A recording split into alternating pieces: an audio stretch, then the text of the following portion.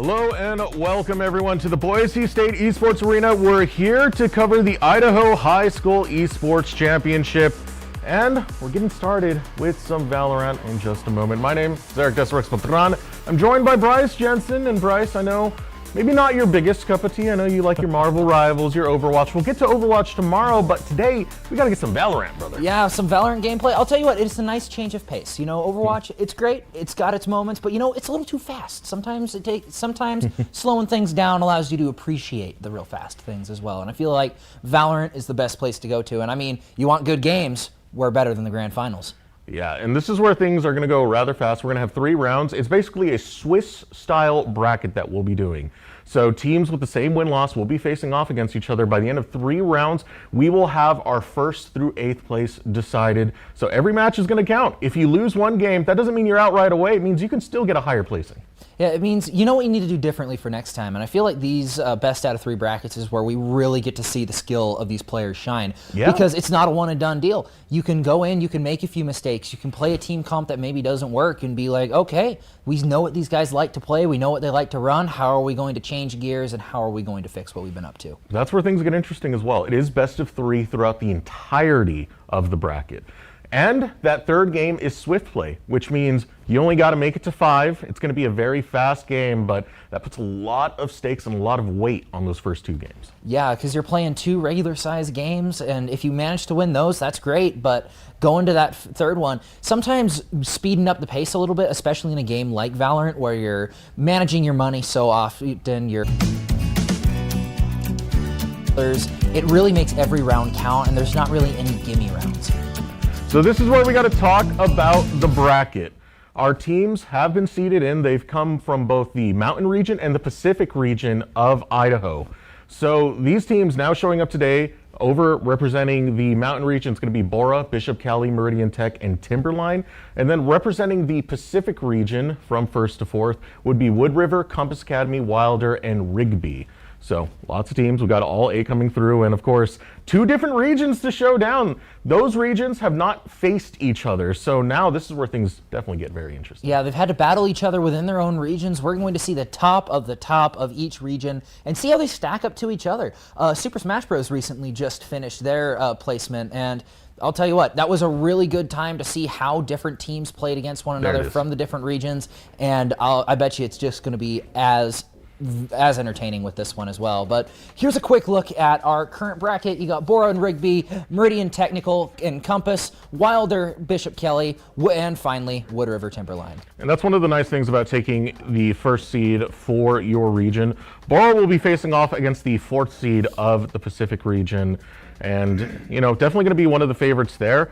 Bora is the high school that has the most representation within this tournament itself, fielding for all 4 games that we will be covering on the broadcast. So looking to be some heavy hitters. Same thing with Wood River. They get to take on the 4th seed of the mountain region in Timberline.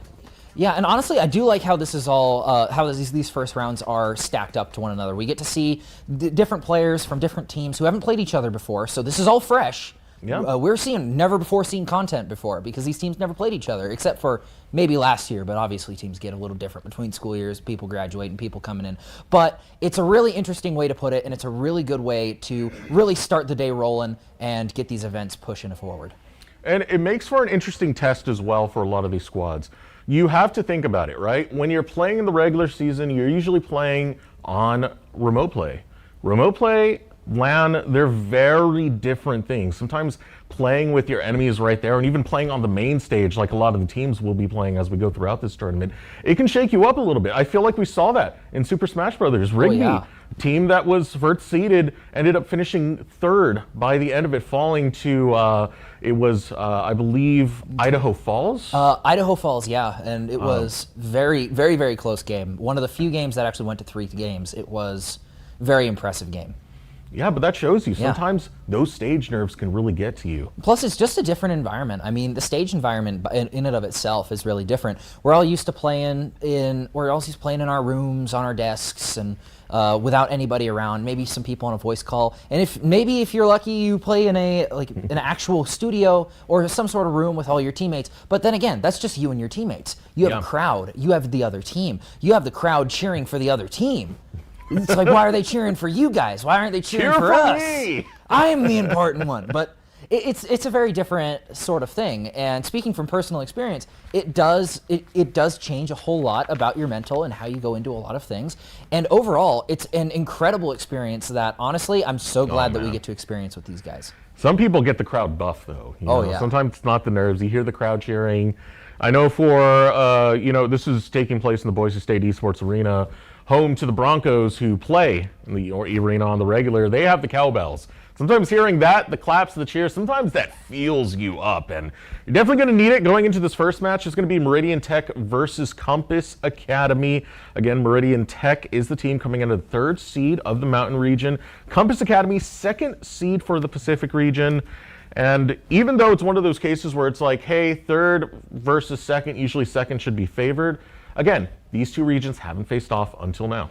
Yeah, we don't really know exactly what these guys pack, or what kind of punch these guys pack until they play each other, because we haven't been streaming these games a whole lot, so we're not as familiar with these teams as we are some of our other collegiate sports. Yeah. However, we have gone over some of their standings, some of their key players, and overall, it's really hard to just tell by numbers how good a team is, especially in comparison to another. It's one of those things that you really have to see to believe, and that's why we're here today.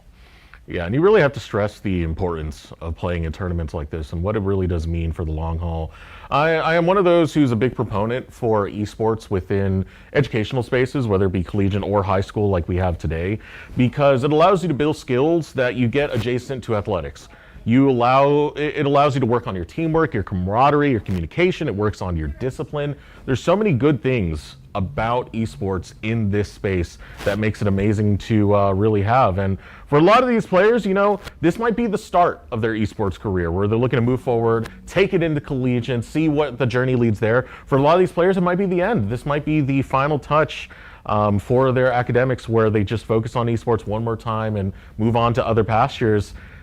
Regardless, it is a big event to really take hold of and see that you can bring the most to it. It means a whole lot to a whole bunch of people, and I would 100% agree with you there. Also, something that I feel like it doesn't get talked about a whole lot, there's a lot of parents out there in the arena tonight. Yeah. I mean, we see our kids playing these games, and and we know what they're doing, but we don't really get to see where that really brings them. These guys aren't just playing to play. They're playing because they want to improve and get better on the main stage. And I feel like having an event like this where anybody can come in, anybody can watch, you can see.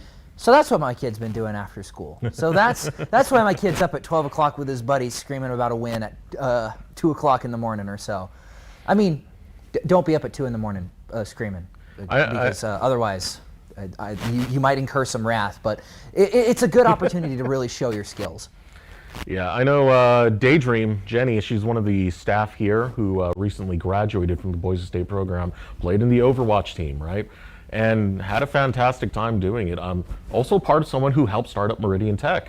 And watching Jenny's journey, I mean, this is something for a lot of the parents out there to really take note of, right?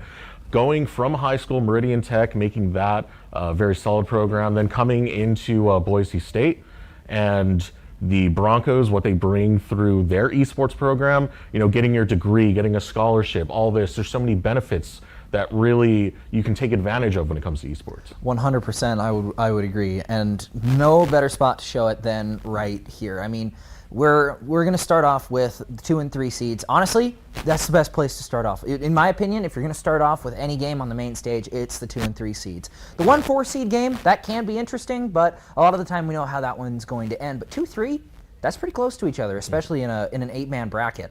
You have top four teams from one region, top 4 teams from another. Those 2 and 3 seeds should be fairly close to one another, and I feel like this is going to be a great way to really gauge the skills of not just the players playing, but also everybody in the tournament. How are these guys going to stack up? Are they up to the challenge? Can they back up the bravado that they've put in over the past few months? Playing Valorant over and over and over again every single week against other teams from their region. Can they back up their placement? Now, this is a moment where we should take a little bit of time to kind of explain this to the parents, because I know there will be a lot of family watching this broadcast and watching in the arena itself and don't quite understand Valorant. And Valorant, well, it's a first-person shooter, right? You get guns, you go around, you try and take down the enemy team. If you take down all 5, you're able to pretty much win right there. Or there's another thing, the objective, which is the spike. The spike gets planted, the timer goes down. The team who is attacking, who is planting the spike, could get a win that way as well. And it's a really fun game to watch as well, because you almost see it flip from offense and defense. You have two different players. You're playing on offense or defense. Then once that spike gets planted, it almost flips to defense, offense. You have two different teams playing two different things. And I feel like there's a lot of depth and a lot of really cool things that can be done that way, especially with the agent selection. Yeah, it's a hero shooter technically. It's a hero shooter. Every single character has a different moveset that can be used to either hinder your opponents or buff yourself or your allies and really help you out in a lot of different scenarios. I mean, there's a whole lot of different ways to play. There's almost unlimited different strategies that you can pull with these characters. I mean, there's obviously some most effective tactics or what's meta, but that doesn't always have to be the case. I mean, at the high school level, right, this is where comfort matters a little bit more than the meta, Oh, right? yeah. Sometimes if that is the agent that you just feel best on, then that is the agent you should be playing through it. It's why I feel like we should see a whole lot of geckos, because we never see them anywhere else. Come on, guys. You got to play. I'm watching all of you. One of you guys better play gecko, at least once. I'm a little bit spoiled, personally, because of the Broncos, you know. My favorite agent is Viper, and we get a lot of that because of cost. You know, always got to shout out the collegiate program at the same time, because that's where these players could be headed to. But, you know, I'm hoping to see at the high school level we can still see some more Viper. Yeah, and honestly, I think Viper's just a good pick for a lot of these players. I mean, she's a really good controller. She controls the battlefield very well. And to be honest, in a game like Valorant, while your abilities do matter, it all basically comes down to fundamentals in the end. I mean, are you clicking heads? Are you clicking heads? If heads? yes, you win. If no, you lose. Are you good at clicking heads? That's true. Yeah. Yeah, there's a lot you do have to think about in Valorant, though. Like, you know, for a lot of the older folk who might be in the audience, they might be looking at like Call of Duty, right? Which is simply, you know, see enemy player, take down enemy player. Where this is different, there's a lot of strategy that goes into it. You know, we talked about there's an attack side and there's a defense side. And sometimes there's different maps that kind of favor that. If there's like 3 points on a map that you can plant the spike, and some of those corridors are a bit on the long side, then that is where a map might be favored for one side or the other more than anything else. So being able to kind of utilize that level of strategy, being able to adapt, saying like, oh, they're mostly on a site. Hey, we can't really attack that because we don't want to take it when they're already set up. Let's rotate over to a different site to try and plant. It's a lot of stuff like that that you have to take in account for, and leads to a pretty deep level of strategy that is in Valorant. Yeah, it is, and it's always adapting, which is honestly my favorite kind of strategy. It's never do A, B happens, do C, D happens, that sort of thing, so on and so forth. It's always one decision leads into another. Do I continue with this path, or do I change it up? What can I do to alter the outcome in my favor in an ever-changing environment? And I feel like that is a very underappreciated thing in a lot of video games like this. I think that it's something that needs to be talked about a little bit more. It's a really fun aspect of the game. Yeah, well, that's enough from us, because I am hearing that the players are ready. So, no, we got our caster desk, we got Fish, we got Nathaniel. Go ahead, take it away. Thank you, Deserex and Bryce. As they said, Fish and Nathaniel here getting ready for the Idaho High School Esports Championships. Compass and Meridian Tech, Nathaniel, you got to talk to the teams before. What are you hearing from both these squads? Yeah, so what I heard from Compass was maybe the most Valorant player thing I've ever heard, which was, we're going to play the vibes and click heads. Which, easy enough, right? Yeah, I mean, that really, you can't go wrong with that. Just enjoy what you're doing and then, you know, try to shoot the enemies and win. Meridian Tech, on the other hand, they said, I just wish our captain was here. What? Yeah, they said, I wish our captain was here. Apparently, he was up last night playing a new game that just came out and allegedly took a nap at 7 a.m., which may have not been a nap. Okay, well, we'll have to see what the impact that has. We do see the bans and picks comes here. So Breeze, Fracture, Lotus, and Pearl going to be taken away. We're going to go Ascent, Haven, and then Split. As we talked about, Nathaniel, right, Split is going to be Swift Play, which is going to change everything. So let's start with just the basics on Ascent. What are you looking for with these two teams? So Ascent, Haven, and Split are like maybe the most I don't know how to say it nicely. Bland maps. These are like the maps everybody just wants to play. Those are some boring vibes from Compass to pick Ascent first, right? Yeah, If you're going to vibe it out. That's what I'm saying. Ascent is like, for the past 4 years, it's been considered solved, and like everybody just plays the same comp that Cloud9 played. So there's a fairly good chance we just see the exact same agent selection from both teams, and they both just try to play something that kind of everybody knows, but you never know. There was a lot of nerfs recently, and then a lot of buffs to the initiator role just, I think, yesterday or a couple days ago. Of course, it's not just us. We also have Doc's keys to the game in Valorant, which obviously always goes, don't ego peek the op, diminish their econ and loot. Again, we're always talking about it. Don't ego peek the op, and then check your angles, please. It's brought to you by ICCU. Thanks to ICCU for their continued support of Boise Esports. Boise Esports has won multiple national championships and piled up more than 1,500 wins. ICCU, looking after your daily balance. Visit ICCU.com. And maybe for those who are unfamiliar, right, as Deserec's kind of hinted at, there might be parents in here or somebody who's maybe a little unfamiliar supporting somebody. What does that meta comp look like? What are you those 5 heroes you're expecting to just be on both sides? So the 5 heroes are... Or agents, sorry. Oh, yeah, agents. It's usually Omen, Jet, KO, Killjoy, and I forget the last, but... Is there a flex it's in there scan. that maybe one of these teams can bring? No, it's always the same. It's Sova. That's what you're thinking, right? It is literally the same 5 characters, and it's played in like 60% of the pro matches. It's a little lame, but maybe we'll see something different. Unfortunately, the 3 maps we were looking at are like Gecko's worst 3 maps. Sorry, Bryce. We're probably not going to see Gecko. No Gecko, and also... the last patch that they released, they buffed every single person that fills the same role as Gecko except for him. So even less of a reason to play that guy. It looks like we're getting similar-ish ideas. Yeah. Meridian Tech is playing basically the same comp, but they're subbing out Tejo for Sova. They both are kind of similar agents in what they fill. They're the recon initiator. Yeah, Meridian Tech on your left there, the Dragons, the Compass Lions on your right. The Compass will be attacking first. And which side are you more interested in, right? We've talked about it, right? We don't always see all these teams. So which side are you kind of looking at when round 1, round 2? Are you looking at attack or defense to kind of see how you think this map's really going to play out? Well, so something interesting was Compass said they wanted to play for the post plant when I talked to them as well. They didn't pick Harbor, but they were hovering it. And Harbor is like this really weird pick that you almost never see, but all he does is thrive in the post plant and retaking. So I feel like there's definitely meaning behind what they said. They didn't just like make something up when I asked them. We appreciate that. We appreciate that. Yeah.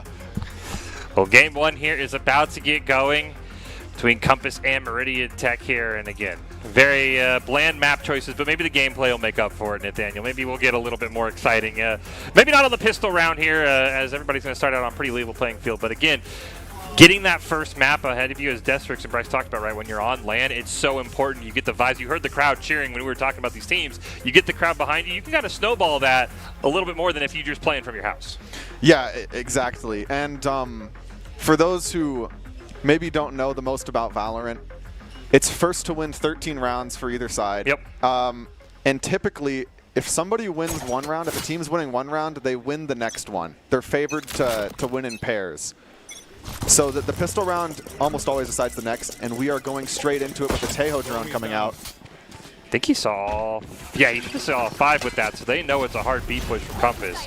How fast Meridian Tech rotates is going to be the question. And with Jet already in Boathouse, space has been taken, and Bucket's getting flanked right there.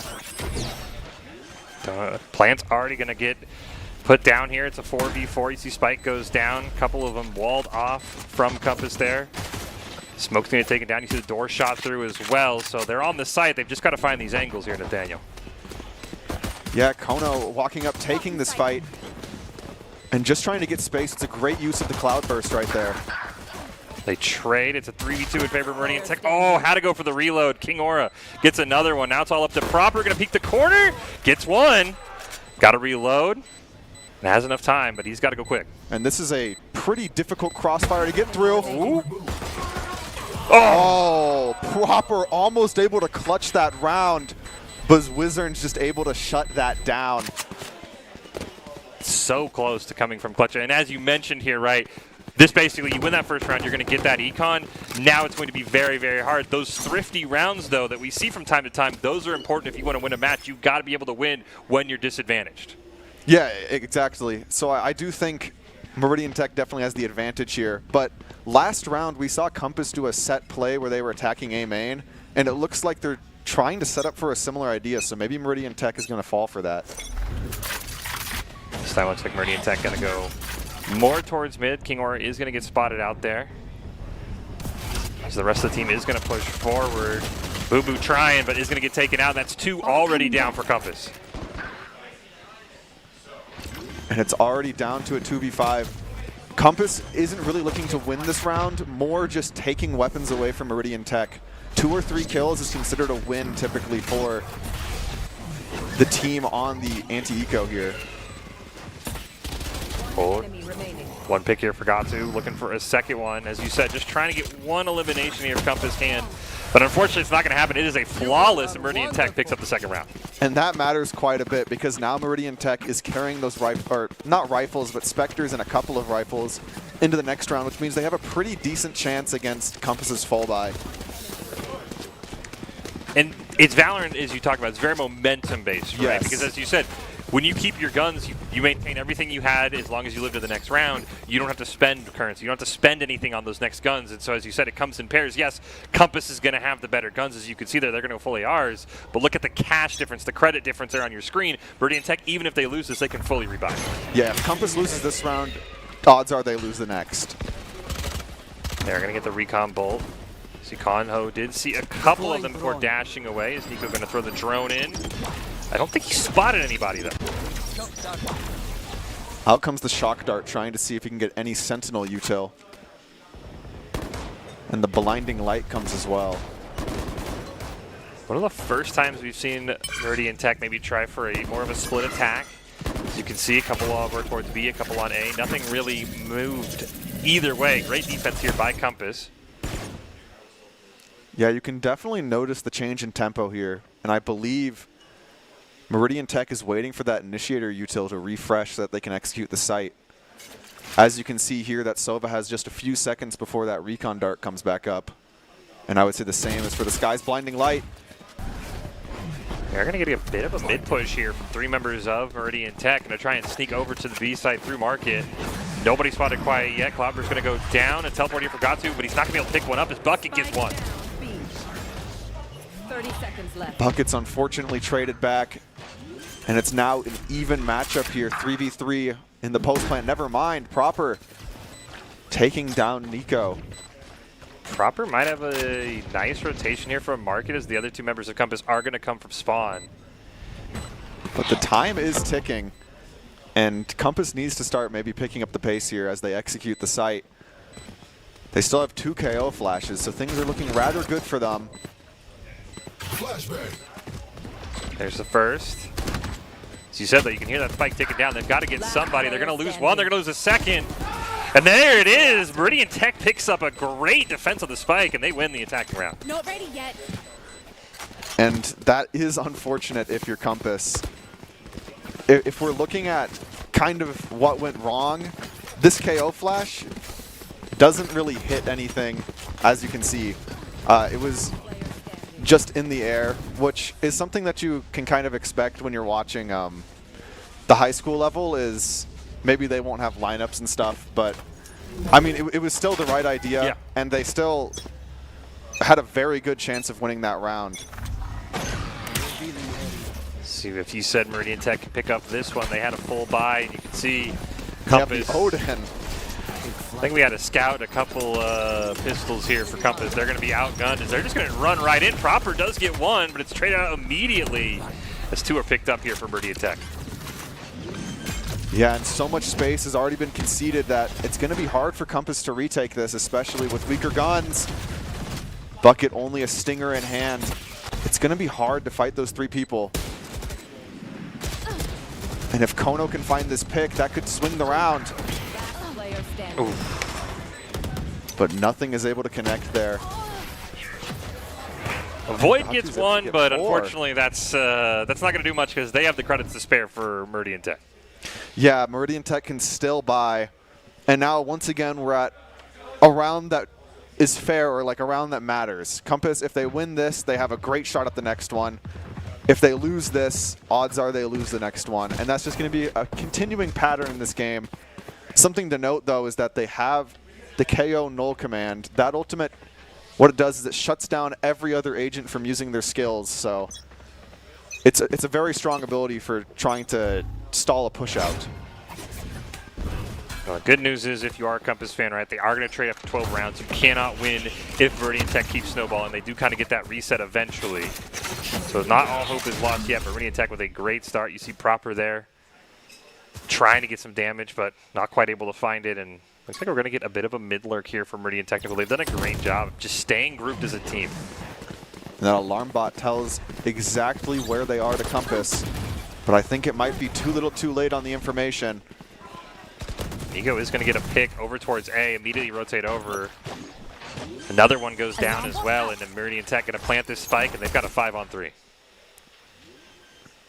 And once again, the pace needs to be picked up.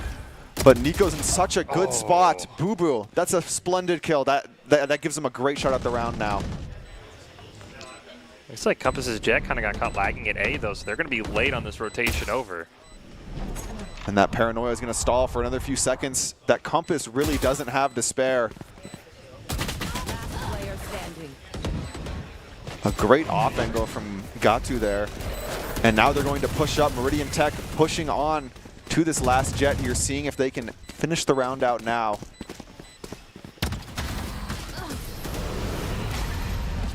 And that's a nice exit frag, but unfortunately Kono's just not able to make it out. You can just see there the econ difference, right? I mean, even if Meridian Tech goes down, they've got several credits in the bank, Nathaniel, to be able to regain. And I think really the thing that Meridian Tech has done so well is they've moved as a team, but you had Nico lurking on A, right? And that caused Kono to lag over towards A, and it never felt like Compass had a full attack back on Meridian Technical. What I think Meridian Tech is doing correctly here is they keep changing their pace and their tempo, and Compass, like, they're always one step behind on what that is. So I think once they start getting the feel for how Meridian Tech is going to play, maybe they have a better shot at these rounds. Oh, Nico and Proper right next to each other. This is a dangerous crossfire to be swinging into. Of course, the players can't see the silhouettes we see. That's why they're not just taking the free shot. As one does go down, as the trade of jets there, they get the recon Dark King Aura going to pick up a second, and it's on for Meridian Tech. They're onto that A site right away. Nico going to pick up a third, and it's already a 5v2. And with Sheriffs in hand, just getting a few kills is important, as we're pretty close to Annihilation and Lockdown, which are the Killjoy and Teo ultimates. Ooh. And that Teo ult is now guaranteed as long as he dies this round. Killjoy just needs to get a few picks. Last player standing. King Aura's going to get that, and Wizron will pick up one. So a couple of nice picks here and there, but again, Meridian Tech, they get on the site, as you said, they change their tempo, and once they plant, Compass has not found a way to kind of re-attack the site. Yeah, and the Killjoy lockdown, which they weren't able to farm up here on Eternal Void, is very important for that. It's basically a guaranteed retake if you have it. But something I would like to see Compass do is call a timeout. The momentum thing, it's not just the economy. You get into like a bad mood as you start losing rounds, and it's good to just have a minute to reset. Ooh. Oh, the op is a great switch up here. Oh! Oh! No! He's blinded, unfortunately. Not quite able to get away. Nico going to shut that one down, but Proper cleans it up! That's what Compass needed. Exactly what they needed. And so what you saw there, sometimes Valorant players get this idea that using Odin's, judges, and ops are for the bottom rung of society. But really, they're not. Just put the op in the bag, drop the ego, and just hit a sick clip like this. Absolutely insane. That's about the best you can get to not calling a timeout, right? Because you just immediately flip the script. Did they? They didn't look like they saved the op, unfortunately. They did. They did. You're right. They were able to find it. And that means mid is just completely, no one can go there. I like this from Compass, though, right? Or from Meridian Tech. They know mid is a no-go. They know that Kono's not great in the close range. And so they're immediately going to push on the B site. We're going to get one trade here. Bucket's going to get one, just spraying with the Odin. Pick up another as well. Bodies are hitting the floor right now. And as this round plays out, Meridian Tech is just kind of alone on site here with no utility left. Spike planted. Out comes that KO ultimate, making sure nothing can come through. They knew where King Aura was. Somebody's had to get the kill. Kono with the knife's going to pick it up. And Compass, they win their second round in a row, and that's what they needed. Yeah, and so with the guns that Compass has right now, 2 Odins and an Op, what that means is pushing into them, especially where the Odin and Op is basically impossible. You have to just... The only counter to this really is having your Sova drone out the Op and then shooting the guy through a smoke, which is like a really coordinated play, or just go where they aren't. Because what the Op and Odin lack at is retaking site. So I think Meridian Tech trying to fast push the site was smart, but maybe they need to scout out a little bit before they push so that they don't just run into 2 Odins like they did there and get completely fried. It did take 2 ults from Compass, though, to retake that site, Yes, right? So you it try did. that again, they're not going to have that same utility. You do see, I believe, both Killjoy ults are ready. Oh! Kono doesn't care. As you said, the op just denies space, and that's what Meridian Tech's running into.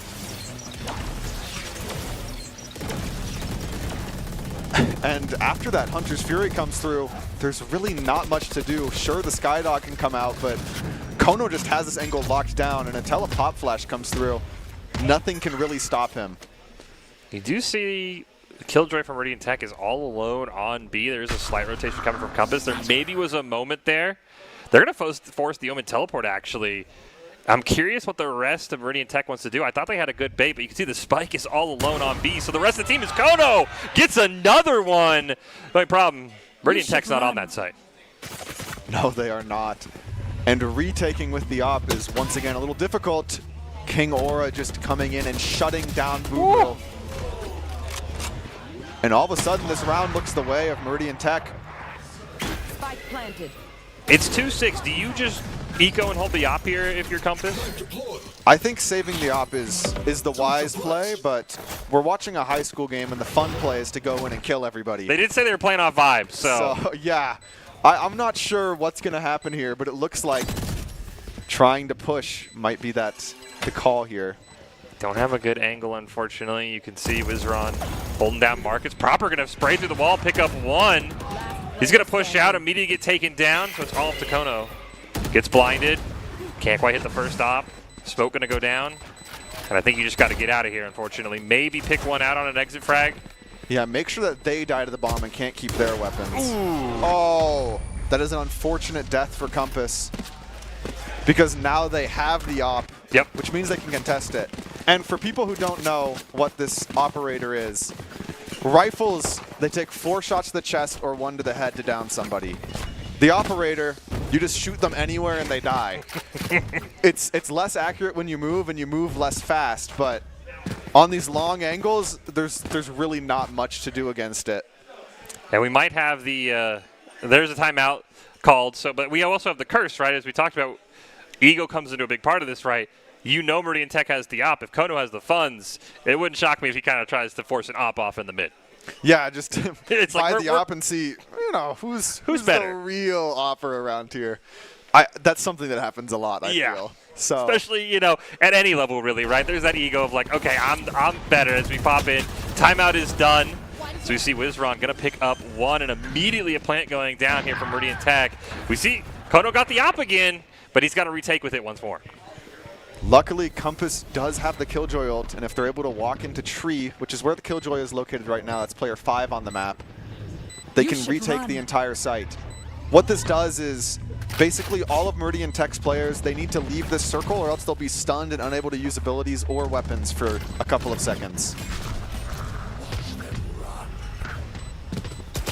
See, they are going to get, it looks like they detained a couple players. 2 players were detained here. Blinded. As it is going to be Compass, they are going to be, we were almost Killjoy ulted our own there, but it is Compass who's going to be able to pick that one up. Yes, and like I was saying, that Killjoy ultimate, the lockdown, is basically a free round on this map. Yeah. So great use of it. Sometimes the best play is to hold the ultimate until you just know this is just, I just want this round. Yeah. And they did that correctly. And as you can see, look at Meridian Tech's money. It's finally depleting. There is an op, but on the side of Meridian Tech, I'm really curious to see what their jet can do with that, right? But as you said, we only got 2 rounds left here on this before they swap, and everything goes away. Is King Aura going to pick one up? Kono not going to stand a chance without the op, unfortunately. And the smokes and the rest of the utility is coming down as they just execute this site.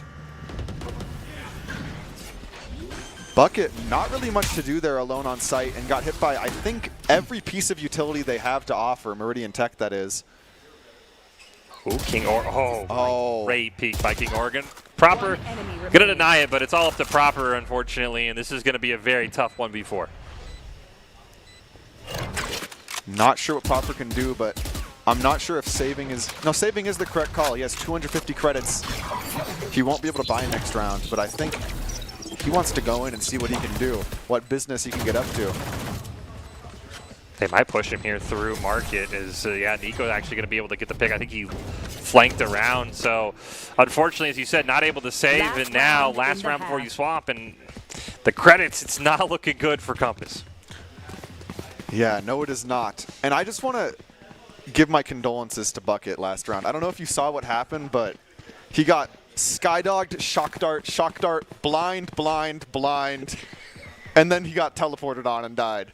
And sometimes it's the lone defender, right? It just feels like everything in the world just hits you and you can't do anything about it. Yeah, there's not much really to be done there other than die, but good on him for lasting so long. One of the rare times we're going to see Meridian Tech go for this 3-2 split. Probably look for at least 1 pick, and then that'll be the site they go towards. Nico going to throw out Shock Dart, Recon Bolt, really just trying to find anything, and nothing's going to connect. And this operator now shutting down mid for the other team. Look at this sight line. I mean, there really is nothing you can do, especially when you don't have the utility to clear it out. And if we look at Meridian Tech's posturing, You should run. it seems like they're about to execute the site with that lockdown. Attacking Killjoy going to come out, as you said. Anybody caught is going to be shut down. They do get a trade. Bucket going to pick up 2, so 3v3 going to be here as the spike goes down. Nobody's going to be detained, so now the site free to push in here for Compass. 1 through market with Proper, 2 from spawn. And they've got to make sure they get their angles right. We've seen this before, Nathaniel, and it did not go well for Compass. Yeah, they just need to make sure that every angle is accounted for. Last player standing. They walk right Oh, a past each bit of other. a timing there. Oh, he found him. I heard him laughing. I think Simple D knew he was there the whole time. They're just Switching waiting for him sides. to turn around. We have now swap it's sides, sides. though. Yes. So everything resets, right? No credits carry over. The score does, but nothing else carries over.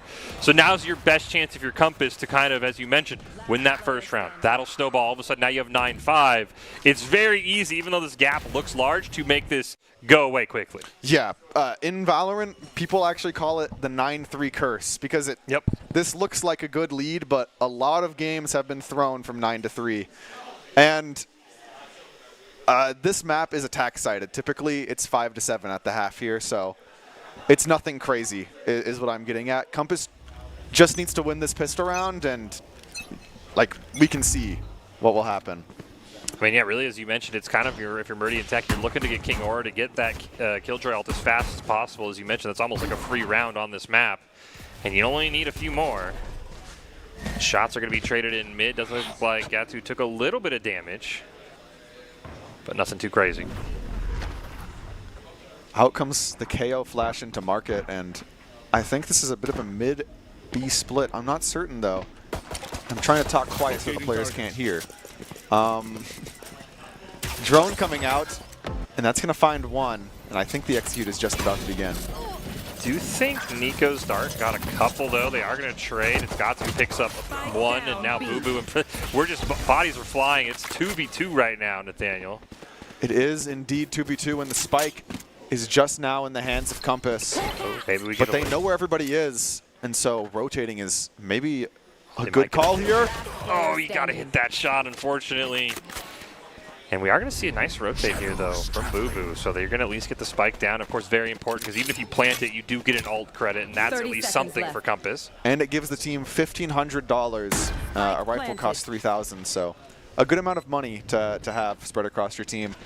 But notably, Boo Boo is one shot to every weapon. He has to headshot everybody, and they have to hit a body shot, which, you know, is a little bit difficult. But if anybody can do it, it's Boo Boo. Not ready yet. Meridian Tech was walking around. I think he knows they're up there. He's also got to avoid the shock darts. Time's starting to run out here for Meridian Tech. They have no idea where he is. Defuse going to start. Is he going to be able to pick up one? He does. First headshot. And he's stalling the round, but the bomb is Gonna try half. to defuse. I think he played that great. I think but they win. They got it. He did just enough. That was just He enough. did just enough. As you can see, Compass won that round by 0.71 seconds. Just Coming enough. down to the wire. Great job of kind of ring around the rosy by Boo Boo. I don't think they knew where he was until he got the kill on Nico. No, they did not. Sometimes the smartest play is to avoid fighting. Sun Tzu probably said something like that. I think that's a quote from The Art of War. And now this is where you kind of expect Compass. They're going to get those SMGs. And look at that weapon from Kono there, the Outlaw. This is an op that one-shots people who are poor. And right now, Meridian Tech is poor.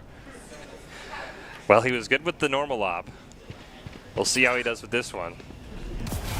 So he is, you can see there, the one on your map in red was holding down mid. Nobody, I think, from Meridian Tech wanted to battle with that. We do have a crazy lurk here, though. From, I think that's King Aura all the way through attacker spawn. That's going to be something you got to watch out for. Oh, but Kono's aware. And now he's back to just shutting down the mid rotates. Typically, when you kill out the flanker, the correct call is to rotate.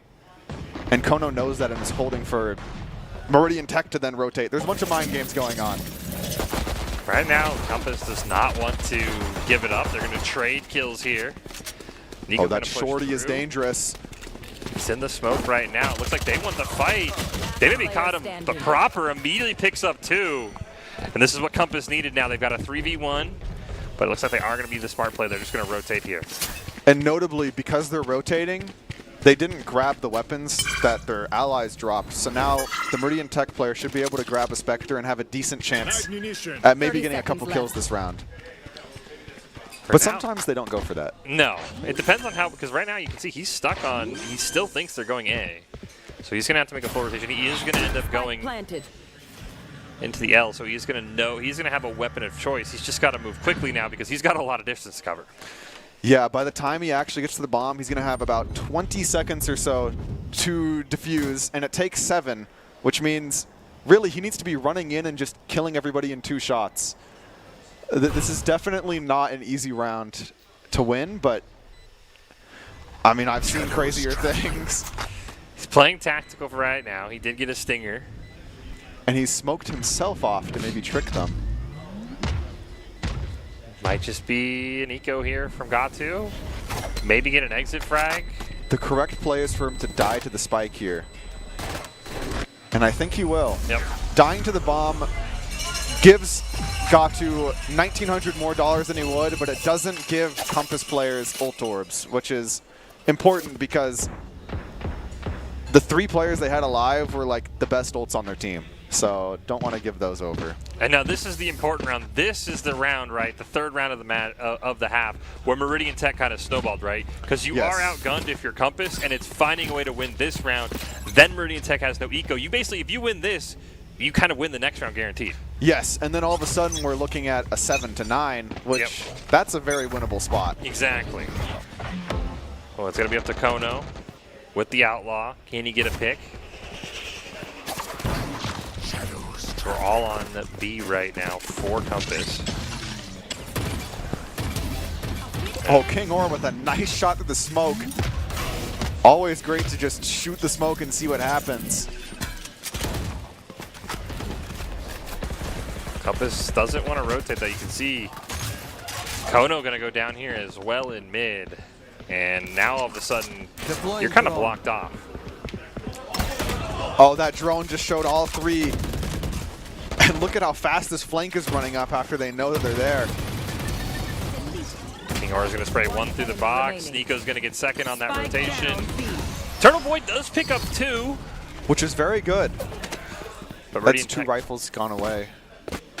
Radiant Tech at least stops the bleeding, and now Compass has got to kind of find a way to get back on that winning track. Yeah, but I mean, Compass has already kind of been given the proof that you can win 9 rounds in this half. Yep. They were literally shown by Meridian Tech exactly how to do it. And they're playing similar comps, so like, maybe you could steal a few ideas.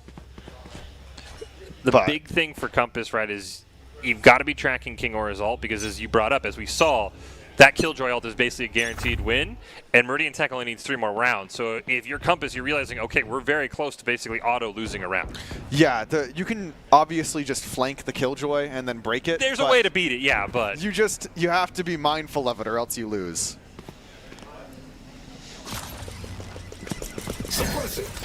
you see here, over through A main, they are going to get a little bit of info here. They're going to suppress 1 from Compass. Conan was watching mid, nobody took the bait.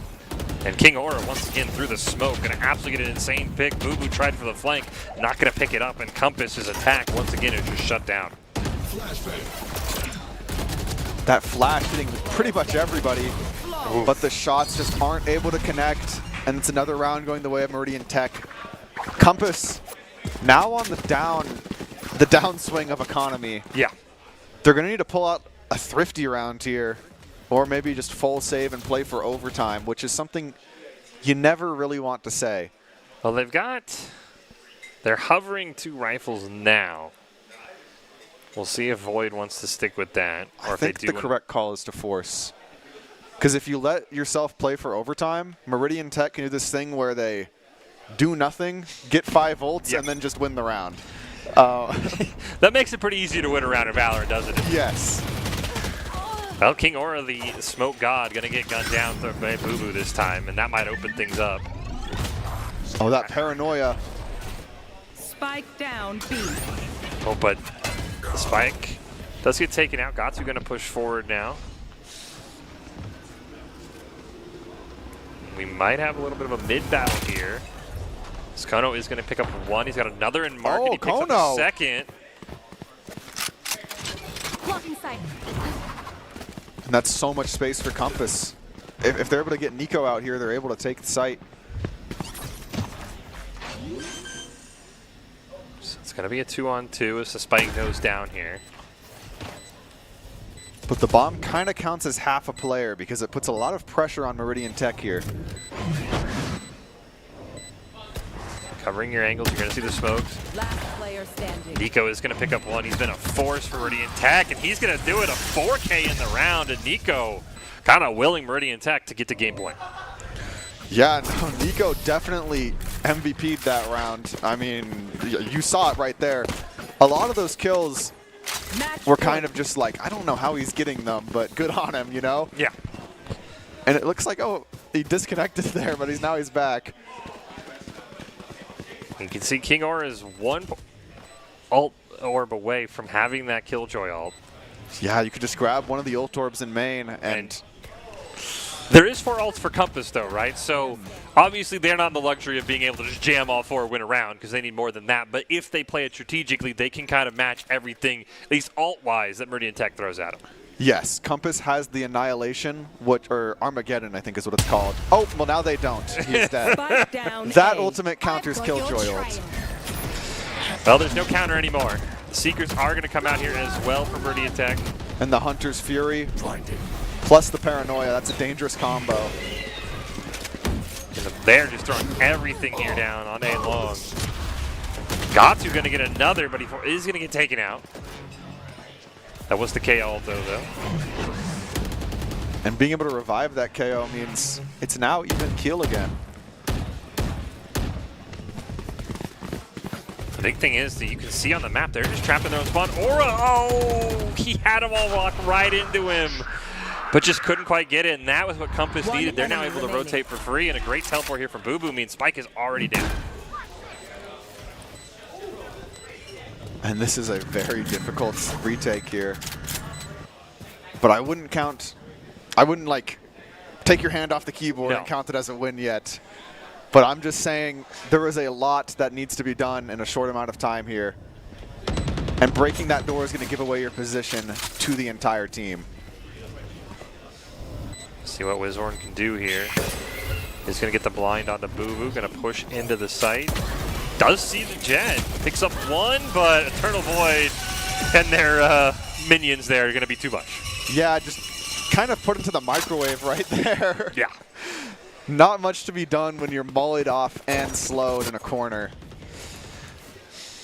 Well, here's the round we've been talking about, right? There is a Killjoy ult for Meridian Tech, so it's going to be up to Compass to either find the Killjoy ult or have Bucket stay alive long enough to counter it. Yeah, and something you can also do is, if the enemy's Killjoy ult, you just hit your own, and then it's like, well, now nobody can play the game for 15 seconds. Yep. But can you afford to use your own Killjoy ult when you need 6 more rounds, Yeah, right? That's going to be the big question. thing. The ult management here for Compass is where they're going to have to make this if they want to force this into an overtime. And it looks like there's a bit of a one-way here stopping whatever plan Compass had, but as that falls, and they take the ult orb, it looks like they're about to execute. Tailwind just ran out, and that's kind of their main way onto site. Go ahead. Stand your ground. Well, there's the double Killjoys that we talked about here. This Kono is going to get one. But Bucket's going to get the plant down on the back of this Killjoy ult. And they're just barely able to get back.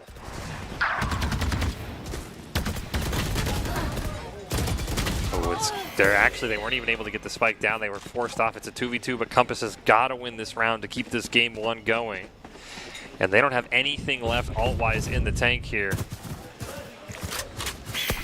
Yeah, the Compass players are also having to go rotate on a pretty dangerous angle right here. Scout destroyed. But that Skydot gave them the timing to go through, and I'm glad they took it. Placing alarm bot.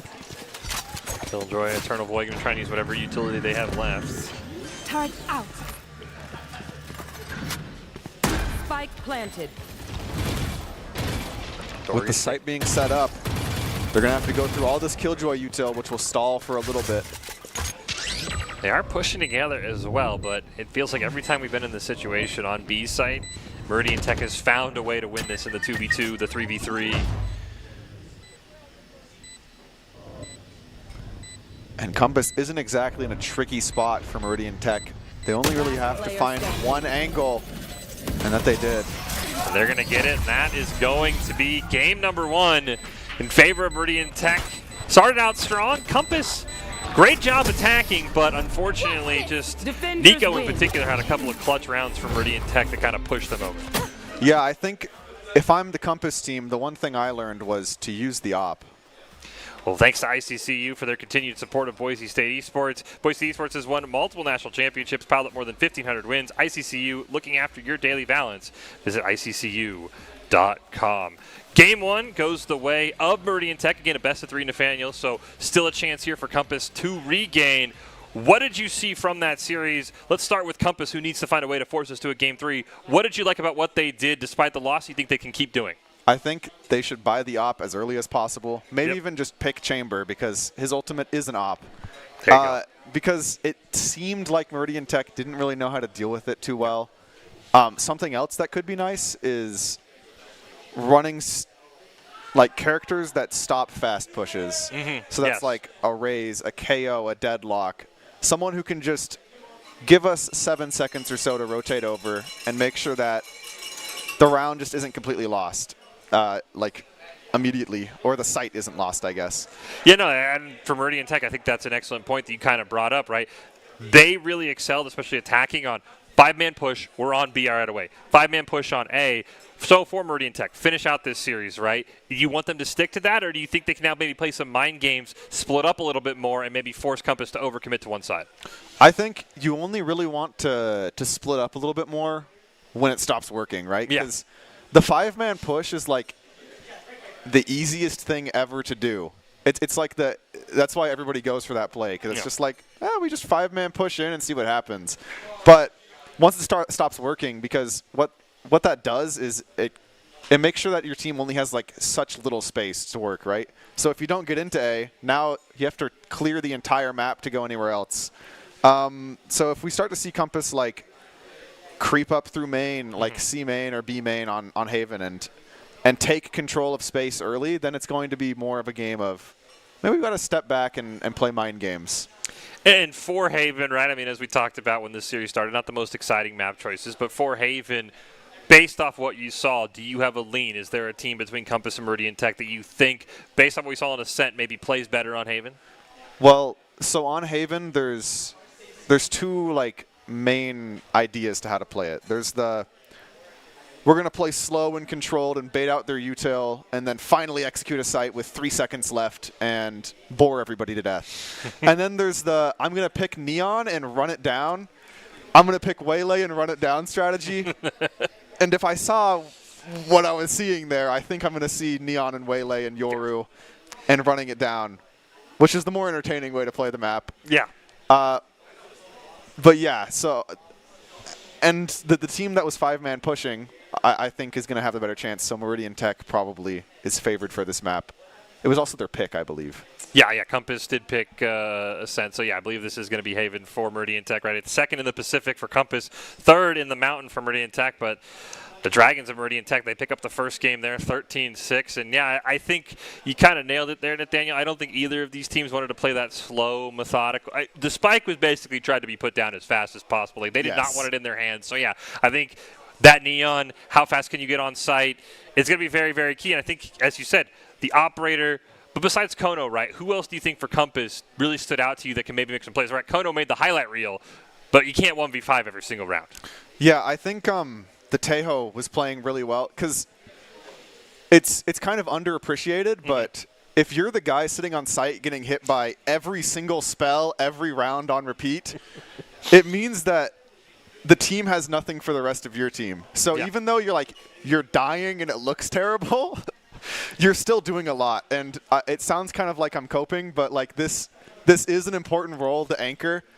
And all he has to do is just live like 3 seconds longer, which I think is very possible. Yeah. And we saw that on a few rounds where like they failed to kill him, and then his team was able to support him, and then Meridian Tech has nothing to do with Compass, and then Compass won those defense rounds. So I think that was something that I like to see. Just the players kind of knew what their role was on the team, even if they weren't able to fully execute on them because, I don't know, it's hard to play into the 5-man rushing.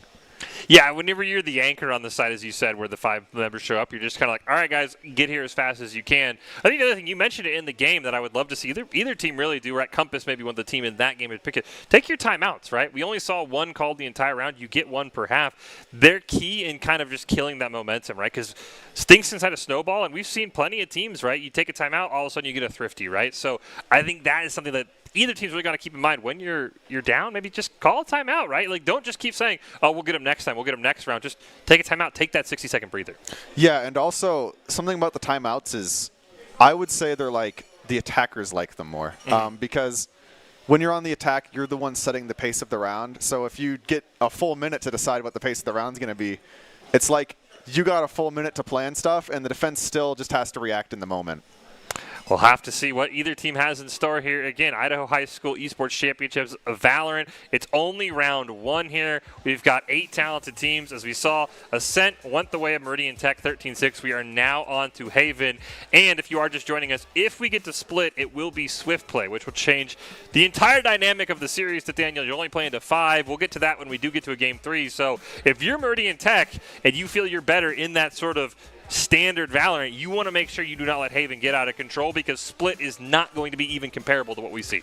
And also, Split is like shotgun central. Like, if you're trying to 5-man push on split and some guy buys a judge, it's just over for you. Like, you can't do anything because every corner is so tight, and there's like a million different corners the guy can be playing, and you're guaranteed to just die at least once or twice while pushing. So, yeah, the 5-man push doesn't work on split as much. And Kono was excellent in the mid on Ascent, right? I mean, obviously not with the shotgun, but they do have those players on Compass who can, as you said, hold that mid. So Haven, very important for both these teams. Again, Meridian Tech, they're trying to finish out that series. It is a Swiss-style bracket, so even if Compass loses or if they come back and win, if you lose, you're not done, right? You still have that way to maybe place better than when you came into the seeding, right? So that's the other thing. You got to remember, you can't just get down just if you get 2-0 if you're Compass or if you're Meridian Tech and you get reverse swept, right?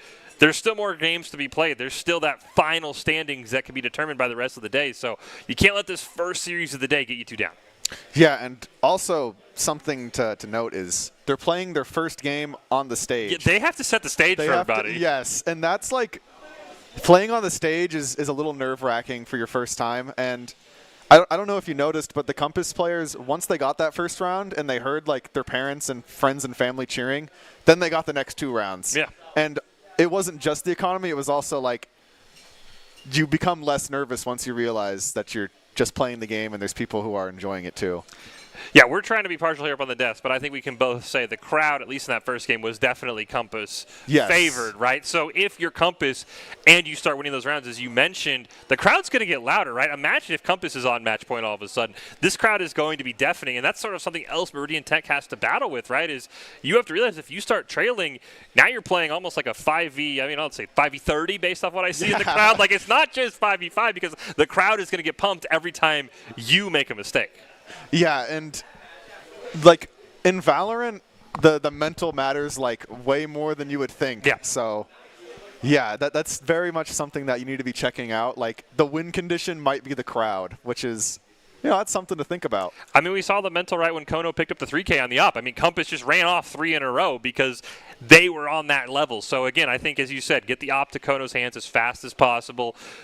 If you're Bucket, I believe he was the anchor, try and survive just a little bit longer.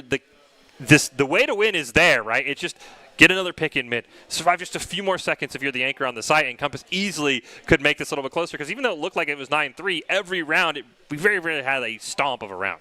Yes, exactly. And, like, 13-6 is – if I'm, like, 9-3 in Valorant and then we end 13-6, I go, that was a respectable loss. Like, I'm fine with that. Yes. So, yeah, that's – it's good looks. And as we can see here in the bracket, Bishop Kelly won against Wilder. Yeah, they did defeat Wilder, which, again, you and I were talking about with the pre-show, right? Bishop Kelly, definitely that name that I think everybody kind of had circled, right, is they're probably one of the favorites coming in, right? So them picking up what looks to be a very, very quick win. I mean, we've only got one game here done between Meridian Tech and Compass, so very, very interesting. Luckily for the winner of this game, you don't have to play Bishop Kelly, right? That'll be the winner of Wood River and Timberline, so you kind of get to avoid that juggernaut for one more round.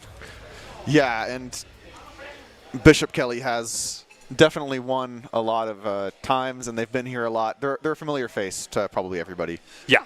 So, again, we are here at the Idaho High School Esports Championships of the Boise State Arena. Valorant looking ready for Game 2 between Compass and Meridian Tech. Meridian Tech won Game 1, 13-6. As you said, that's a respectable win. You got to make, don't get too high on yourself. Compass gave you all you could really in that second round, right? They split the attacking side 3-3. So, very curious to see what these teams have. Again, Compass lost on their map choice, though. How much does that matter, right, when your map is the one that doesn't go your way?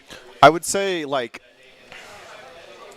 based off of what I was hearing from them, they don't really, like, care too bad. Like, it's not like if it was, like, that happened with Boise State, I would be, like, a little concerned because they put a lot of thought into the maps and stuff. I think Compass was just like, hey, we're feeling it. we're whatever, we're St. feeling Haven split, like, just whatever. Just put the maps in the bag, bro. Exactly. We don't care. As you said, they told you, click heads and playoff vibes. And yeah. It's gotten them this far, right? And I think there's easily a way to see how they can come back in this series. So we're just waiting for Game 2 to get ready to go here, Nathaniel. And should be a lot of fun. And, again, when you're up on stage, it's a lot of extra pressure. It is a lot of extra pressure. I do think something that maybe we can see more from Compass, there was a few rounds where, like, they had some set plays, right? Like, they had this one where They threw an Omen Paranoia through B main, then they threw a KO flash for the people who dodged the Paranoia, and then they had their Jet dash out. And that was the round that everybody pushed A site from Meridian Tech, so like they didn't get anything from that play. Yeah. And then they didn't try it again, even though Meridian Tech doesn't know that that play exists in their playbook because they didn't see it. And just something I maybe want to see is like more of these set plays, because a lot of the times, even like that's like the most expected set play to ever exist in Valorant, right? Yeah. But you still fall for it every time. That's why it's the oldest trick in the book. And so just having set plays and then just getting like a free kill and turning that into a free round, that's something I would like to see more from them, because I didn't see a lot. They got dissuaded to do it, I guess. Yeah, when you miss it, it's easy to say, well, okay, they're never going to be there. But as you said, there were plenty of times where over on B side, and I think you're right. It's one of those where you have to stick what got you here, right? You can't just say, oh, well, they might know us, they might have scouted us, right? As you said, as long as you practice enough, they're still going to fall for it, right? Even if they expect it. So, again, I think you're completely correct. I think Compass, maybe just get back to the basics here. And, again, I think you have to find a way when you're picking your team, I think, as you pointed out, to try and slow down this map as best as you can, because we expect a Neon from Meridian Tech. We expect them to say, we want to hold W, we want to get on the site, and we want to immediately plant the spike, because that's how they jumped out to such a large lead. Yeah, exactly. And I mean, if I want to like get a hypothetical roster or whatever, Harbor is the guy that slows down stuff, and then also if you fail to slow down, you can retake. Once again, Harbor is like a terrible, like nobody ever picks him pick, but he could be good here. Like this is like the situation where you pick him, I guess. So maybe they can throw out the Harbor that they were hovering. What else do you think? I think a Killjoy would make sense. I think Killjoy makes sense. I wonder if there's a world where Viper makes sense, right? That all is, again, it can at least slow down. Because I think the biggest thing for Compass is it feels like Meridian Tech is probably going to win attacking, right? They're probably going to have the advantage because they seem like a very strong attacking team. But denying around, right? If a Viper all wins you around and you can go 8-4 or even 7-5, right? I think that is where Compass really needs to succeed is, as you said, the Harbor, the Viper, I think the Killjoy. I know you can't go too defensive, but I think if you can find ways defensively to take a round or two, I think that is really where Compass is going to succeed. Yeah, and on the note of you saying the Viper Pit, something I noticed Meridian Tech wasn't really doing is playing for the ult orbs and the ult economy, because True. it's like that's like the cherry on top to a lot of Valorant teams is when you start doing that. But if you're able to exploit that and then just have a bunch of ults that win you free rounds, it's something to think about. We are going to see the hovers right here as we get ready for Game 2. Meridian Tech, the Dragon's going to start off on defense.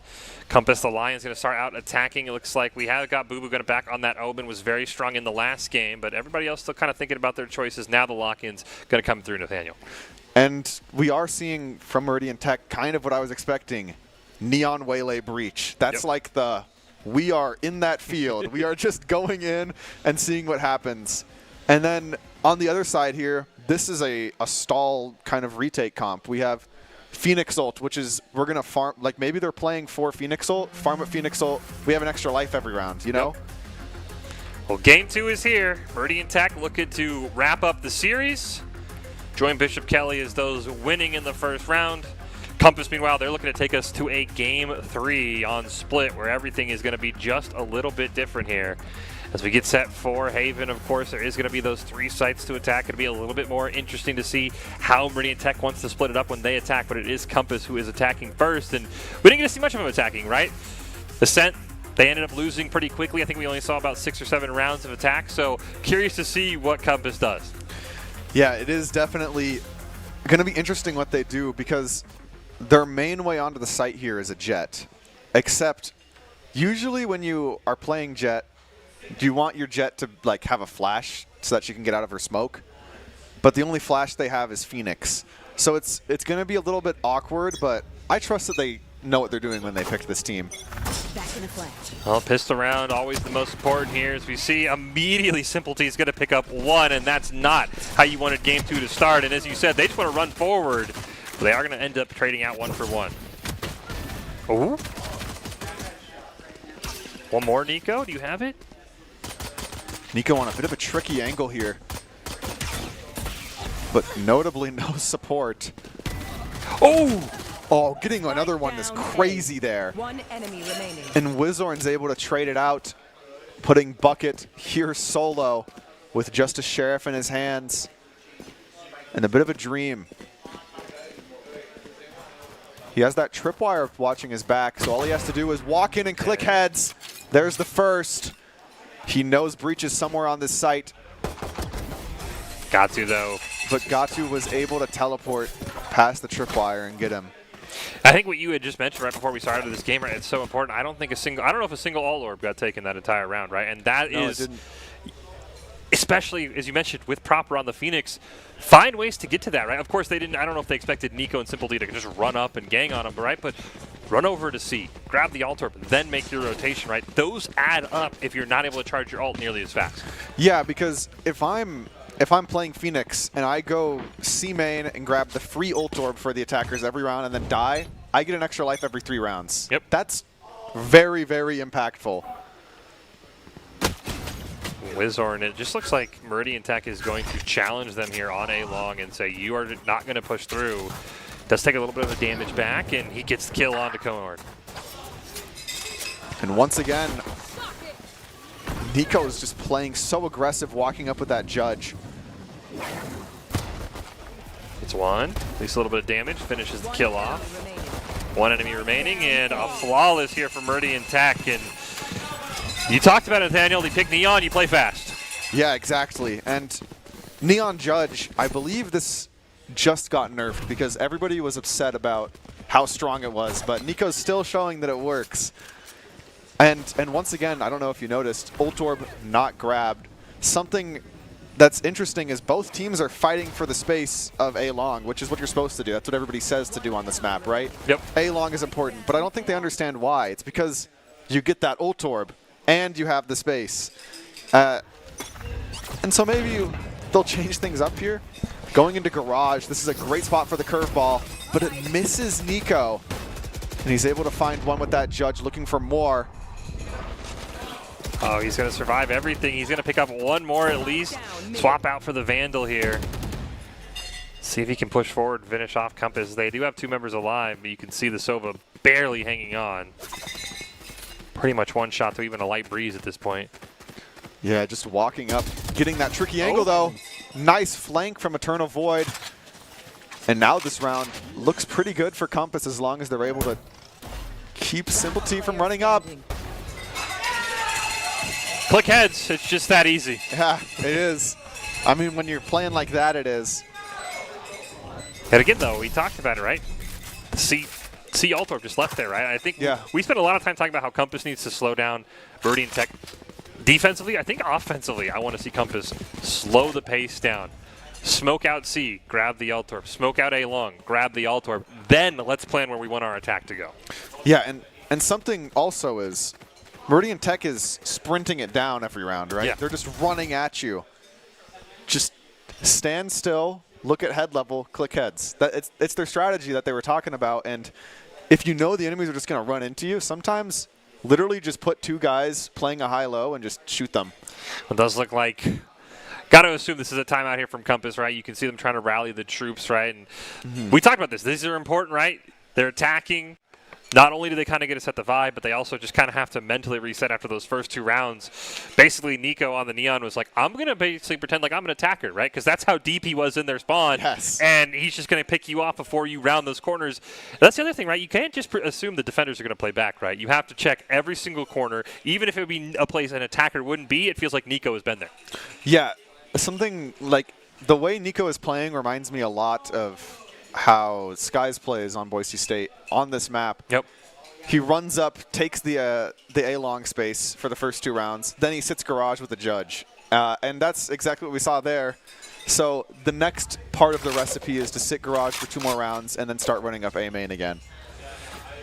3-0 already in favor of Meridian Tech, so Compass is going to be very tough this round. And you can see, once again, Simple T and Nico, they've done this now almost every single round, and Nico's already got the ult. Yeah, he already has the overdrive here,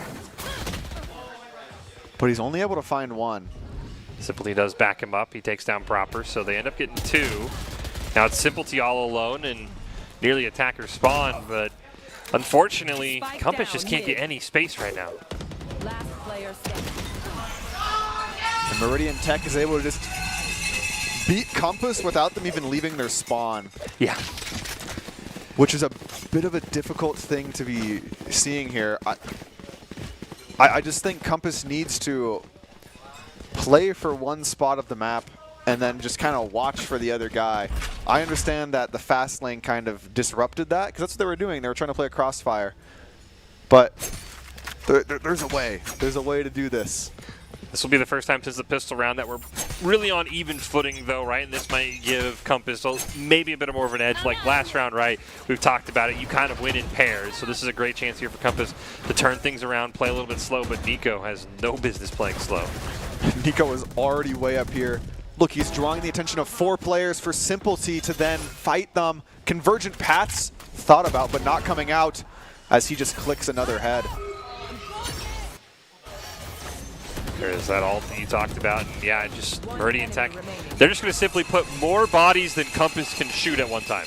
Yes, and it's not just Meridian Tech mindlessly running up and killing them. Yep. I don't know if you caught that, but Nico ran up, made so much noise, shot his gun, and then he heard 3 Compass players shoot at him, and he was like, time to swing, Simplety, because he knew everybody was looking at him, and then Simplety just killed some guy who was looking, you know, just in the side of the head. So it's not that they're just running it down. They're playing very coordinated, which is something that's hard to play around if you're Compass here. You kind of have to have experienced this before.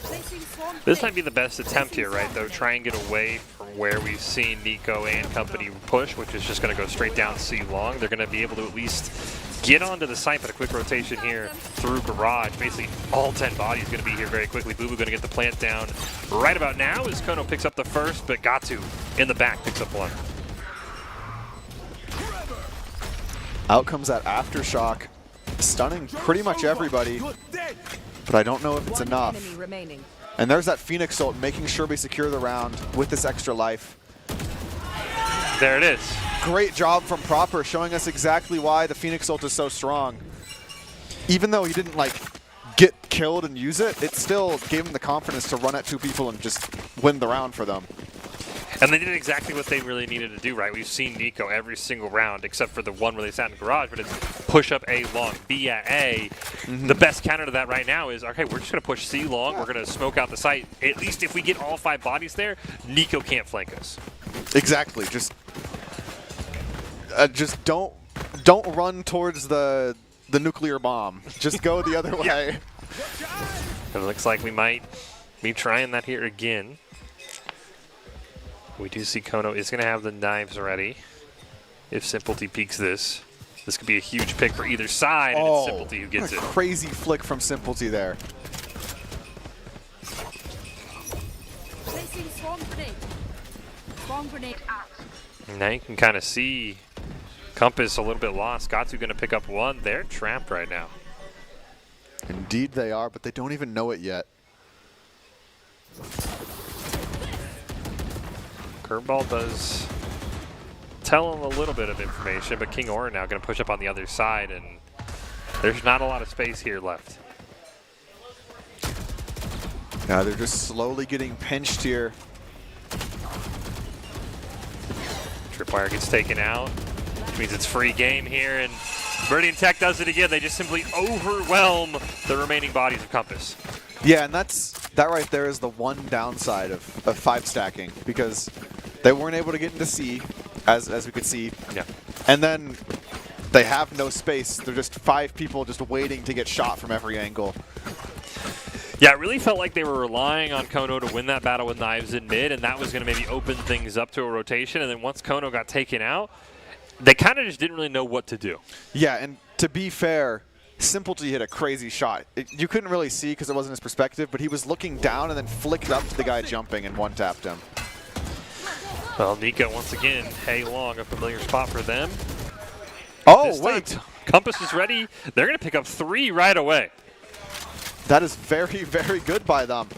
And now they're just able to grab all of those rifles that were just hand-delivered to them, Uber Eats style, and they just get to go onto A site for free.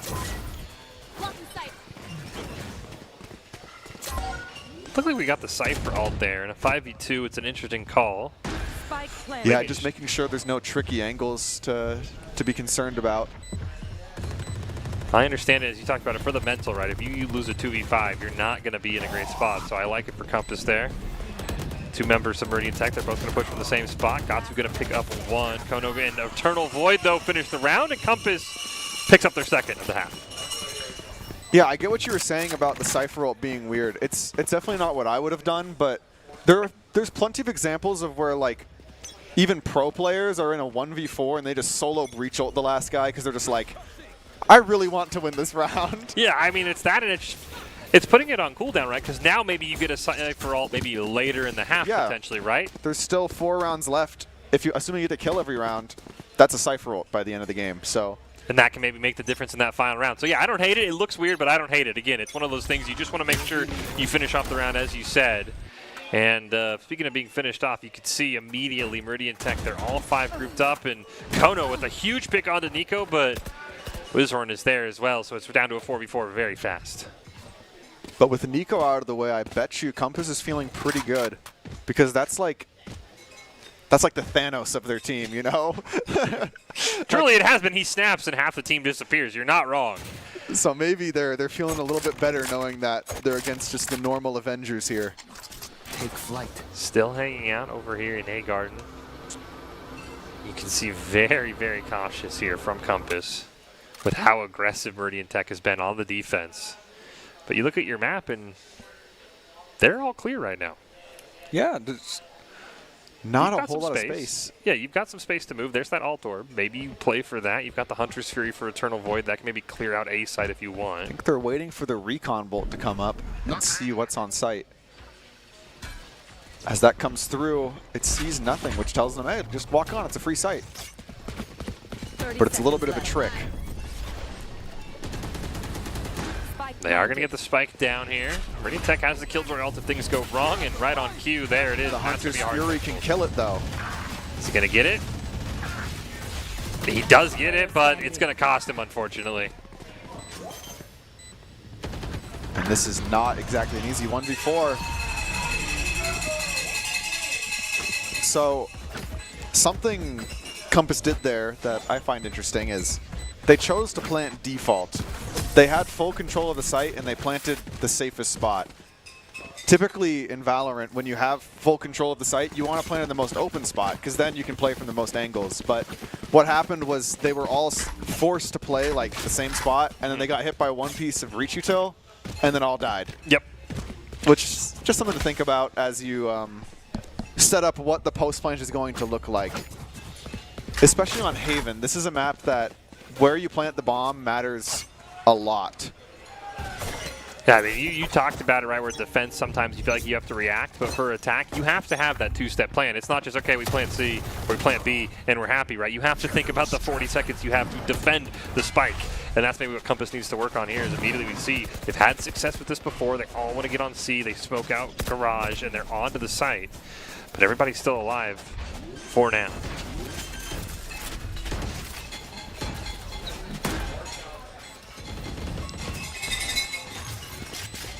Site's just completely theirs, and Meridian Tech looking to play full retake with the convergent paths. Nico picks up 2, picks up 3, and now it's just down to Proper. Simplety going to finish it off. The duo of Nico and Simplety have really made sure Meridian Tech is going to take a huge lead early in this game. Yeah, once again, something that Compass needs to think about is those extra 40 seconds, because if you get a site for free, odds are the enemy team isn't giving that for no reason. Yeah. It's not a mistake. They have 3 ults that make your retake like unplayable almost. So sometimes you don't planting in a 5v5 can get messy, especially in a team comp like this where they can play so fast and explode onto the site. And that's just something that maybe they want to think about, look for a few kills, plant the bomb, tap the bomb to bait out swings. 2 more rounds here left before they swap. And we've seen this story before. This time Nico is forced to stop a little bit before we've usually seen him, but look at your map. Look how surrounded Compass is right now. There's that Phoenix ult we were talking about. Simplety gonna get the Phoenix ult immediately. 2 more go down, and here comes King Aura trying to spray through the smoke. Gets 1 more as well, and they're just stuck in this box right now, but they end up actually somehow pulling it off, and it's still down to a 2v2. Yeah, Compass has guns now, so this is looking a little tricky for Meridian Tech. And with that Omen teleport from the shadows all the way onto C-site, that's a free plant. And it's going to look pretty hard for Meridian Tech here. The Compass players planted in the correct spot for long. That breach ult no longer matters because they don't even want to play site, really. The breach ult's still going to come through, the Rolling Thunder, but as you can see, it's not hitting anything. That off angle from Boo Boo, and now Proper with the crossfire. It's down to a 1v1. Wizorn knows Proper's there. Gonna bait the defuse, didn't get him. Smoke's gonna fall, and Proper with the blind. They pick up the Thrifty, that's massive. And that was excellently played by Compass. It really looked like they had a plan for that round, and they played through that plan, and then they just won. So, I mean, it was really on the back of the Phoenix ult, right? He ults early when 9 players are all in the A box, right? And then he's still alive at full health, and he's able to make this play. You talked about that pick, and it comes through for Compass. yeah, exactly. And then the spur of the moment decision for Boo Boo to just teleport over, play on that off angle, super aggressive. That's not what you're expecting if you're Meridian Tech, especially the way that they've been playing so far. Well, we saw 9-3 in game 1. We'll see if Compass can avoid that fate here. Is Kono. We've seen it with the op, and he's immediately going to get one. This man is different with the operator in his hands. And that's huge because we talked about it, right? Now the Cypher ult that we were worried about, it goes through, and Kono's going to get a second. And the site's basically theirs, Proper with a proper flank there. Able to keep control of Garage. It's going to make the round so much harder for Meridian Tech as they have to funnel into this operator. Well, there goes the operator, unfortunately, as King Aura is going to take care of that. Great angle here. Proper holding through Garage. Pick Simplety with a great flank, and there it is, Compass, 2 in a row to end the half. Yeah, and 8-4. That's very nice by Switching them. sides. But I think what we were saying was Meridian Technical, they have drafted this comp for attack. Yeah. So now it's putting a little bit of worry in my heart, and I don't know what will soothe it. Yeah, as you said, it's one of those that we are looking for here. Of course, today's stream brought to you by the local dairy farmers and the dairy protein they produce. Thanks to them, Boise State Esports has access to next-level fueling options that keep our players playing at their peak. Unbottled dairy protein that powers your performance. Visit unbottled.com for more info. Compass really needs to find a way to bottle this attack of Meridian Tech. Yeah, come on. I had to. That was a good one. That recon bolt giving early info. Go, go, go. And I think Compass is trying to bastion down the site here. Well, speaking of playing fast, it's Nico already on A. But looks like that might have just been to draw some eyes. A Simplety on the other side of the map gets a massive pick, and you see the spike is already down at C. Spike planted. Yeah, now Compass has to retake this site and long. And they don't have a lot of time here or utility, as it is the pistol round. They're going to maybe get a flank here. Watch number 7 on your map. Kono is in Garage right now. You can just barely see them. They are going to take a couple shots, and that is going to give away that position, unfortunately. Boyd gets 1. Kono gets a 2nd. Nico with the shorty is going to pick up 1, and now it's all down to Simplety. And huge from Compass. They take the pistol round. That is a very important round. I would say maybe the most important round to win here, as we're now going into the anti-eco round here. Yeah, you almost, we don't want to mark it down, but in pencil you can write 8-6 right now just because of the advantage they have. And you can hear it, at least here in the arena, right? The crowd is for Compass, right? If they start to pile these rounds up, again, we talked about this in the break between games, Meridian Tech is now just not battling Compass, they're battling the crowd. Yeah, and if you're just like a person walking in right now, it's especially hard not to root for Compass as they are behind. Here's that recon bolt lineup again, checking out A lobby, but it finds nothing. Boo Boo's jump scout misses as well. That's crucial. Ooh, gonna get caught with the knives out, unfortunately. So Nico is gonna pick up one. Kono comes right back though. Gonna click through the smoke too. That is massive. Kono! Spike down B. It's all up to Simplety. I mean, they have the spike right here as well. This is gonna be very hard. Maybe saw him.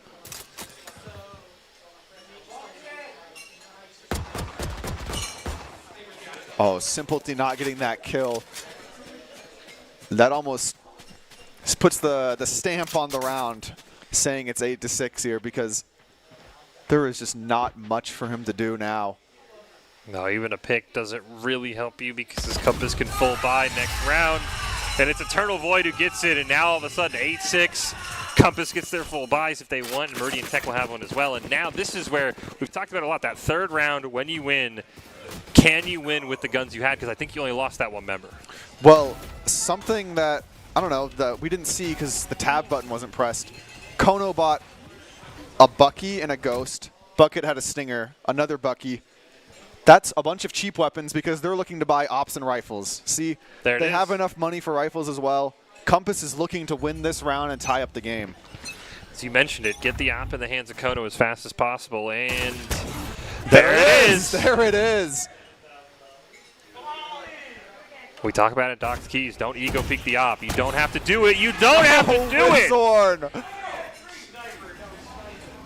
Kono, just you can't swing this man on the op. I think Nico's still there as well, yeah. Not going to be able to hit it as the Neon dashes through. Can they maybe take care of the Cypher on C? Simply baits the plan. He just had no idea. He had no idea he was there, and Bucket checking the camera. That's the anchor right there. That's what you want to see. We talked about it. Nico is going to get the kill. The op is gone.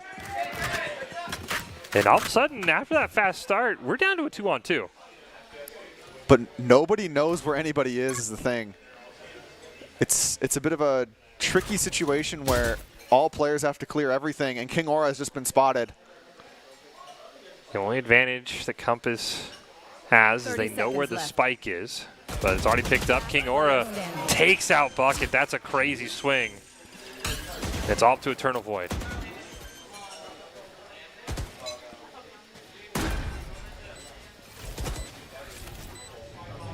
And Compass just, they really do need this round, so Eternal Void is going to try his best to clutch it.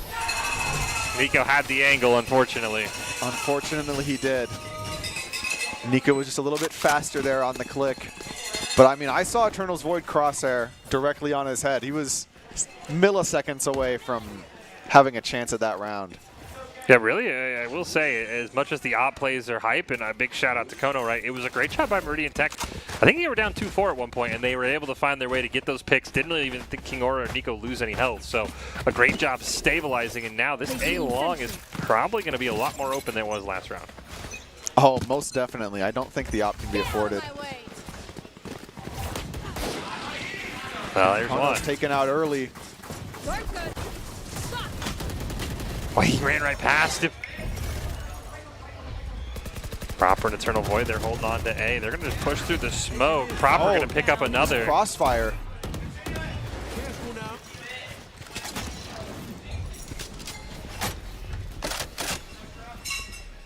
Compass just able to hold down that site. And now it's looking a little dicey for Meridian Tech. They're both fairly low on health, I believe. And they also used all of their utility. So this really is just a click head situation. Looks like they're actually going to loop around. Very rare do you see one attack go right and you end up right at the same spot. A bit of a double back. Oh, proper! Just spraying them down. Flicks on him. A great job with the Omen. And now all of a sudden, Compass, they're back to within 2. And this was like crazy from Proper and the Sova. The neon wall comes up, and then Proper was aiming literally just with his mini map and killed like 2 people through the smoke. And then the Sova, Eternal Void, just wasn't spotted and was also able to find one. That was just not what you want to see. Like as Marine Tech is entering, they didn't clear their angles. Docs teased the game, you know. They are going to get that Phoenix ult. You talked about this to Daniel. That's what he needs. Just walk in and kill them, and then he's gone just like that. Immediately puts Compass up 1. You see Kono in his favorite spot as well. And it wasn't the way maybe you and I were expecting, but this is what we wanted to see from Compass. They have slowed down the Meridian Tech attack. Yeah, they most definitely had. Meridian Tech is now thinking things a bit through, and Proper is just shooting them while they think.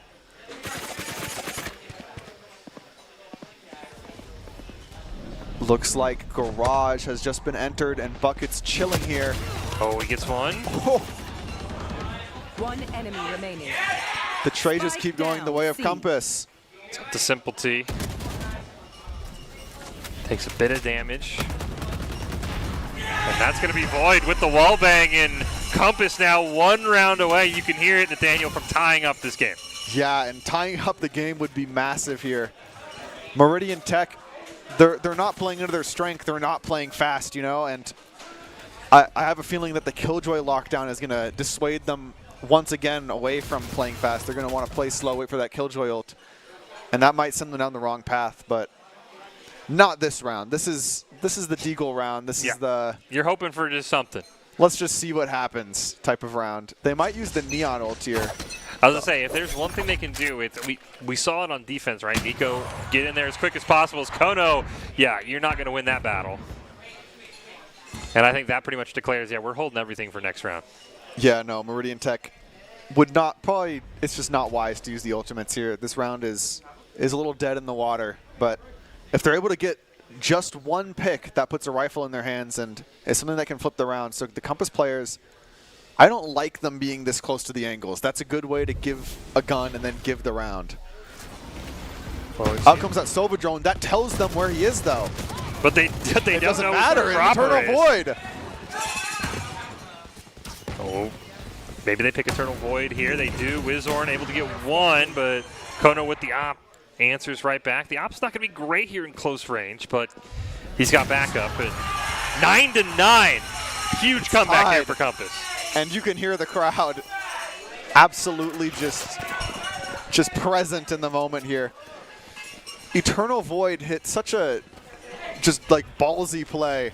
He's sitting here, he throws the drone out, which tells the entire enemy team where he's standing, and he just kills them. It's like, wow. Call an ambulance, but not for me. No, exactly. We are going to get a timeout. I was about to bring this up, right? I think if you're Meridian Tech, you've got to take a timeout. That 4-round lead that you had after the first half, it's completely evaporated. Compass has done exactly what you and I were talking about in the intermission between games. They have found ways to slow down Meridian Tech's attack. We haven't seen that clean 5-man push that we saw in Game 1. Yeah, I'm no longer seeing Flawless pop up on my screen. I'm more seeing like Neon runs in, gets shot in the leg, and then doesn't know what to do, dies. It's beautiful. This is what I wanted to see from Compass. They've finally adapted. We'll see. They've tied it up. Now they've got to get in the lead. That's the most important thing, right? There's 1 game left on Split if Compass is able to win this, and it's going to be completely different because it is going to be Swift play, right? But you can't worry about that right now if you're Compass. You've got to find a way. Take the lead in this series, as you see. Timeout is going to go away, and we'll see what both these squads have. Yes, and that was, in fact, Meridian Tech's timeout. I believe each team has 2 timeouts. I believe so. Kono still on that op, and look at the money. If Meridian Tech loses this round, it's going to look really dicey. So don't be surprised if they use 3 ults at the same time here to just try and get this round. Wow, my eyes are down. Yeah, you're talking about flawless. This is where Meridian Tech needs one because any gun that goes down, it's just going to be that much harder to buy back. Doing a great job here. You can see avoiding that jet over on A-Long. You don't want any part of that if you are Meridian Tech. There's that Killjoy ultimate, and maybe a Hunter's Fury is going to be popped to counter it. He might be a little late on when he popped it. Trades are going the way of Compass right now. Eternal Void finds one with the Hunter's Fury. They do get to detain. Spike planted. That's enough to get the spike as King Aura gets one. He's going to peek the corner right into the Opto. Now it's all up to Nico. And he immediately gets taken out, and it's Compass who will have the 10-9 lead. And that Killjoy lockdown there, they placed it down, but they weren't able to like keep everybody in that, right? I think Meridian Tech maybe should have used the conversion pass of the Rolling Thunder to just try and disrupt Compass further, right? Make sure that that Sobel can't come through, because now you've played one of your cards. You know, you played your ace, but you didn't win. No. And you only have 2 more left. So it's something to be worried about, especially when you have this guy on the op that's just liable to kill 3 on your team at any moment. Yeah, and not only is it that, right, it's we'll see if they do it here, right, but A long feels so shut off, you lose that ult orb that you and I have been talking about so much. Jump peek here from Nico. And they're going to force Kono to dash away. They're trying to smoke it off, and they will at least be able to push on to A long. Hopper just spraying him down. Getting everybody, really. Another one with the op there for Kono. Oh, this is going to be dangerous. King Aura. Dangerous jump scout. Gets kind of helped out, but it's Wizorn who does pick up one. He is going to get a second. He is very low health, though. He's going to have to kill them all, but Compass, an insane winning streak right here in the second half. Indeed it is, and every time they win the round, the crowd just gets louder and louder. And Meridian Technical, they're not going to be able to get any more ults. These 2 are all that they have, probably for the rest of the game, unless they use them right now, because we're running low on rounds to farm them up. And the way it's looking, you need to get that operator out of the hands of Kono, because if you don't kill him now, he's just going to be able to buy another operator. Yeah. And then he can buy another one, and it does nothing. He basically has very close to permanent operators for the rest of this round. They're going to try it again. They are going to concuss him this time. And Nico wants to smoke. They are going to take care of the Phoenix ult, though. There's that Rolling Thunder. They are able to get on site. Gatsu going to get one onto Proper now. As they pick up 2 finally. And now, as we talked about in the last map, though, the op gets a lot worse here. That you do still have Heaven, which maybe is a little bit of a benefit. But the smoke player is still up, able to smoke it off. Ooh. Interesting teleport from Gatsu, and Kono is able to punish it immediately. They do know he's up there. And it's all the more dangerous for Kono to swing now. But the time is running low. Cypher ult from Compass. Nico is going to take down Bucket, though, unfortunately. And it's all up to Kono with the op in a dream. And I don't think they're going to have enough time. There just really isn't much to be done here. Oh, they might catch him in the back. Oh, King Aura able to take him down and put that operator in the hands of Symphony. I remember Gatsu had a couple of pop-offs with it for Meridian Tech, and you'll take a free op anytime you can. And so something we're noticing now is the counter strat, right? That breach aftershock is coming through, disrupting the operator, and then they just walk in for free. The thing about that, though, Kono can just walk forward a little bit. Yeah. Like, he's going to realize this pretty soon, and then Meridian Tech's going to run in, and it's kind of dangerous. Well, we get another timeout. We didn't see many in game 1, but we were making full use of it. Compass going to be the ones to call the timeout this time, and it makes sense, right? Your winning streak finally comes to an end. Just kind of take that mental breather, right? Absolutely fine with this as we're down to, I believe, 11-10 right now, favor of Compass. Yeah, I think what Compass is talking about right now is how do we deal with that breach stun disrupting our operator? Because that's the only real thing that they have against them. Meridian Tech only has that breach stun as a counter to the op. Past that, it's a bunch of flashes, and we've seen Kono dodge every flash. So it's a bit difficult here for them. We see the Judge being bought. Same idea for Meridian Tech, where they're going to be running up with a Judge, just on a different site. And you can see there, Kono has the op back. It looks like it's Nico, interestingly enough, who at least for now has the op in their hands. For an aggressive player, always an interesting choice. We'll see if it switches hands here at the end. And they're both on C long right now, by the way. And Kono's going to win that battle. Instantly. One more. Spike down. Oh, And now all he has to do is not swing in the round as one. Knives come out.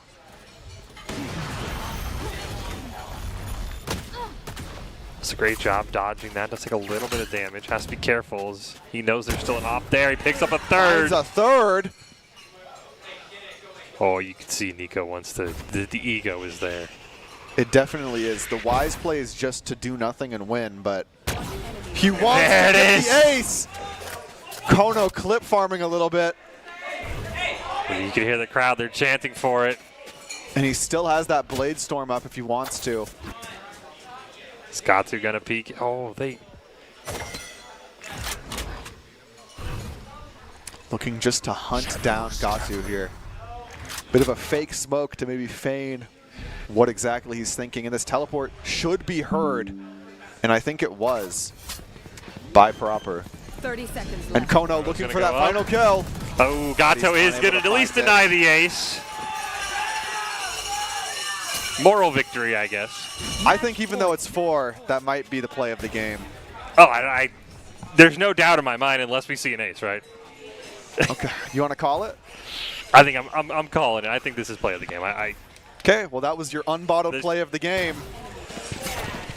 Brought to you, of course, by local dairy farm families. Perform, refuel, recover, repeat. Visit unbottled.com to learn more. Sorry, production. Hopefully you can find that replay. Look, I don't want to cast your curses. I don't want to somehow have an ace pop up right It here. happens every time. Then we just look silly.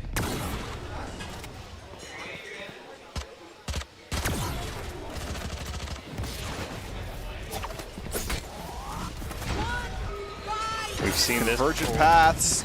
They find Proper though. They are smart enough. They've caught on. He stood there every single round.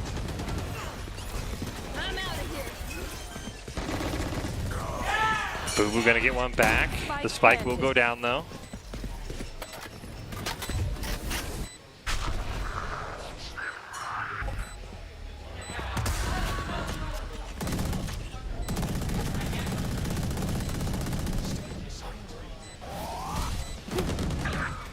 Zorn gets one back. Compass knows all he has to do is win just this one round. Trying to find the people below him is Boo Boo.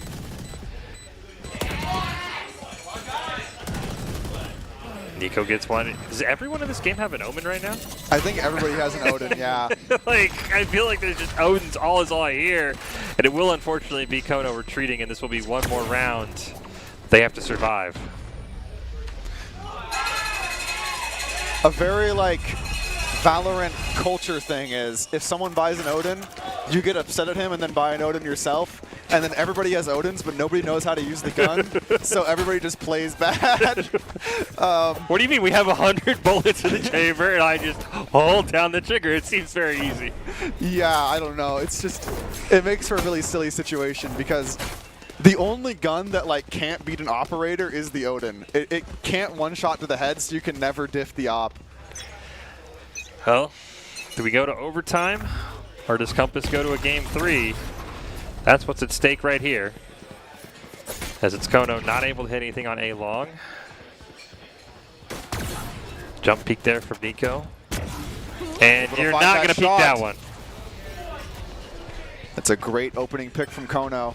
He hears the Ultor being grabbed, but audio can only take you so far.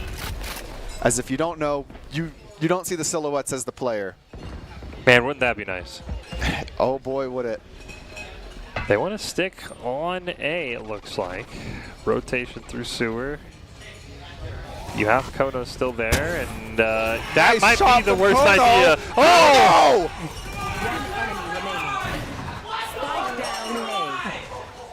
It's not going to get the ace, unfortunately, as Proper does take down King Aura, but it's up to But they didn't Gatu. get the full house here. 2 kills, 3 kills from Proper and Kono. Bit of a self-flash from him. I like the attempt. I like the attempt. 30 seconds Got to left. make it to the spike and have an absolutely insane play. Oh, there it is. Oh, Defenders win. Another 4, and Compass forces us to a Game 3. and like we said earlier, Game 3 is a swift play. Yeah, Game 3 is going to change up everything. These players, they spent all year grinding for this moment, and that's the kind of ambition Drake Cooper is built on. Drake Cooper is a Boise-based advertising agency, employee-owned since 2020, and a proud sponsor of the Idaho High School Esports Championships. Good luck and have fun to all the competitors. They're having a lot of fun right now. Oh, I can hear it. They're having a lot of fun. And as you said, so quickly, well, I'm sure we have plenty of time, but quickly explain to us what difference it makes that we're going to swift play for Game 3 over standard Valorant. So I don't play swift play because it's kind of like the for fun mode, but I believe it's first to 5 rounds. Yes. It might be 7. I believe it's 5. I believe it's 5. There's no overtime, if I remember correctly. Yes, it is just straight up It's first to just 5. You don't have to straight win up by first to 2 like we 5. usually see. But you can turn it on in the custom game. I don't know if they do that. And then the economy is like really goofy. It's like if you lose a round, you don't win the rounds in pairs. You have enough to buy the next one. And it makes getting the op extremely easy. So that's something to think about. A little bit of a dicey situation. Also, ults start halfway charged. So it only takes kind of 1 round to have your ult if you pop off. So with all of that in mind, right, and as, you know, as goofy as it is, as different as it is, who do you think has the advantage in this between how you've seen these two teams play? Well, we were saying Meridian Tech likes to run it down, Yep. right? But we're on Split. This is the only map you don't get to run it down on, really. It's very, very, very, very, very defender-sided. We do see, though, right, this looks like it's a little updated, right? This was Meridian Tech's pick, actually. Oh, indeed it did. was. It flipped from how we first saw it. So Meridian Tech picked Ascent, and Compass was actually, or Haven was Compass's pick. So this was Meridian Tech's pick, which is interesting, as you said, that doesn't really play into the strategy we've seen them execute today. Yeah, well, Meridian Tech, their options were Pearl and Split, right? Yeah. Pearl is Op Central. That is the op Maybe map. they knew. Maybe they had a little bit of scouting Yeah. beforehand that the op is not what you want to face. Split is we can't fast push, but also the op is completely terrible on Split. So Do you think Kono still forces it, though, right? You got to be feeling yourself after that last game. there's a couple of angles you can play the op. It's just a little you're forcing it is all. Well, if there's anyone I want forcing it, yeah, we did just get confirmation it is going to be swift play. It would be Kono on the op, right? They completely turned around Haven. I don't mean it's not a single person game, but I think if you're going to pick somebody who kind of almost willed Compass back into that, it was Kono on the op. Had the insane 4K, gets a 4K to end it as well. You've got to find a way if you're Meridian Tech in a faster game mode to deal with him. Yeah, and something that we were noticing, it wasn't just like the Kono train. Yeah. Like his entire team was playing for him. Like they were like, I'll just swing this angle and die so that Kono can get 2. And it's like, well, I mean, it's working, so. I mean, they let him have the chance at the ace too, right? We saw Cypher's like, hey, they're here. All right, I'm going to pretend like I'm walking to garage just to cover the angle, right? So, no, this should be a lot of fun here, right? Idaho High School Esports Championships. And it's only the first round, and we're already on to swift play between Compass and Meridian Tech. Should be an absolute blast. Yeah, I could not have asked for a better opening game. We almost got overtime. Overtime is really the only way for us, at least, right? I don't know for the players, but overtime. But a huge comeback by Compass, right? Down 4 rounds, they end up winning by 2, so they go crazy on that attacking side on Haven, the map they picked, right? So that's the other thing, right? I don't know how you draft for swift play, though, right? Like usually when you're drafting these maps, you have a little bit of a plan, or maybe not, as you pointed out, that we got the most boring map. But swift play, I really wonder if that factored into their minds at all when they picked Split when Meridian Tech did that. Well, from what I know, swift play kind of has the overtime ult charge thing going on at the start. So if I was drafting for it, I would just pick a bunch of ults that usually cost 9 because now they cost 3 or whatever. And then you just have a bunch of strong ults that can win you rounds for free. I don't know if that's like the smartest way to do it, but yeah, we need you to be the expert on the swift play meta like right now because we might see a lot of these today. It does seem like something you can think about is just play for ults instead of regular rounds because swift play really is like one of the more goofy game modes. And again, it is straight up first to 5, right? You don't have to worry about winning by 2. So as you said, if you just go, all right, we pick enough alts that we can have 5 strong alt rounds, or maybe 4, I guess, after the pistol round, that might be a legitimate strategy. Yeah, I think it could be because, you know, you have breach ult for the first round, KJ ult for the second. Yep. Waylay ult for the third. There you go. The Do you big think three. you just take Phoenix just so you're going to have like... Yeah, then you just have Phoenix ulting twice. Exactly. I mean, 6v5, we saw the proper multiple times that Phoenix ult saved Compass. So I think it'd be very interesting to see if we maybe see just completely different agents, as you said. Maybe draft for those ults and don't just draft for maybe your standard gameplay, because I feel like Meridian Tech, we saw them on defense, they played fast on Haven. On offense, they never found that footing we saw on Ascent. Their offense always just felt kind of sputtered. Yeah, and you were saying the 6v5 idea, right, with the Phoenix? Yeah. Split is like the only Sage map. Like, it's the only map where you play Sage. Now it's a 7v5. Sage has the slow orbs as well. That stops fast pushes. Sage could be an okay pick here. Well, we'll see what these two teams have in store. It'll be Compass defending first, Meridian Tech attacking again. Game 3 here, Swift play first to 5 rounds on Split. Winner moves on, loser moves on as well, but if you want a chance at that championship, you got to keep winning. Exactly. And Meridian Tech here, I would say this is like a normal comp. Like, this is like what you expect on Split, pretty much. It's still a run it down idea, but the other one is kind of just like, this is what my ranked teammates are picking, and I like that. Well, we got Proper on the Phoenix, right? So they're going to have multiple rounds of hopefully him having an ult or two. And again, the other thing, we talked about it, we'll say it, the crowd is pro Compass right now. Yes. If you're Meridian Tech, you've got about, they kind of struggled once the crowd went popping off. Yeah, and I think the playing off vibes, like, it really is true. Like, yeah. They're not picking the meta picks. They're just picking clearly what they like to play, and it's working. And then everybody's hyping them up, and that's working. I mean, you talked to them before the series started, right? They said click heads, play on vibes, and it's gotten them this far. Yeah, it seems like a good strategy. I had my doubts, but when I heard the no captain strategy, I was like, oh, maybe, you know. If I had to pick one, maybe I just lean for vibes. But here we go. It is Game 3 between Compass and Meridian Tech. Who will be moving on to the upper side of this bracket? Who will be moving on to that lower side? We will find out very shortly.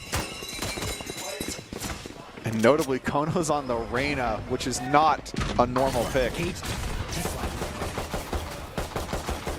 Bucket just going to try and shoot through it. Is Nico, though, back on that Neon, who gets one. Gatsu going to pick up a second. And all of a sudden, Meridian Tech with a fast start. Yeah, able to just get on the site very quick, which is a regular for the Split map. But another thing about Split is, even though the site is almost impossible to push fast, we'll see it here, the retake is very easy for the defenders. Maybe not a 2v5 easy, but Proper cooking up with that hot hands. Paranoia coming out onto Nico. Oh, he is going to be able to land it. He's only got 3 HP, though. 3 HP in a dream, and that dream is quickly denied. First round goes to Meridian Tech. And so, as we said earlier, usually if you lose the pistol, you're broke and you have no money. But it's Swift play, so Compass has enough money to buy like Bulldogs and Spectres, while the other team has Bulldogs and Rifles, is usually what this goes like. So once again, it's not really even an advantage for Meridian Tech winning that first round. Yeah, the snowball effect you and I have spent all day talking about, that goes right out the window in this one, as we see exactly. I mean, we talked about this, though, right? Meridian Tech, even on Split, they're finding ways to get on this site fast, and when they get attacking and they get going, it causes a problem. They're going for a bit of a more standard strategy here for Split, which is that split push. It's the name of the map for a reason. And we'll just see as they try to bait out utility and play slow. Meridian Tech just trying to find where Cypher is and then not go there. That is the go-to strategy. Well, he's on B, and the spike is lurking in B garage, but nothing quite yet. Boo Boo going to throw out plenty of shots, but nobody goes down. Kono and Nico both going to pick up one. It's Kono with a second, but again, Wizor answers right back, and we're down to 3-3. Huge. They just keep trading back and forth here. Indeed they do. But this rifle being in the hands of Meridian Technical matters quite a bit. Compass has a Guardian now, which gives them a pretty good chance, but that Vandal is real strong. Wizor is incredibly low. Yes, one shot to the body will do him in. It's just about finding him, because it is a bit of a tricky angle he's found himself on. Going out. He might have seen that. Doesn't want to commit on it just yet. They do see Gatu there. Time is running They gotta low. watch out for Wizor though. The flank, a teleport, but it doesn't matter. Wizor had his back. Meridian Technical picks up their second round. And Wizorn played that very well, just, you know, just chilling there. Yeah. Waiting for his time, really. And then once he realized nobody was going to be on the angle that he, like, nobody was watching him, just might as well flank behind and play with my teammate. I think that's a very good way to play the round out. Yeah, Gatu, I think, quickly realizes, right, nobody knows where Wizor is. And a great teleport, but it's only going to be a trade. So 2 rounds down. Remember, 5 and you win. Meridian Technical just needs 3 more. So they split up once again. Kono in a great spot, but Nico's the one who gets the pick. And now they're going to be able to just run onto A site and execute. Bit of a trick here. Cage triggered. Cypher Cage making a lot of space alongside those smokes, and the Seekers creating even more. This looks like a pretty easy plant for Meridian Technical to get down. And now they're able to take control of Heaven because they planted the bomb for it. Some forward thinking here from the Dragons. You talked about this on our last map. It's not just about planting the spike, it's about planning out how you defend the spike. So you do see Nico taking quite a bit of damage, King Aura low as well, but it's Wizor and Gatu who pick up a pair. And now it's just down to a lone member, and a flawless from Meridian Technical, now 2 rounds away from claiming the series. Last round in the half. And people are chanting Compass in the crowd. It could be comeback season, we never know. Well, they've got one more round and then they'll swap. Usually Meridian Tech's been a little bit better attacking. Yes. So might be a benefit there. Is unfortunately only 3 Odins in the game this time. I was really hoping we were going to get all 10 based off how last map played at times. I would have loved to see that. It felt like we got really close a couple of those rounds. Proper with his Phoenix Ult flashing, unable to find any value though other than some information. Kono with a nice pick, dismissing away, and re-peeking into Mayo, looking to see what exactly he can do. He finds another. Down mid. Does get taken down by Wizorn. But those 3 picks are massive. Bucket can answer right back, and now it's down to just 2 members for Meridian Technical. Bring them down.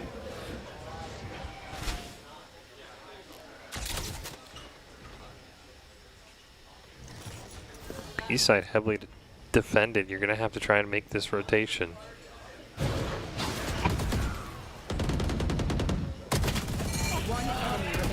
They trade out, and it's Eternal Void. And Nice. Compass at least has a little bit more wiggle room. Switching sides. Indeed they do. And I would say the attack side is probably the easier side for Compass here, because they picked Reyna, Phoenix, which are 2 duelists that don't really do much on the defending side. But once they get on the attacking side, they can be kind of monsters that can run the lobby. So we'll see just what happens. Of course, they will play 4 rounds out, and then there will be a tiebreaker round, I believe, if there is a tie. Yeah. Which I think they swap back the defense, Compass does, if I remember the rules correctly. I believe you are correct. But Compass will have nothing more than just rattle off 4 in a row and be on their merry way. Kick off here, first round for Compass attacking. And you can just note just how much more deliberate and how slow this attack is compared to what we saw from Meridian Tech, who just wanted to get on site and find somebody. Yeah, Compass really making sure to take space and bait out utility and then go in when it's just down to clicking heads. Bring them down. Out comes that Prowler, seeing one male. Ooh, Eternal Void gonna sneak through, but Simpleties Spike picks up down, first B. blood. In worst case, that's a spike as well, as 2 more go down for Compass. This It's looks all like it down to Bucket here. could be, unfortunately, another flawless if you're a Compass fan and not in the way you wanted. He is able to at least get one, but Meridian Technical, they find a way to win, and now Compass has got to do something. And now we are going into the rifle round. Compass just needs to find a few kills and get that bomb down. But that's easier said than done, especially when King Aura has a judge here, and he could really be anywhere. We talked about this when we saw Split on the map selection, right? A perfect map to just pick a judge to just be somewhere. Yeah, just buy the judge and like kill two. It's not very difficult. Where are you? So I would say he's maybe the prime threat for this round. See, him and Kono might be meeting in the mid here very soon.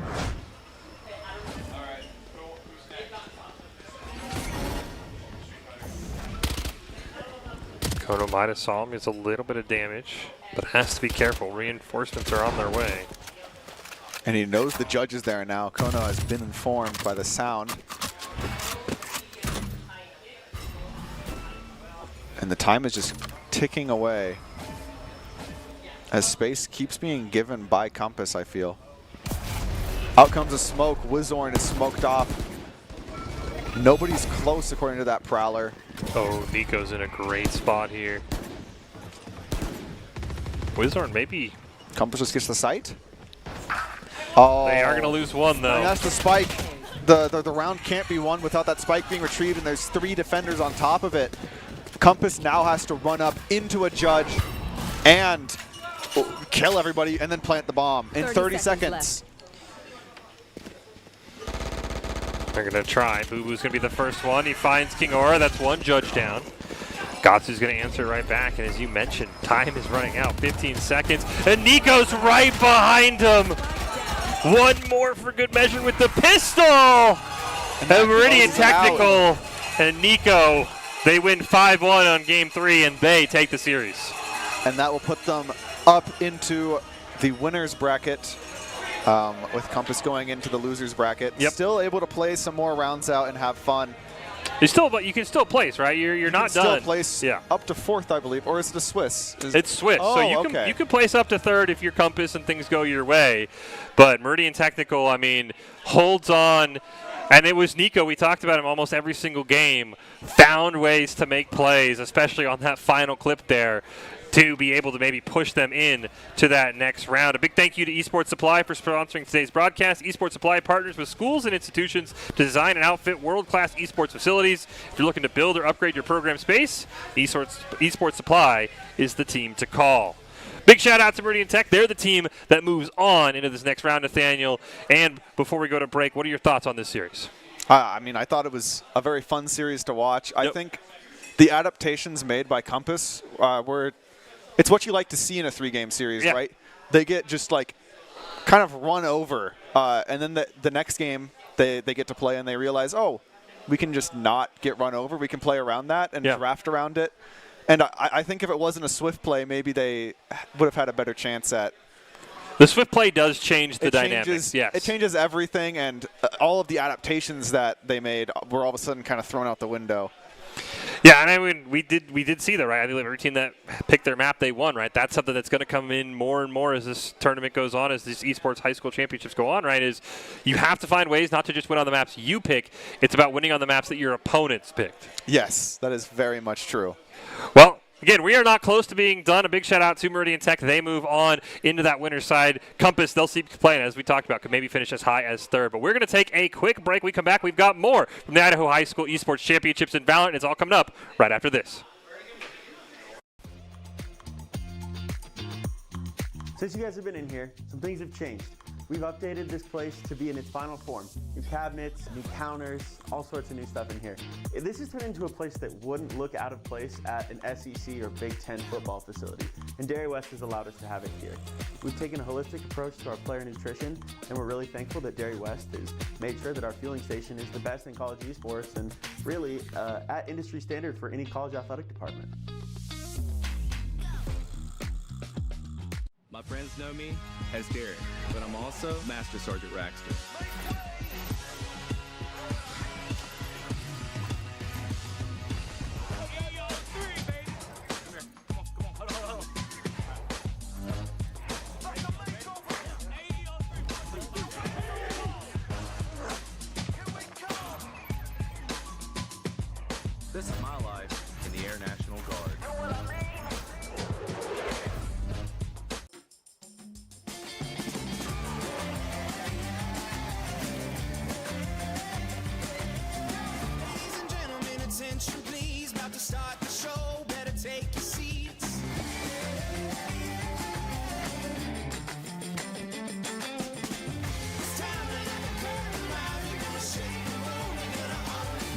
to 4 times the rewards with the ICCU Premier Rewards Visa credit card. It's the credit card from the credit union you love. Scott Matlock, underrated recruit, has built himself into one of the best defensive players in the Mountain West. What would you do if you couldn't fail? Would you see every setback as a catalyst to keep going? This is the innovator's mindset, because innovation demands daring.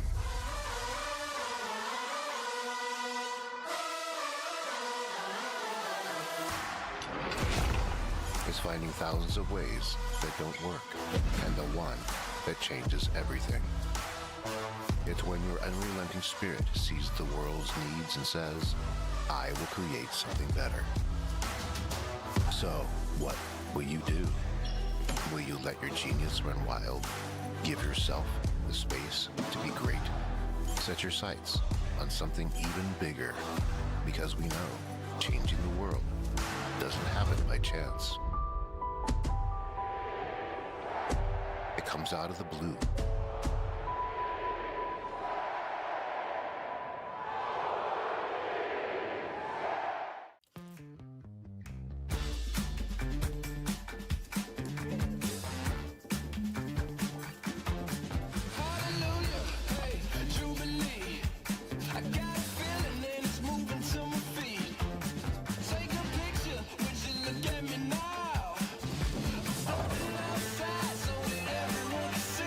Now earn up to 4 times the rewards with the ICCU Premier Rewards Visa credit card. It's the credit card from the credit union you love.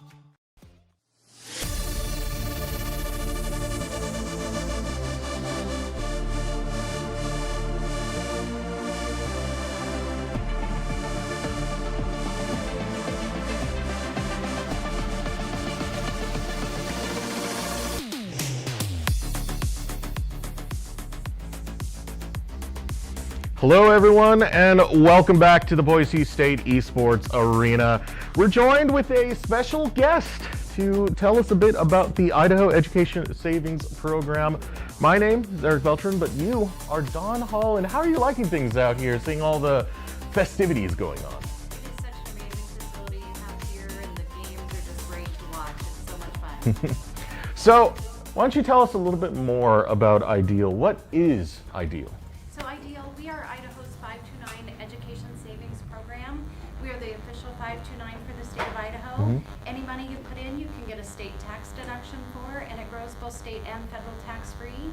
It can be used nationwide for education, including K through 12, higher education, trade school, apprenticeships, and it can be used for more than just tuition. It can be used for room and board and other things. So basically what we do is we help people's dreams come true.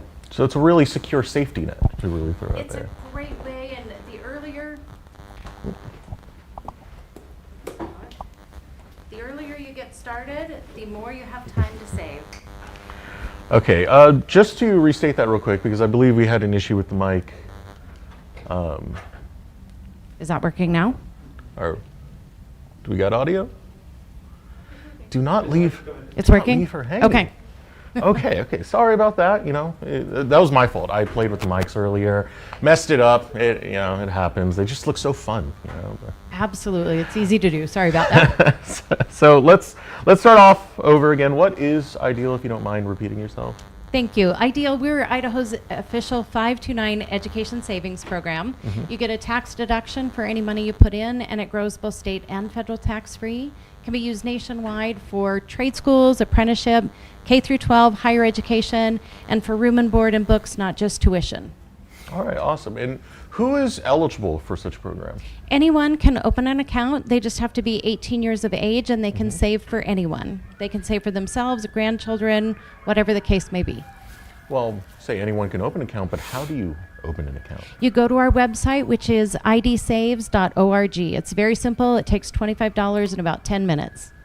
And what happens, say, if I have a child and I open an account and my child doesn't happen to go to college in the end? Well, again, it can be used for lots more than college. And now at the K through 12 level, even at the public school level, you can use it for supplies and other things. But if you don't use it for anything else, you can also roll it into a Roth IRA, or you can always take the money out. It's always your money. That's awesome. I've heard good things about it. One of our casters who works here, Audrey, she's mentioned her account and how she's pretty much leaving college without any college debt. So seems like a fantastic program. That's exactly what we want to hear. It's so much easier to save on the front end than to pay student loans on the back end. So start saving now. Well, I want to thank you so much for telling us about the Idaho Education Savings Program. Ideal, that is. Can you give us that link one more time? Thank you. Yes, idsaves.org. Thanks so much. All right, that was Don Hall. We're going to throw it over to another break, and we'll be right back. Again, thank you for joining us. Scott Matlock, underrated recruit, has built himself into one of the best defensive players in the Mountain West. What would you do if you couldn't fail? Would you see every setback as a catalyst to keep going? This is the innovator's mindset, because innovation demands daring.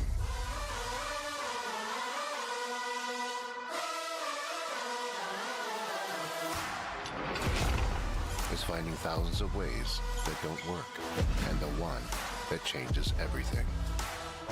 It's when your unrelenting spirit sees the world's needs and says, I will create something better. So, what will you do? Will you let your genius run wild?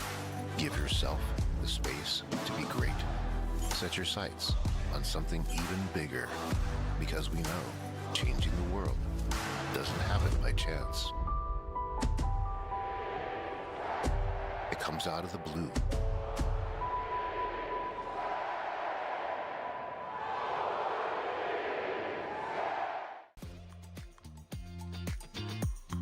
Since you guys have been in here, some things have changed.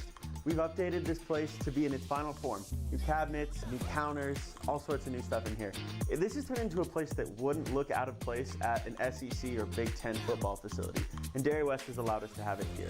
We've taken a holistic approach to our player nutrition, and we're really thankful that Dairy West has made sure that our fueling station is the best in college esports and really at industry standard for any college athletic department.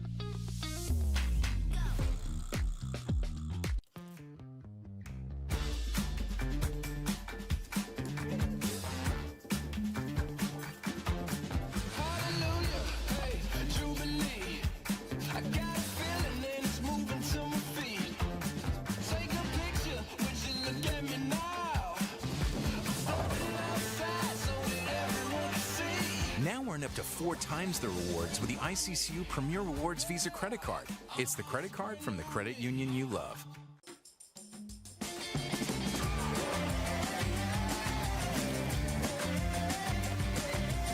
Ladies and gentlemen, attention please. About to start the show. Better take your seats.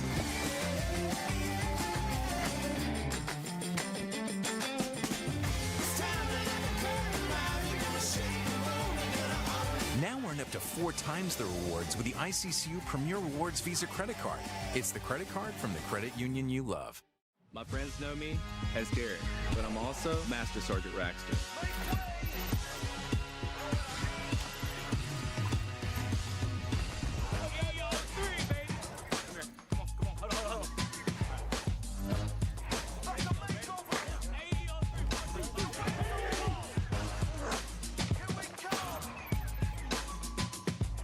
This is my life in the Air National Guard.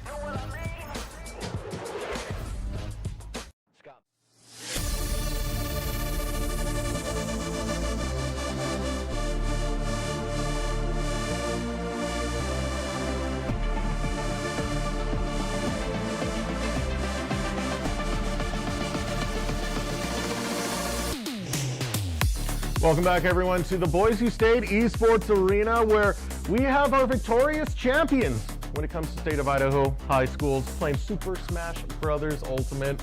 Welcome to the couch in the interview, and of course, the great vibes that you guys got to have at the very moment right now, being champions, being able to come out, slug it out with some of the other teams who are you guys were facing against. 8 teams in total. First questions first, I got to ask, how's it like being in a LAN environment when you're playing in person with all these other teams here? You have an audience watching, cheering you guys on. What's the feeling like? It's really fun, and one of the main things is like a lot of these high schoolers don't go to tournaments, so that when they're all like grouped together, I'm like, oh, there's a lot of cool people here, and we all get to hang out and just play games basically. It's really fun. Oh, don't be shy. You can pass around the mic. Yeah, Biggie. I mean, I just think it's really cool. Like, sometimes my family will come down and watch me, but also just seeing everyone else watching me and sometimes getting cheered for, that's pretty cool. And just, everyone in general liking games, whatever, just a way to connect.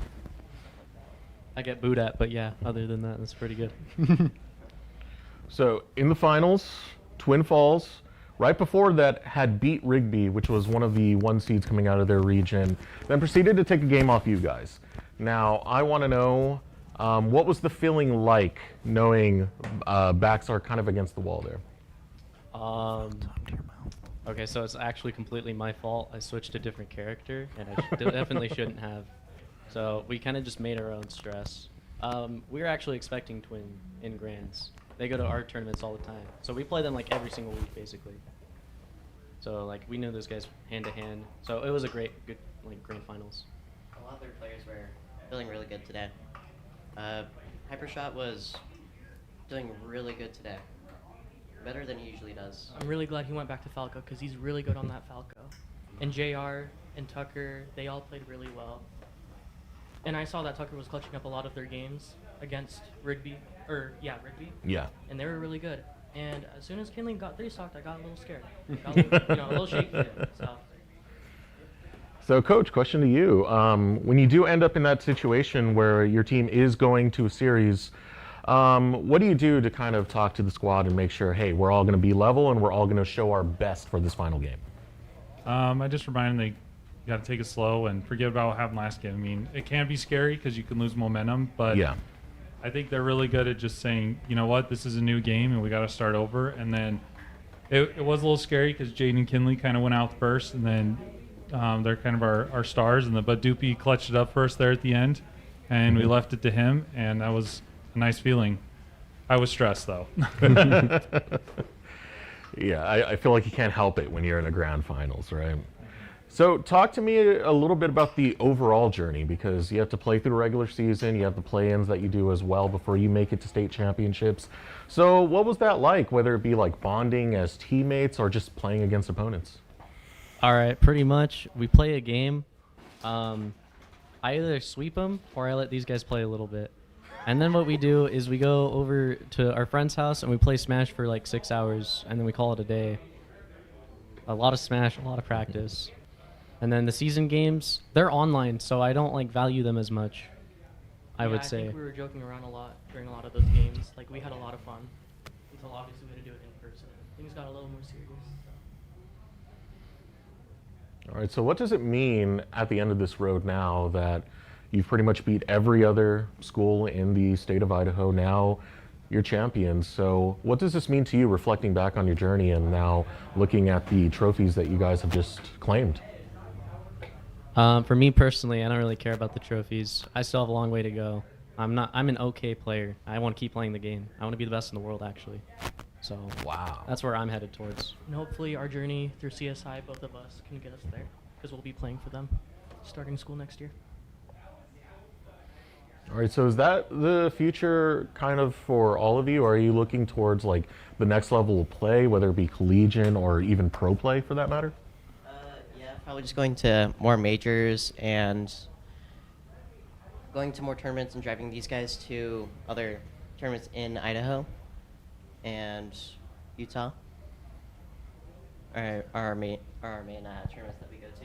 Kind of just like expanding our horizons. I also want to get a little better in Idaho. There's a lot of Boise players that aren't in the high school, but they're still really good, and I can learn a lot from them. What about you guys? I think I just gotta, start playing the game more, really, to get better. Because I don't really go to a lot of tournaments, but I'm starting to think I should. Because, yeah, a lot of good players out there and a bunch of challenges. I have to say the same thing what Jaden says, just to get better. And then, Coach, how does it feel for your squad to be champions? It feels great. They put a lot of work in. I remember last year Kinley telling me they want to be the best Kazuya ever, and I was like, okay, that's a cool goal. But he proved me wrong. He's come a long ways. He's definitely probably the best Kazuya in the state. Maybe he'll be able to go on from there and actually stand up to that title he has he has a lofty goal, but he's put a lot into it. All right, before I let you guys go and go celebrate your victory, do you got any shout outs? We'll just go down the line that you want to give for the camera. My mom, for sure. She's the reason why I'm here, and she helps me through a lot of goals for the game as well, and gives me gas money. I'd like to shout out Logan's mom for the gas money. That gets me to a lot of tournaments. Shout out to Hypershot and JR, who are about to get interviewed for the Twin Team. Those guys are really cool, and I hang out with them all the time, go to tournaments with them. Shout out to Mr. Young. I probably wouldn't do this program if it wasn't for Mr. Young. I think he's really welcoming to new players, and that's not a skill a lot of coaches have. I think they're a little more focused on, like, do this, do this, do this, and it's like, guys, just chill out and let's have some fun. Shout out to my mom and my dad. They're pretty cool sometimes. Shout out to my whole family, my sister, my mom, my dad, my brother, my sister's boyfriend, all of them. I probably wouldn't have been here without their support, and it's just nice to see them, like, just be glad that where I am right now, doing what I love to do. I want to shout out to my parents who encourage me every day to play and all that. I'll just shout out to my team. I mean, they're living my dream, right? When I was their age, there wasn't any of this esports stuff. It was just us in our basements or at a friend's house. So I'm excited that they get to move on to collegiate level and enjoy it. I do it for them. All right, so that's Burley, everyone. Shout out to our champions for Super Smash Brothers. I want to thank you so much for joining us for this interview. And whatever future endeavors you guys might have, I want to wish you the best of luck on that. So thanks again for coming. Thank you, too. Thank you. All right, so that is our interview. We're going to start getting ready for Valorant right now as we get a sort of switch going on the couch. Always nice to hear from champions, especially those growing up within the esports era, so to say. You know, I kind of reflect the same thing. I didn't get really to really be too much a part of that, and now seeing what esports has done, not just on the collegiate level, like here at Boise State Esports, but on the high school level on top of it. I am now joined by Bryce, who's ready to get back into it. Oh, yeah. Valorant. We got another match coming up. We got another match coming up. Hopefully it's not as much of a nail biter as the last one. That was insane. That one went a little bit insane. I mean, yeah. Already coming back from a pretty monstrous deficit to win the game in round 2 and then bring it to swift play round 3. Definitely nothing to scoff at. And we're just going to have to see where this next game is going to take us. And if I remember right, we're going to be watching Wilder and Rigby. Yeah, it's supposed to be Wilder and Timberline, but we will see if there needs to be a fix on that or if the information we got was wrong. Either way, we got a match coming up. Before we jump off of that match, though, I do want to give some credit over to Compass, who put up an absolutely fantastic fight in that first round going against Meridian Tech. You know, Meridian Tech, strong team. They were definitely the favorites going into that matchup. But Compass, especially Kono, him on the operator, man, some of those flicks were disgusting. And to be able to take a map off Meridian Tech, Haven, as they had it at the very end right there, taking it all the way to swift play. I mean, hey, it is what it is, falling out of the bracket early and going into that consolation bracket, but still a big deal to be able to, you know, walk off knowing that you took another team to the limit. I mean, we've heard from several people that Compass is kind of a dark horse in this race. I mean, they're a team that has taken maps off of some of the best in this bracket, and they are really just a team that you need to be watching out for, especially when you least expect them to take maps off of you. And we really saw that. We saw them really struggle to play into that super fast composition that Meridian Tech was really pushing out that first map, and we saw them struggle a little bit more in that second map as well. However, in the end, they were able to bounce back and restore and kind of regain their momentum. We saw them push it all the way to map 13. I believe it was 13-11 if I remember right for that second map. Swift play didn't quite go their way in round 3, which is it's unfortunate, but it really played into Meridian Tech's style of play. That's super fast. We're gonna get a shotgun down your throat in 5 seconds. But yeah, coming into this next matchup, Wilder versus Timberline, which I believe is what it's going to be. This is Pacific 3rd seed going against Mountain 4th seed. Timberline having a bit of a rough journey to actually get here, going 2-4 on the regular season. Yeah. But they made it. They clutched it out in the play-ins. That's the most important thing right there, which is why they had the 4th seed. For Wilder, it was a much better performance from them. They went 4-2 when it came to the regular season. When they got into the play-ins, they were able to 3-0 in Group C, and now it's got them in the situation where they're looking like a pretty potent team to step up to the bat. Yeah, they played, I believe they were the ones who played Bishop Kelly in round 1, and that one went very firmly in the way of Bishop Kelly, who is kind of the shoe-in to win the whole thing. Right now, they are kind of a juggernaut. However, they put up a good fight against them, and it was a good showing for the rest of their play. And honestly, I think that now that they are playing against another team, we might see a different side of them that might play it out a little bit better. Are they going to try to play a little bit quicker now that they're not playing into someone who is, or I guess the number 1 seeded team in the entire event, the shoe-in to win it all? It really just comes down to how they pick maps, who they want to play, and really how they decide to play maps.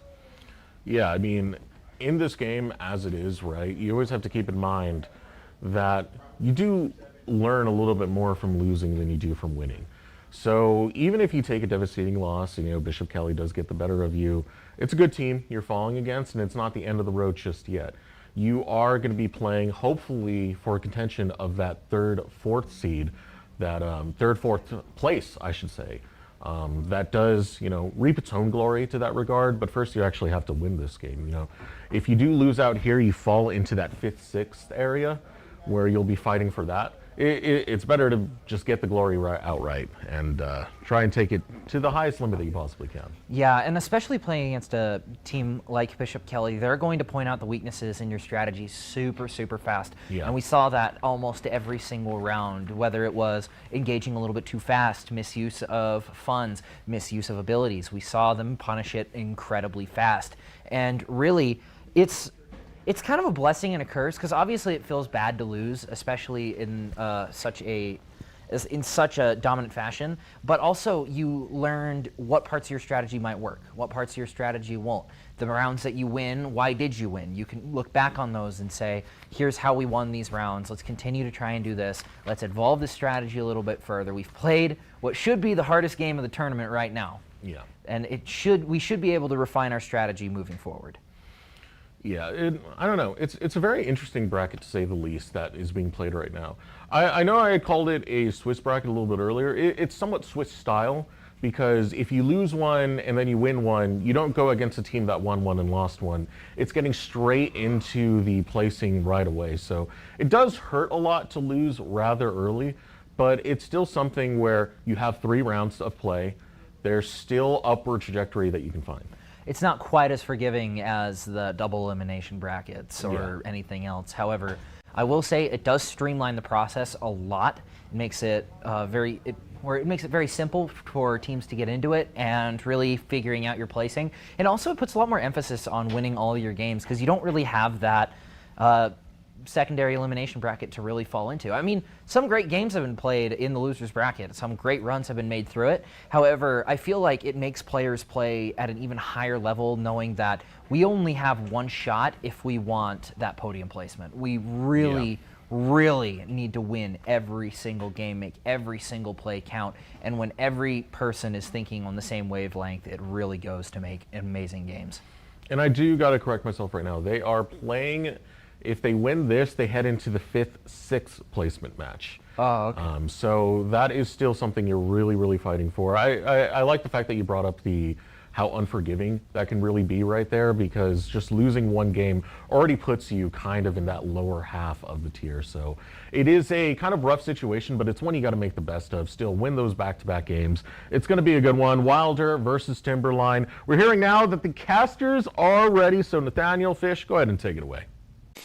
Thank you, Desiree Extra Bryce. We are here to play Rigby and Timberline, I believe, Nathaniel, and it should be a lot of fun, as they were talking about on the analyst test. It's Wilder and Rigby. We've gotten it now. But overall, what do you think for both these teams, as they were talking about on the analyst test, right? They didn't start the way they wanted, but they need to make sure they keep playing, because you can still end up placing very, very well. Yeah, I mean, if I'm being honest, these are two teams I don't really know too much about, but they've come a long like physical distance out. Like they've come a long way out. So getting, I believe it's 5th or 6th is what they're playing for here. But if you win this, you go to the 5th, 6th Yes. game. Yeah. So Yes. It still matters a lot. Like you don't want to come out and like be last place, I guess. Yeah. Or have a chance at being last. So if I'm them, I'm playing with like all my heart. And Rigby here has picked Split. And then we have Pearl, Lotus, which are some kind of more unique maps from what we saw earlier. Yeah, we got a little more exotic this time. Yeah, I would say so. Split, of course, we kind of know what to expect. The defenders are going to win that half usually. I don't know which team chose defending side, but I would imagine Wilder did because they have the option to pick. And then Pearl is a bit more of a strange map that we don't really see much, but it's Chamber and Astra are the vibes for that map. And then Lotus it's one of those 3-site maps where whichever team knows how to play slow should win. Lotus, of course, would be Swift Play Right, so that's going to change everything. We saw Split for Swift Play Right, and it was really nothing like you would expect from a standard game. Of course, we have Doc here to help us out with his keys to the game, which are know your win conditioning, chat strats every round. We saw it a bunch. Taking those timeouts can be very, very important. Take out your one, and hey, you know what? If you didn't take him out, make sure you take him out again. Make sure you take out your one. Doc's Keys to the Game, brought to you by ICCU. Thanks to their continued support for Boise State Esports, ICCU has watched Boise State win multiple national championships, pilot more than 1,500 wins. ICCU, looking after your daily balance. Visit ICCU.com. So again, if you watched the last game of Split in that previous series, that's not what we're going to see on this game 1. Yeah, no, Split is supposed to be like the defenders are winning, not the enemy's 5-man push, and then they just win because they have more utility than they're supposed to have and more weapons than they're supposed to have. But I don't know, that's just the way it is. Sometimes Split goes that way. I feel like if you are winning on Split, you just win the map, is usually how it goes. And if you win like 3 rounds in a row on Split, odds are you're just going to win every round because it's one of those maps where like there's only a couple strategies and the rest of it is just shooting people. So if you're winning a lot of the rounds, it just means that you're better at shooting people, which is like kind of an issue. That's the core of Valorant, as we talked about. And you mentioned it, right? I mean, obviously we haven't seen for these teams, right? But those big plays, right? Those ops that can turn around a map, as you mentioned, that's not really a viable thing on Split. So with these two teams, what are you looking for early on? Is it the playmaker in the mid with Judge? Is it somebody who's just holding sightlines, the great anchor we saw at times? What is that sort of key that you're looking for, Nathaniel, to kind of differentiate between these two teams? The easy way to like lose on Split as the attacker is planting in the safe spot, because if you plant in the safe spot, now your entire team has to play in like this tiny little box, and then they all blow up and die to the utility. So you want to make sure that you plant for heaven so that you can have 1 player lurk through mid, 2 guys play main, 2 guys play site. That's a lot more that the defenders have to deal with on the retake. The way you lose Split on defense is by sitting back and doing nothing. You have to take a little bit of space so that you have something to play with. If you just let the enemies walk at you and you don't fight for garage control or fight for B main control, fight for it, like if you're not fighting for control of anything at the start of the round, usually you're not going to have a good time during that round. And I think maybe the most important thing that we talked about it a lot, we didn't see it all the time with Compass and Meridian Tech, is taking advantage of those alt orbs, right? Fighting for that alt orb in garage, going over to A and really just, as you mentioned, you can play slow. You can't just do nothing, but it's just take your 2 free alt charges on your best hero or your best player. Give them the ability to have that game-breaking impact more often than not. Yeah, and part of the reason why Split is like so defender-sided is you just place down 1 smoke and then you get the ult orb for free. Like, there's not a whole lot the attackers can do other than like you place down the smoke and then they have to throw 3 flashes out and drone you, and it's like, at that point, you can just throw the smoke and then not go for the ult orb, and now they wasted all their utility and you win the round. So it's definitely something to think about here. Well, we are heading in here. Rigby and Wilder, of course, starting things off on Split. We'll get the full 1st to 13 here. And you mentioned the Sage in the last game as maybe one of the only maps that she's playable on, and it looks like Wilder's going to do just that. Yeah, the Wilder comp is, I mean, it's wild. It's fitting. Yeah, no, this is like 5 agents I would never expect to see together, but I mean, maybe it'll make her work. I don't know. Sage is good on this map. She shuts down that mid rotate. But we'll have to see here between Wigby and Wilder here. 5th and 6th place, if you could pick up this win, you move on to that game. And again, as we talked about, as we heard the analysts talk about, right, just because you lost that first game does not mean your day is over. You have to refocus on this matchup.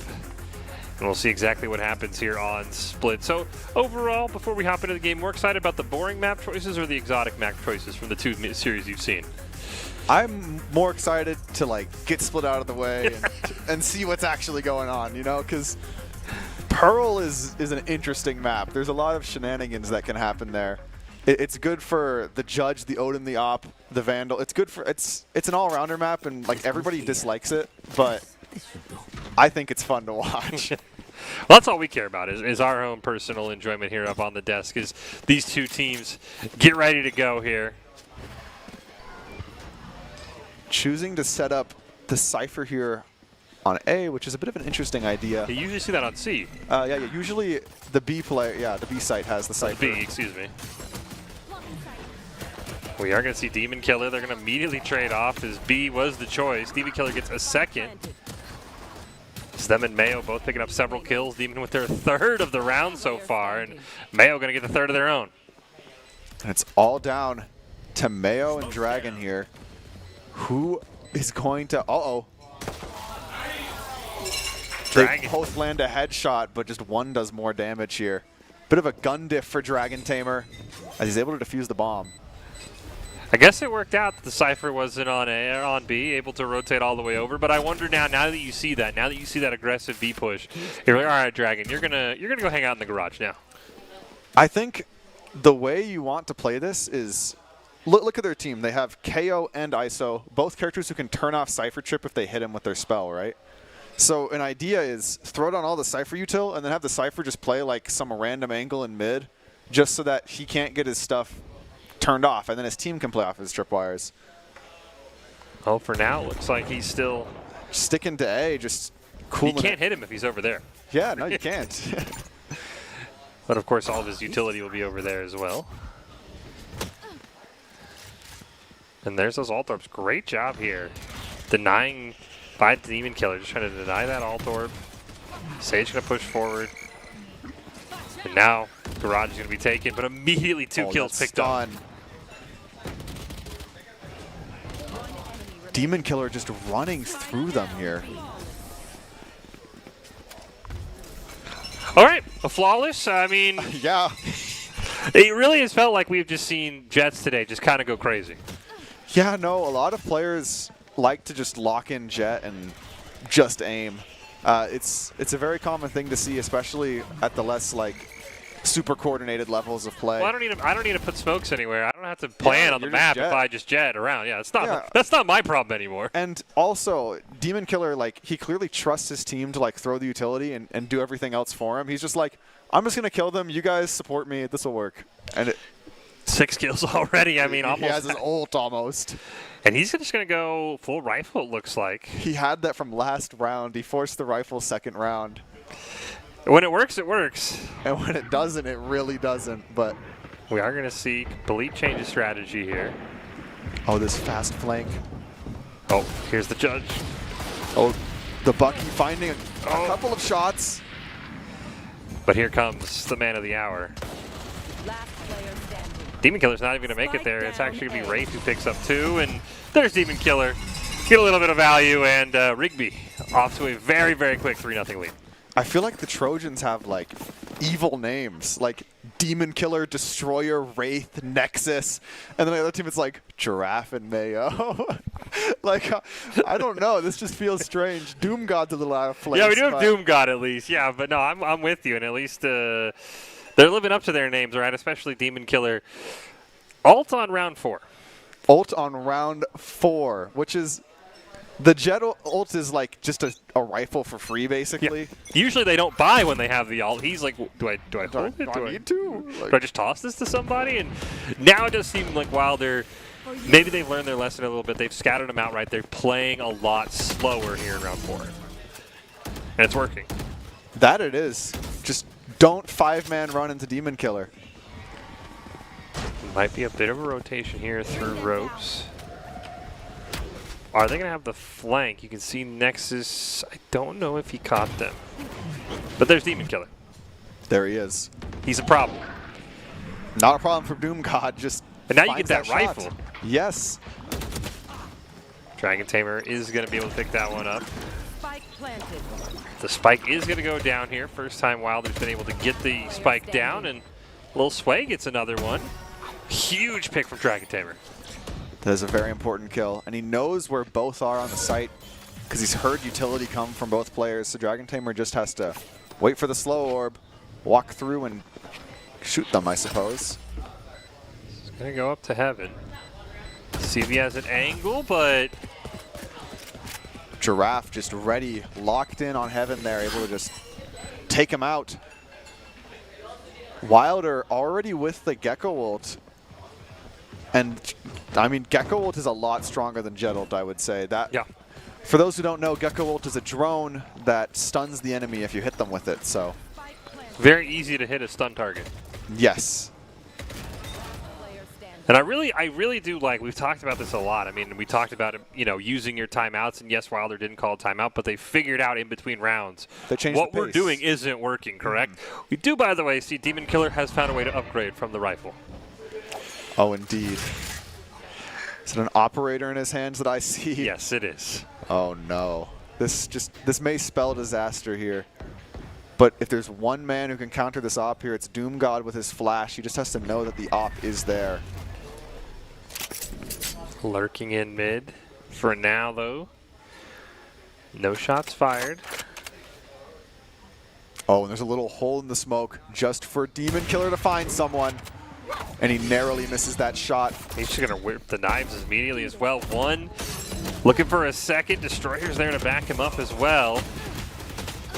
And the great Ice Orb just kind of slowing things down. Splendid slow orb there. And now the Brimstone Hellfire comes down. One enemy remaining. Spike down A. It's all up to Giraffe. Two members chasing. And that's an interesting Sage Wall. Guaranteeing that Giraffe doesn't get flanked 30 here. seconds left. Now, they go for the quick plan, or they're going to predict they're up in heaven. They do read it, but unfortunately not able to hit the shots. And Nexus picks up the win for Rigby.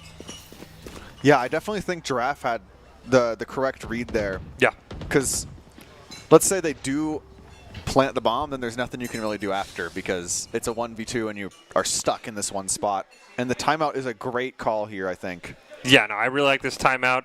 I think they've already started to adapt. I think this just, as we've talked about, right, it gives you 60 seconds to sort of replan exactly what you want to do. And yeah, I think the only way you're planting there if you're Sage is if you really want to rush that ult for some reason, right? But you're kind of giving the round, as you pointed out. He read it correctly. There are just two people up in heaven, and it's unfortunately you're never going to kill both of them.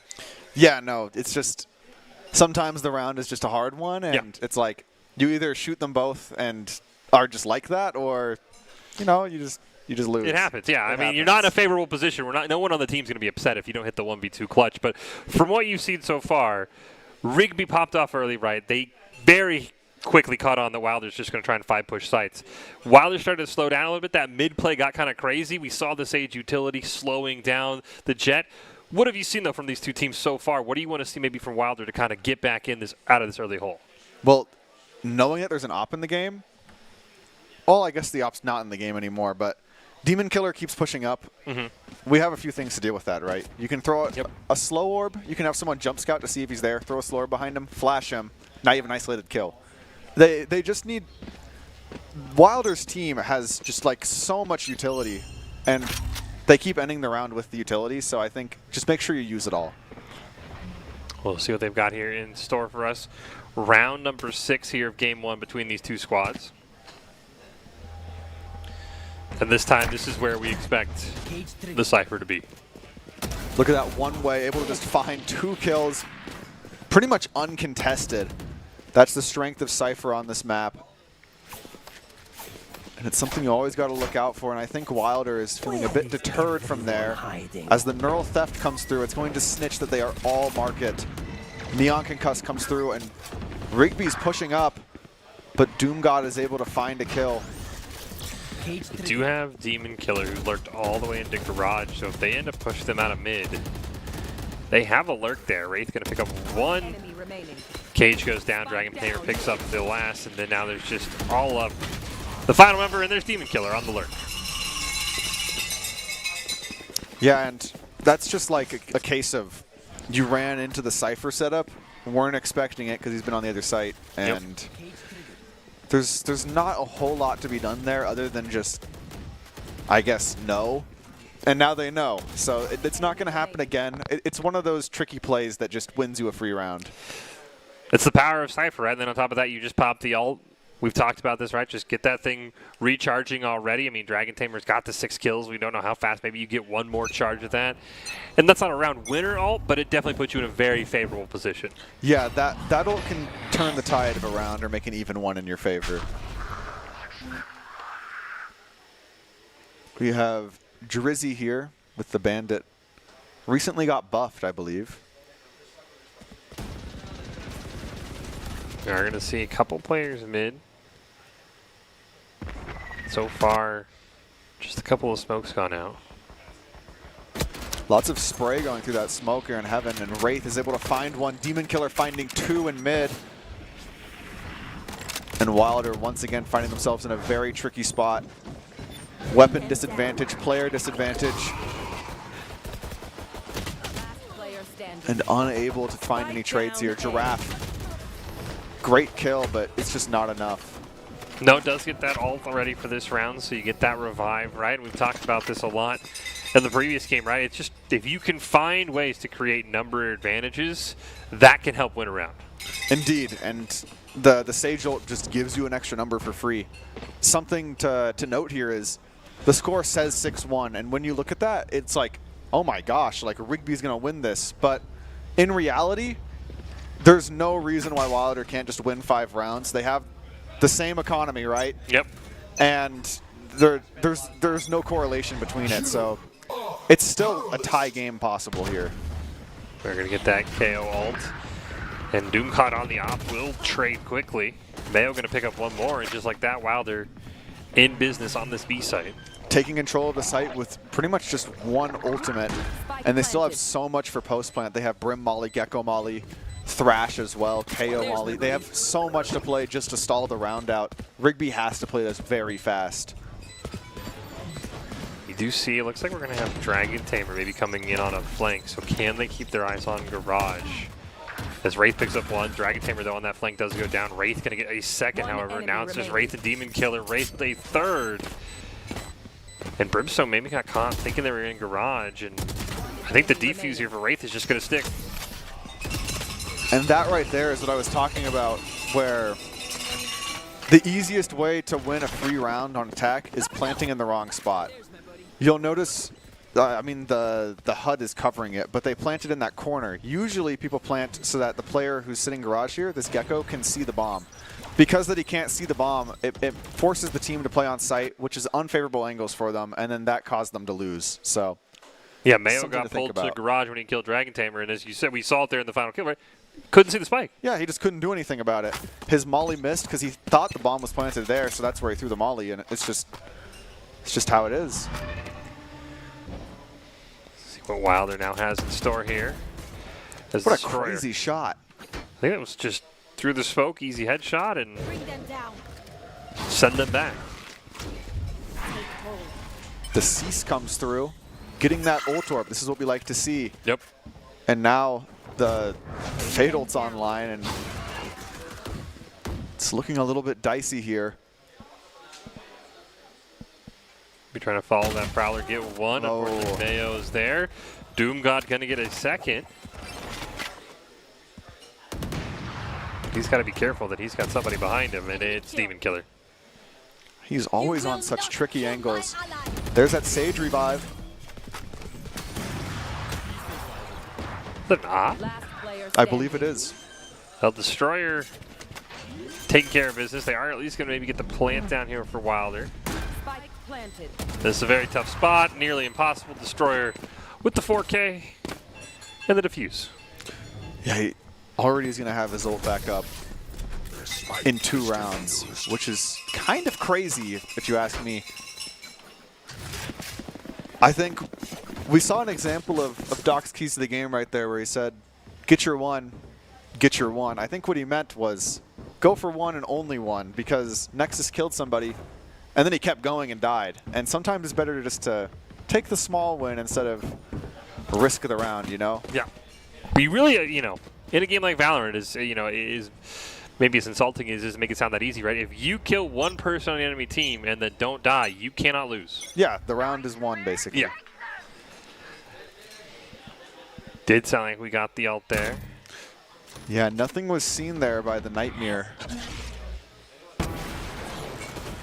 Operator finding an easy kill here. You know what's worse than a Cypher holding B garage? It's a Cypher with an op holding B garage. Yeah, that's something I don't want to see in my game, because there's not a whole lot to do there. No, you're trying to figure out how to get through the tripwires, and then he just shoots you. So they do get one back as Wilder. Mosh pit coming through, displacing that fade. Could have been a good kill on the Demon Killer, who's been a real pain for Wilder, but now it's the Destroyer who just had a crazy round of their own. In a 2v3, we'll see if Wilder can pick up their second round here in the half. They're planting the bomb here for Heaven, I believe, and they have plenty of utility once again for post-plant. All Wilder has to do is stall for a little while. Dragon Tamer looking peek around this corner. Not ready for shot. it. Great shot. And the kill contract comes out. This guarantees the round. Even if Drizzy dies here, both of his teammates will be watching the body. And it doesn't even matter. He's able to just take Destroyer out clean in the 1v1. And it's a great job by Wilder. Even with just the 2-round wins, they're clearly showing that they're figuring out what Rigby is trying to do defensively, and I think it's a great job of adapting from those early rounds to now realizing slow it down, plant it in a better spot, and pulling it off just like they did. And I also really like the usage of the kill contract here, because it's one of those ultimates where if there's one guy left, just rip it on him. It's a guaranteed win. It's perfect use, and with just 2 rounds left, we'll see if Wilder can continue to shrink this gap. Somehow dodges that op shot. He had his shield around him that makes him immune to 1 bullet.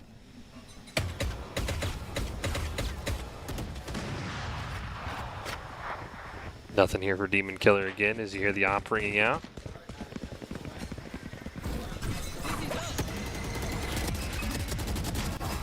Destroyer, though, just... They finally moved the Cypher utility over to B, and we're just seeing why it's so powerful. Yeah, it's really hard to get through that cross-section, especially if your KO isn't able to find a knife onto him.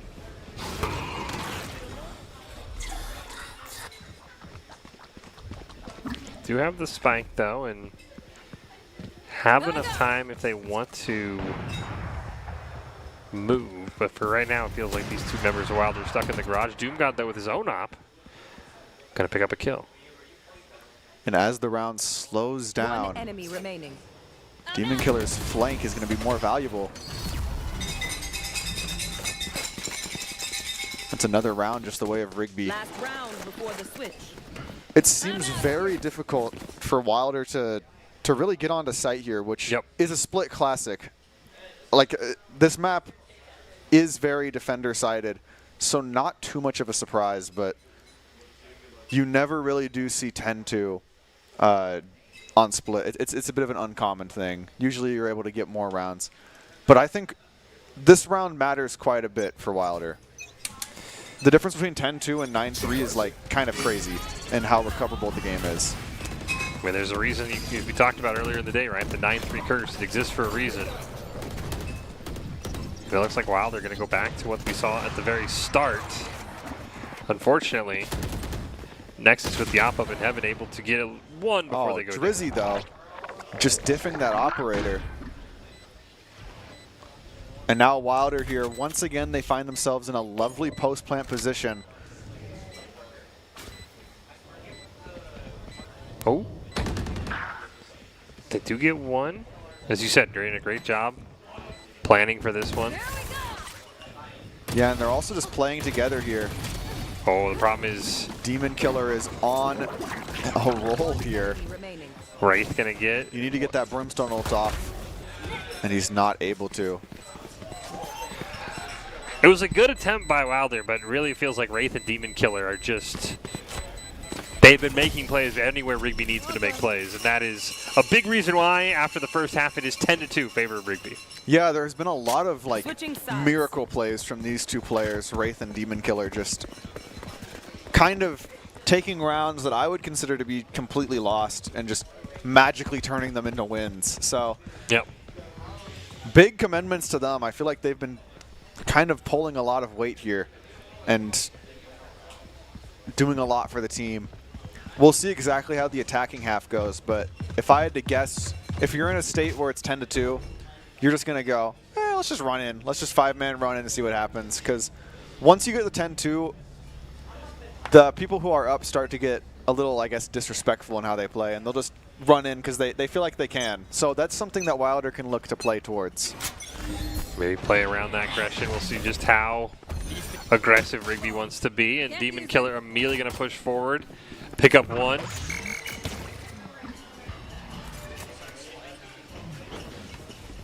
And there's Doom God going to answer right back. However, you can see B-side has been compromised as the rest of Wilder kind of walks over, and it's traded out. So it's 3-3. Destroyer just can't quite finish him off. He's just got a sliver of HP left.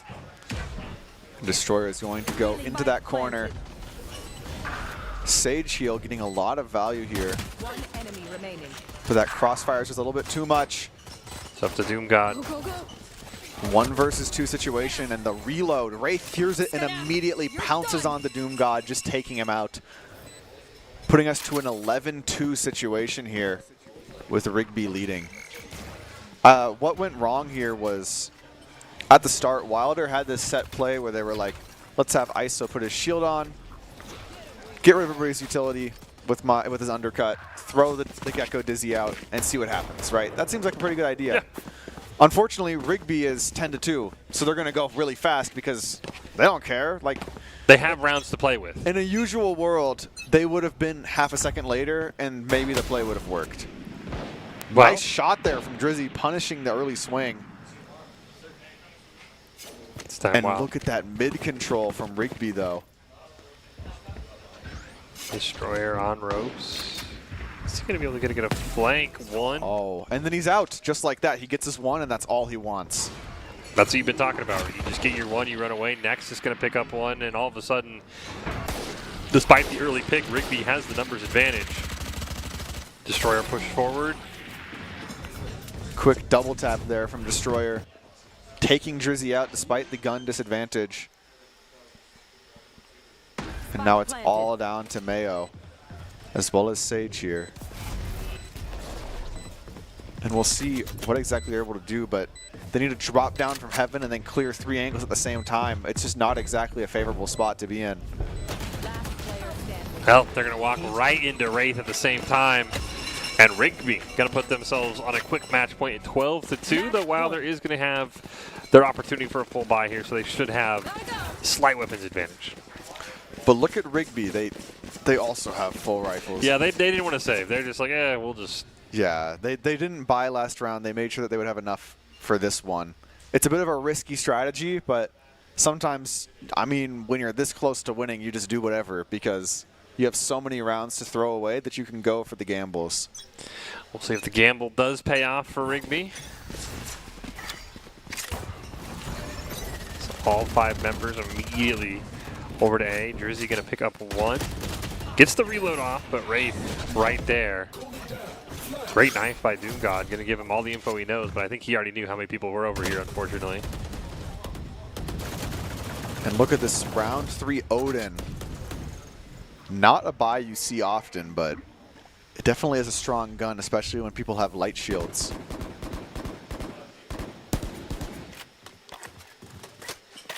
Looks like we are going to get just a full rotation here from Rigby, and you can see the B side is pretty much wide open right now.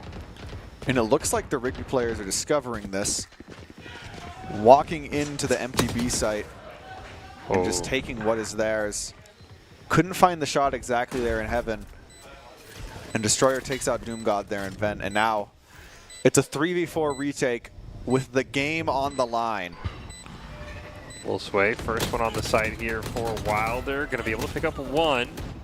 Mayo able to help trade out, so it's down to a 2v2, but it's Destroyer who picks it up, and it's just down to Mayo. Needs to get a miracle, and it's not going to happen. Wraith with the 3K in that one, and a quick 13-2 in favor of Rigby in game number 1. And that was Rigby's pick, correct? The split? Yes, I do believe so. Great job by them. And what if you could pursue college or your dream career while serving your country and getting amazing benefits? The Idaho Air National Guard, just 1 weekend a month, 8 months out of the year. You'll get tuition assistance, a signing bonus, health care, 0-down home loans, high-tech job training, all while keeping your civilian life, job, and goals right here in Idaho. Whether you're studying, working, or building your future, the Guard enhances it while giving you the leadership skills and lifelong connections. So sometimes in Valorant, there are teams who only know how to play 4 maps, right? Because they're expecting a 3-game series, and they just know, let's just not even care about this map, just play for the 2 that we want to, and just, I don't know, see what happens. And perhaps, you know, that's what we're looking at here. Maybe Wilder is one of those teams that only practices 4 maps. They don't care what their opponent picks. They're just going to win in the end. They're just going to play for the final round for the match point of the series.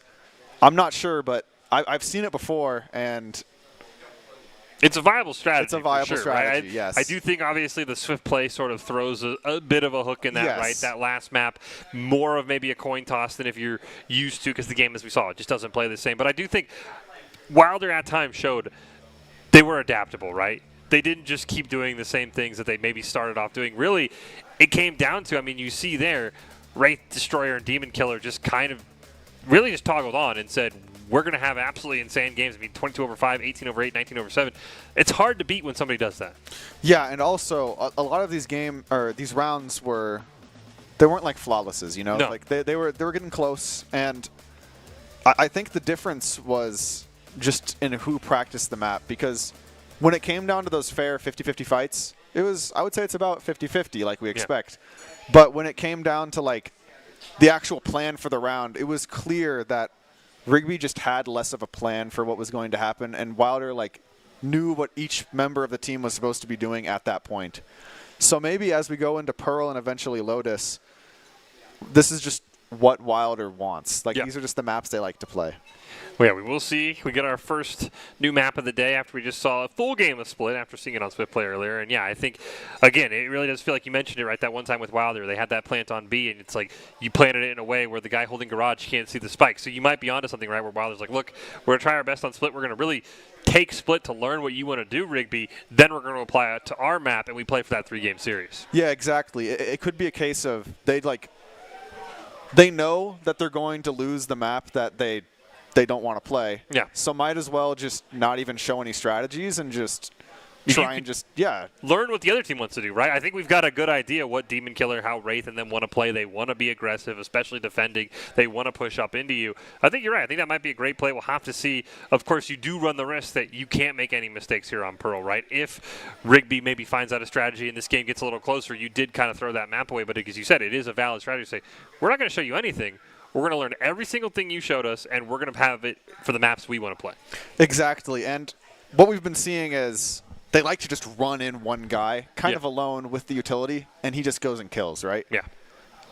There's a character for this. There's Vice. You can just put a Vise wall, the guy runs in, now he's actually alone, just with the utility, and then you just kill him, 3v1 on the site. Or you pick Tejo, or not Tejo, what's his name? Vito. He's the newer character. Nullifies all the utility, kind of throws a thorn or a wrench into the whole mix of the push. Something to think about is just those two champions. Yeah, we saw this with Compass, right? We talked about it, right? You find ways to slow down the game because that's exactly what Rigby wants to do. They want to play fast. They want Demon Killer in your face.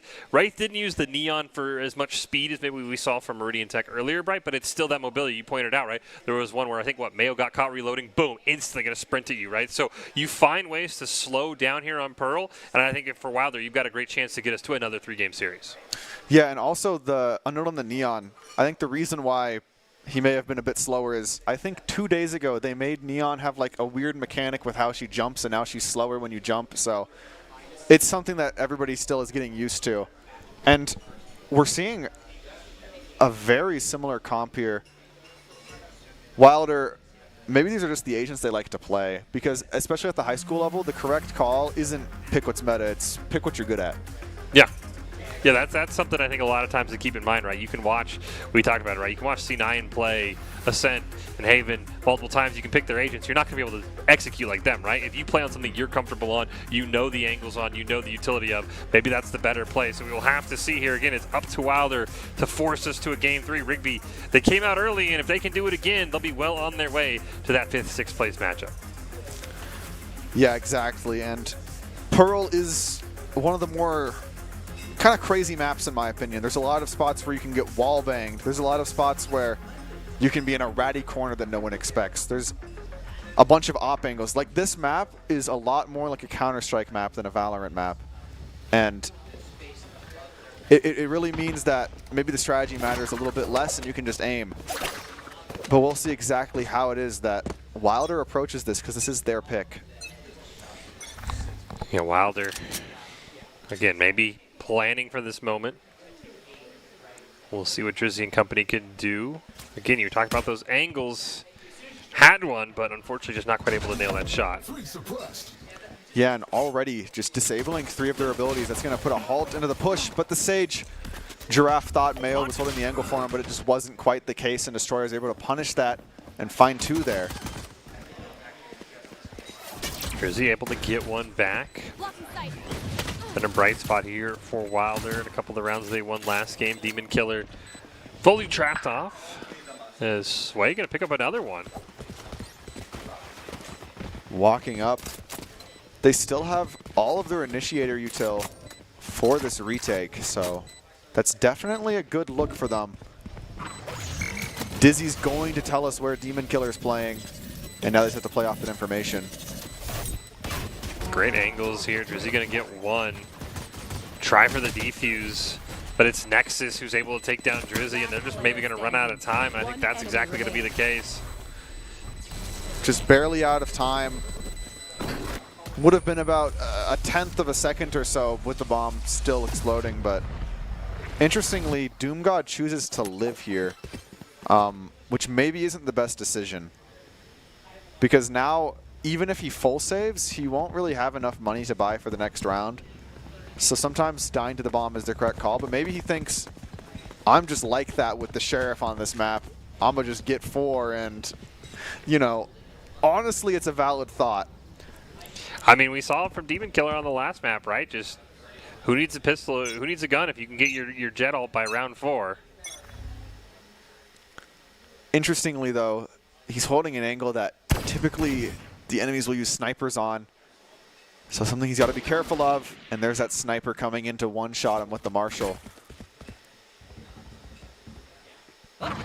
Wilder down 1, and great job by Little Sway to at least pick up one. Try for a second through the smoke, but it's Destroyer who ends up picking up the kill. Wraith finding another one in mid-streets. And now it's just down to these 2. And Rigby knows where they're playing, so they're just going to play off of that Neon, who has full control of the map, run over and just take the free rotate. Don't even try to force the play here. Now look at what Wilder has to go through. They have to either go through spawn and fight someone, go through mid and fight someone, other part of mid and fight someone. They have to fight someone in every spot, and they probably won't expect it. Wraith, ooh. Finding both there with a quick slide to find the second. Thought maybe for a second Mayo would get the kill, but and now you talked about this, the gamble by Doomgod is really going to hurt. Yeah, it definitely is, because now your Jet, who is probably the best aimer, you put him on Duelist, now doesn't have a rifle, or he's going to make somebody else on your team buy him a rifle. Just maybe not the best thing to be seeing. And it looks like the entire team is going to choose to save, so they're sacking another round off of that half force. Not exactly what you like to see sometimes. It's going to give Rigby a lot of momentum. Yeah, unfortunately, Dragon Tamer does have the op, and that's going to make this even harder. Demon Killer, though, picking up a great kill onto Doomgod. I feel like I'm watching the sniper and shotgun only main mode. This is wicked work. Destroyer in such a tricky angle already up here. I'm not certain if Wilder's going to expect it.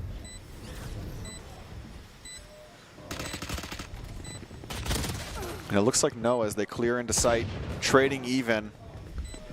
Do you think Destroyer got a glimpse of Giraffe? Giraffe.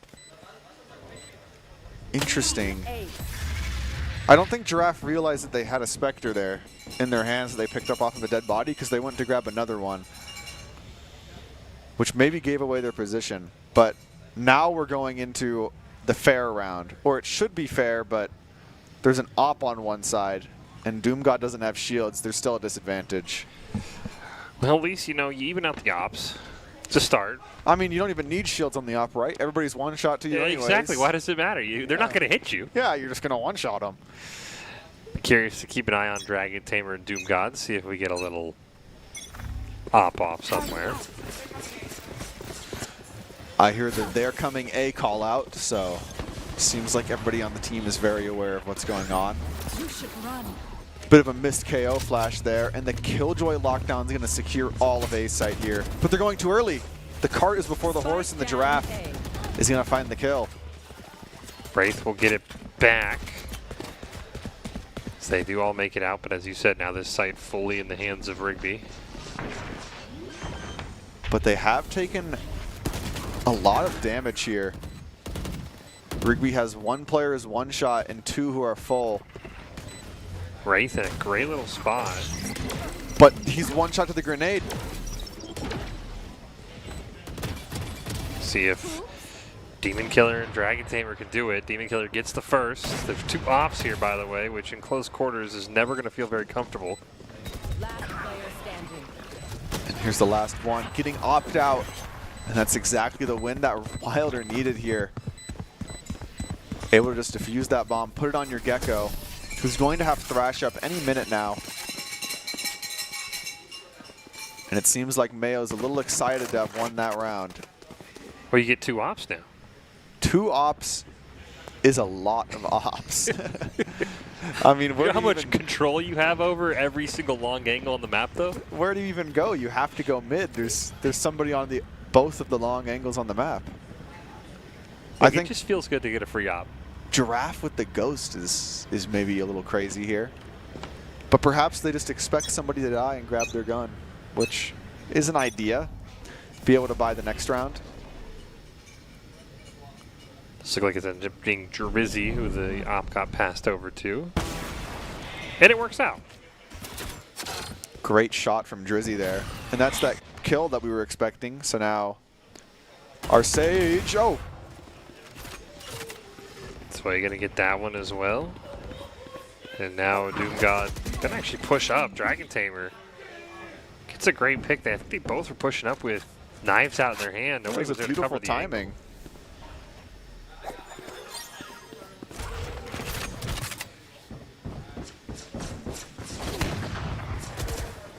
Not quite able to land it. Now going to get pushed into and still able to pick up the kill, but Dragon Tamer going to put an end to Doomgod's reign. Ready.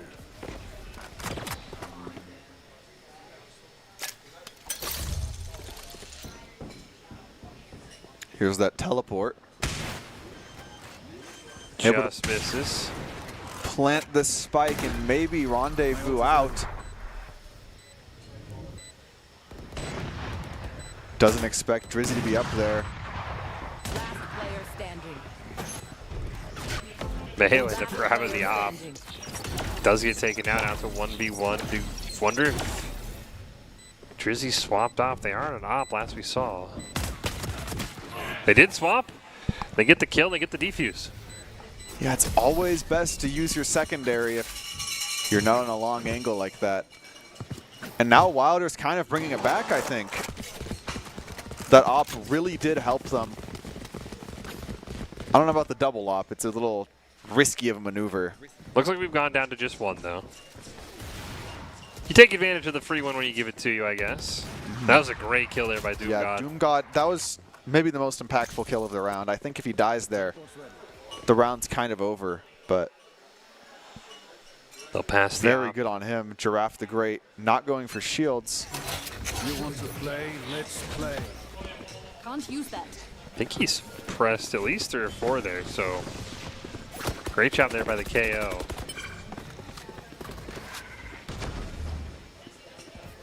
This is a bit of a risky angle here from the Sage.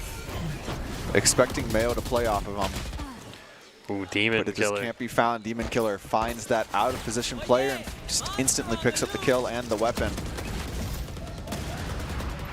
Destroyer gets 1. Demon Killer there for the assist. There's the op from Doom God, but he's going to be stuck in close range, and now it's down to a 3v1.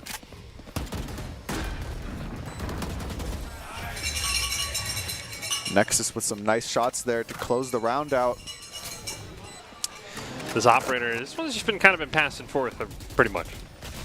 Yeah, no, that's the same op that's been used like every round. It's just ping-ponging back between teams, which is something you don't usually see is the rounds ping-ponging like that, but you never know. We have KO up here again on the side of Wilder, so that's pretty helpful for stopping any sort of fast push. But I don't know if you want to commit that on a round like this where... Yeah, it looks like this is an eco round here from Wilder. Where you have such little money. Maybe a world you jet knife, get a kill, and then let it go. You pick up a free gun, but it's actually Demon Killer who will do the knifing.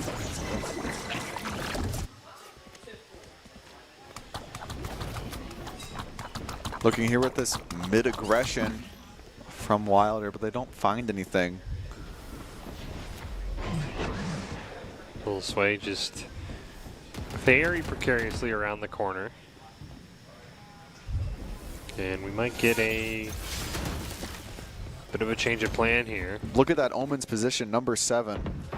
Ooh. A lot of impact can be had here if he does it right. With the knife out, Destroyer finds 1. Gets a second. And he's out. Cover going out. Those are very impactful kills. Now they get the sight for free, and he's cut off their rotate. Might even get a rotation here. There's a third. Destroyer on for the ace right now. And this wouldn't be a crazy round to go for it because the other players just do not have weapons. Hardest part might just simply be finding. Yeah, I'm not sure why the Wilder players are over here. Maybe just trying to deny that ace, or not too certain. It looks like they want no business in this A plant. As they save the Marshall and Classic. And that'll be Rigby picking up their 5th round of our game number 2 here. Oh! Oh, okay. Giraffe got one. Got at the very, very end. Dragon Tamer maybe got a little too overzealous. And now we are going into the next round here where I feel like we've been seeing a pretty similar thing where they just, Rigby makes some noise, slows down, then takes the site. Yep. It's a very slow, like, I don't know, methodical gameplay here where they're just trying to get utility baited out. Yeah, this is doing a great job of like the Valorant Classic. Like, we're going to go to one site, we're going to get all your utility out, and then we're going to catch you in rotation. Yeah. And it works really well if you don't fight for mid here like Wilder hasn't been doing. But after they fought for mid there, they just got a free kill and healed up the KO. Back to full. Nexus is going to get one. But it's Doom got on that off again.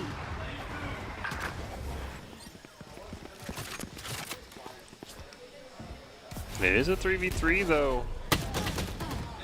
As I say that, Dragon Tamer going to get one, and that's unfortunate. That's your heal, because Doom got also very, very low. Yeah, and from here, it looks like they're going to use the Omen TP to figure out where the enemies are playing. As they take control of site. And now it's a 1v3 retake where Doom God has only an off here. This is a very tricky spot for him. Paranoia comes through, but it misses. Destroyer's shot to the wall, however, does not. He's able to take them down. bringing it to a 2-6 lead. Rigby has the Killjoy lockdown. This is a very, I don't know, I wouldn't want to be in this position as Wilder. No. But they have Brimstone ult to counter that Killjoy lockdown. They have KO ult to stop the fast pushes, and they have Sage ult to bring numbers back in case they lose a trade. So it's not the worst spot to be in. They maybe need to use their ults now on this round so they have a chance to use them a second time later. You are kind of hoping, though, they do commit the Killjoy ult because, as you saw there, I mean, it is a hard eco for Wilders, so they need to make sure that they,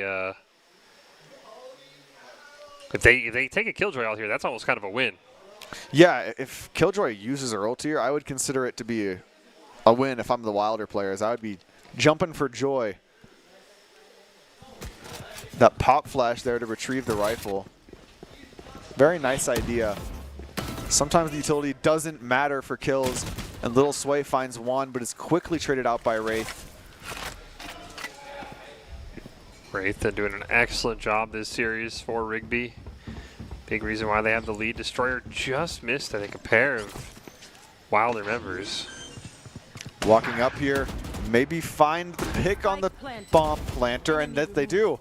Giraffe still has revive, so as long as they don't get picked off. And it looks like that round's going the way of Rigby. Unfortunately, Mayo can't commit the Brimstone either, and Rigby going to pick up their 7th. And again, you talked about this after the first game, right? It's not like these are just 5-0 flawlesses. Every single round has come down to this like 1v2, but it's Rigby who continually has found ways aim better, have better angles, and win these rounds. Yeah, I do think they're just, I mean, the score reflects it, just kind of outplaying them slightly at each spot, and then eventually, you know, the 1% sway in your direction builds up enough until it becomes just a favorable round for you. Well, if the scoreboard doesn't deceive me, there's 3 ops on the map right now. That is a lot of snipers here in the field. Any angle longer than like 10 meters, you're praying. You don't peek somebody. Like that. And looks like Dragon Tamer forgot to pray today. He has been taken out. That operator, just such a dangerous weapon to be swinging into. Giraffe on the classic here. Ooh, definitely don't want to fight the op. And Wraith quickly takes her out. Yeah, if you're Rigby, you're trying to get this in as close quarters as you can. Get rid of Doom God on that op.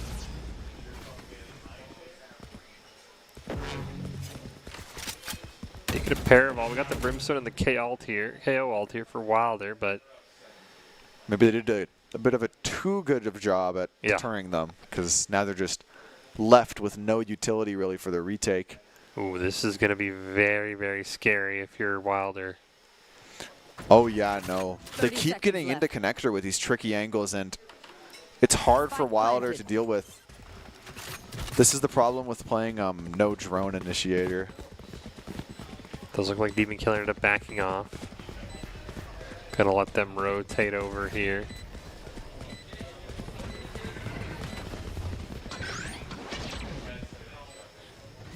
All 4 about to swing out here with that KO flash, and we'll see just the chaos that comes through. Demon Killer is going to get 2 to Drizzy's 1, unfortunately. Picks up another and has to reload. Unable to find the last there, but the round is all but sealed up. Doesn't even matter if you hit your shots here. The bomb will just explode. And that's a win for the attackers here. Rigby leading 8-2. Yeah, you mentioned it. It's just one of those where a lot of times when there's been a rotation that needs to be made, Rigby has been just about 2 steps ahead. Yeah, something that Wilder is doing a lot is rotating to their spawn, and this is how you punish that, is you just go into their spawn, right? Especially on this map. Yeah. Sometimes you want to just, oh, the enemies are showing presence A, instead of all rotating through spawn into A site from B, let's push up into B main and keep that space so that we know where the enemies aren't. We'll see what Little Sway can do here. On B long, gets 1 hit, and they're going to walk away. And that mosh pit's going to stop the push for a little bit, but it doesn't matter. They wanted to stop the push anyways. That Killjoy lockdown coming out. Drizzy is able to get one. Sway kind of, unfortunately, was stuck. They're not making it out of that Killjoy. And here, look, they pushed up through A main. They now have space. Bit of a flank, but it might be a little too late. We'll see.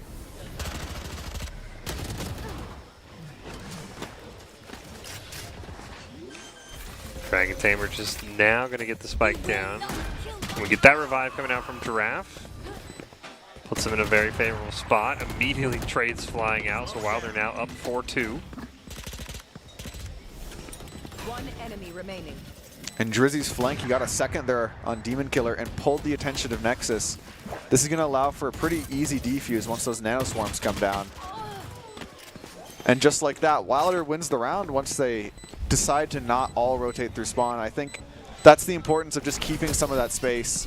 It makes it a lot easier for them because I don't know if you saw during that post plant, but instead of it being a fair 4v4 or 4v3, so Rigby should have been winning there on the site.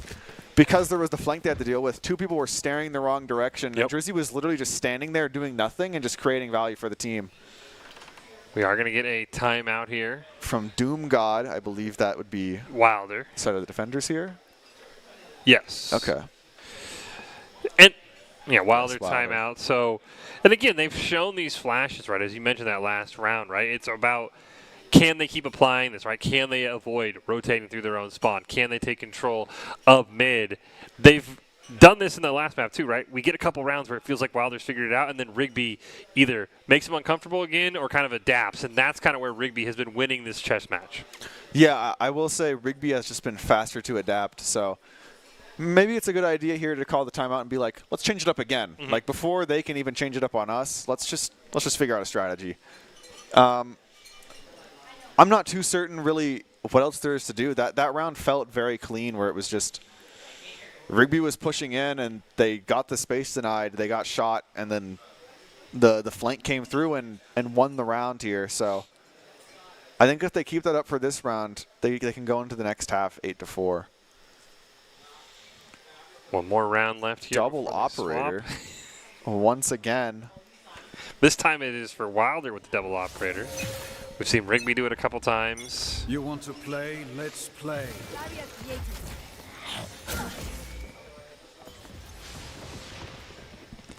Giraffe with the same setup as usual, placing down. Oh, Mayo with the operator shooting over that wall. That's a bit of a tricky angle you wouldn't expect. Wraith running in fast with this ultimate, but they're pop flash and immediately killed by Drizzy. Destroyer trading them out. Destroyer just gonna TP away. Site. And that's so much space here, just given to Rigby through that ultimate. Unfortunately, the spike was the last one to rotate. Yeah, they forgot to drop it to the Omen, and that's precious time ticking away. Now, maybe you get a pick here if you're Destroyer. So you see Drizzy just now, or Little Sway, excuse me, just now made it over to the site. They have numbers right now. Destroyer gets in one. Demon Killer going to pick up another, and Dragon Tamer will make it there for the final one, so it'll be 9-3 as we swap sides. Now with Wilder on the attack, we'll see exactly what they have cooked up. Maybe this is what they were ready for. It was the attack side we wanted to see from them. And I'm not too certain what it is, but if I know anything about Pearl, it's that it's easy to keep control of mid on attack, and pushing onto site as 5 is unwise typically. So we'll see, I don't know what they go for, but I mean, it's a similar situation to Split where you don't want to plant for main or the safe spot. You want to plant for the mid lurk later. Well, mid control was something they struggled with on defense, so that'll be the first key for Wilder. Using that mid, using that spacing you've talked about to their advantage. KO knife coming through, but it doesn't see a fast push here, which is giving the thumbs up to Wilder to maybe walk up, but Destroyer's ready for that mid lurk. Doom God taken out swiftly, and now there's no one watching their back. Wilder has to play fast here, but they can't. There's a Killjoy. Well, Little Sway is immediately going to try and get on the site. They do take care of the Killjoy. Giraffe going to pick up one on the Dragon Tamer as well, but watch that number 5 on your screen, the blue number 5 Neon lurking all the way around. And there is Wraith, gets one, can't quite get a second, but does enough to let Destroyer Company onto the side. Drizzy picks up one, and it's all up. The last member of the Jet for Rigby, Demon Killer. Precious time ticking by as well. Gets one. Has to go for the defuse. And an easy found. Pick. I'm very happy with how Wilder played that. The opening pick was like, that's like the worst thing you can see, right? Yeah. Like you just lost mid on Pearl, and it's a pretty easy angle to hold and not get caught out and die on because the defenders have to push so many things. But then they realized that this is very similar to what they were seeing on Split, where they would get pincered and crushed and die. And so they chose to instead just pick up the pace. We have no one to watch our flank, and it worked out. That was the correct call. So I'm glad Wilder is making these adaptations in their game as they're playing, even from map to map. Yeah, great tracking. You can see two members even turn around right when you kind of knew Wraith was going to be there. Dragon Tamer not quite able to land anything with the Marshal. He'll get one more shot at it, but he's going to get smoked out.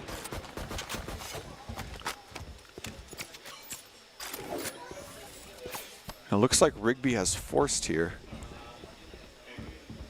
And there's that Neon again, by the way, you can see. So they're on a clock. They just might not know it this time. This Giraffe does get one. Doomgod going to pick up a second. And Neon might just not make it here in time, and they won't. And as the players fall, Wilder even has lineups here for the bomb with that Brimstone Molly. That's a flawless victory for Wilder. And something that you may have not noticed here for those viewing is Wilder didn't spend any money. They saved, and Rigby actually forced. So now when Rigby's supposed to have rifles and Wilder's supposed to have bad guns, now it's the exact opposite. Wilder has good guns, Rigby has bad guns. They took the gamble to try and play for the third round instead, and that's paying dividends here as Wilder may be able to chain together 4 wins and bring the 9-3 closer together to a 7-9. It's looking good for them so far, and we talked about this, right? Maybe this is a case where they said, we just want to play Pearl. We'll see what we can do on Sit, see what we can learn, and it's worked out so well. Demon Killer is going to get flashed. Oh, what a shot! Great shot onto Drizzy. That is going to hurt a lot. Dragon Tamer going to get one onto Doomgod as well, and now all of a sudden those rifles are just kind of sitting on the floor. Yeah, no, you definitely want to maybe throw them off the map or just make sure that the defenders don't find them. And they're expecting a flank, but it's a bit of a change of tempo here. That flank doesn't exist. I think they might get scared off. Wraith just trying to fire through that smoke. Maybe get something out of nothing. It looks like Wilder's making the call to rotate, but this is a bit of a shoddy call as those rifles are free for the pickings for Rigby. The one advantage Wilder had was the weapon advantage. I think got him. Don't think Rigby's going to go and try to grab them, as it would take a while. Nexus here jump scouting, trying to see who's showing up, and with that Wilder smoke, he's going to hear the plant come through and stop it. Wraith just still firing as many shots as they can. Little Sway gonna get that plant down. Nice heal up here from the Sage. Melee is gonna take out Dragon Tamer. Nexus though with this Bucky gets one, gets a second.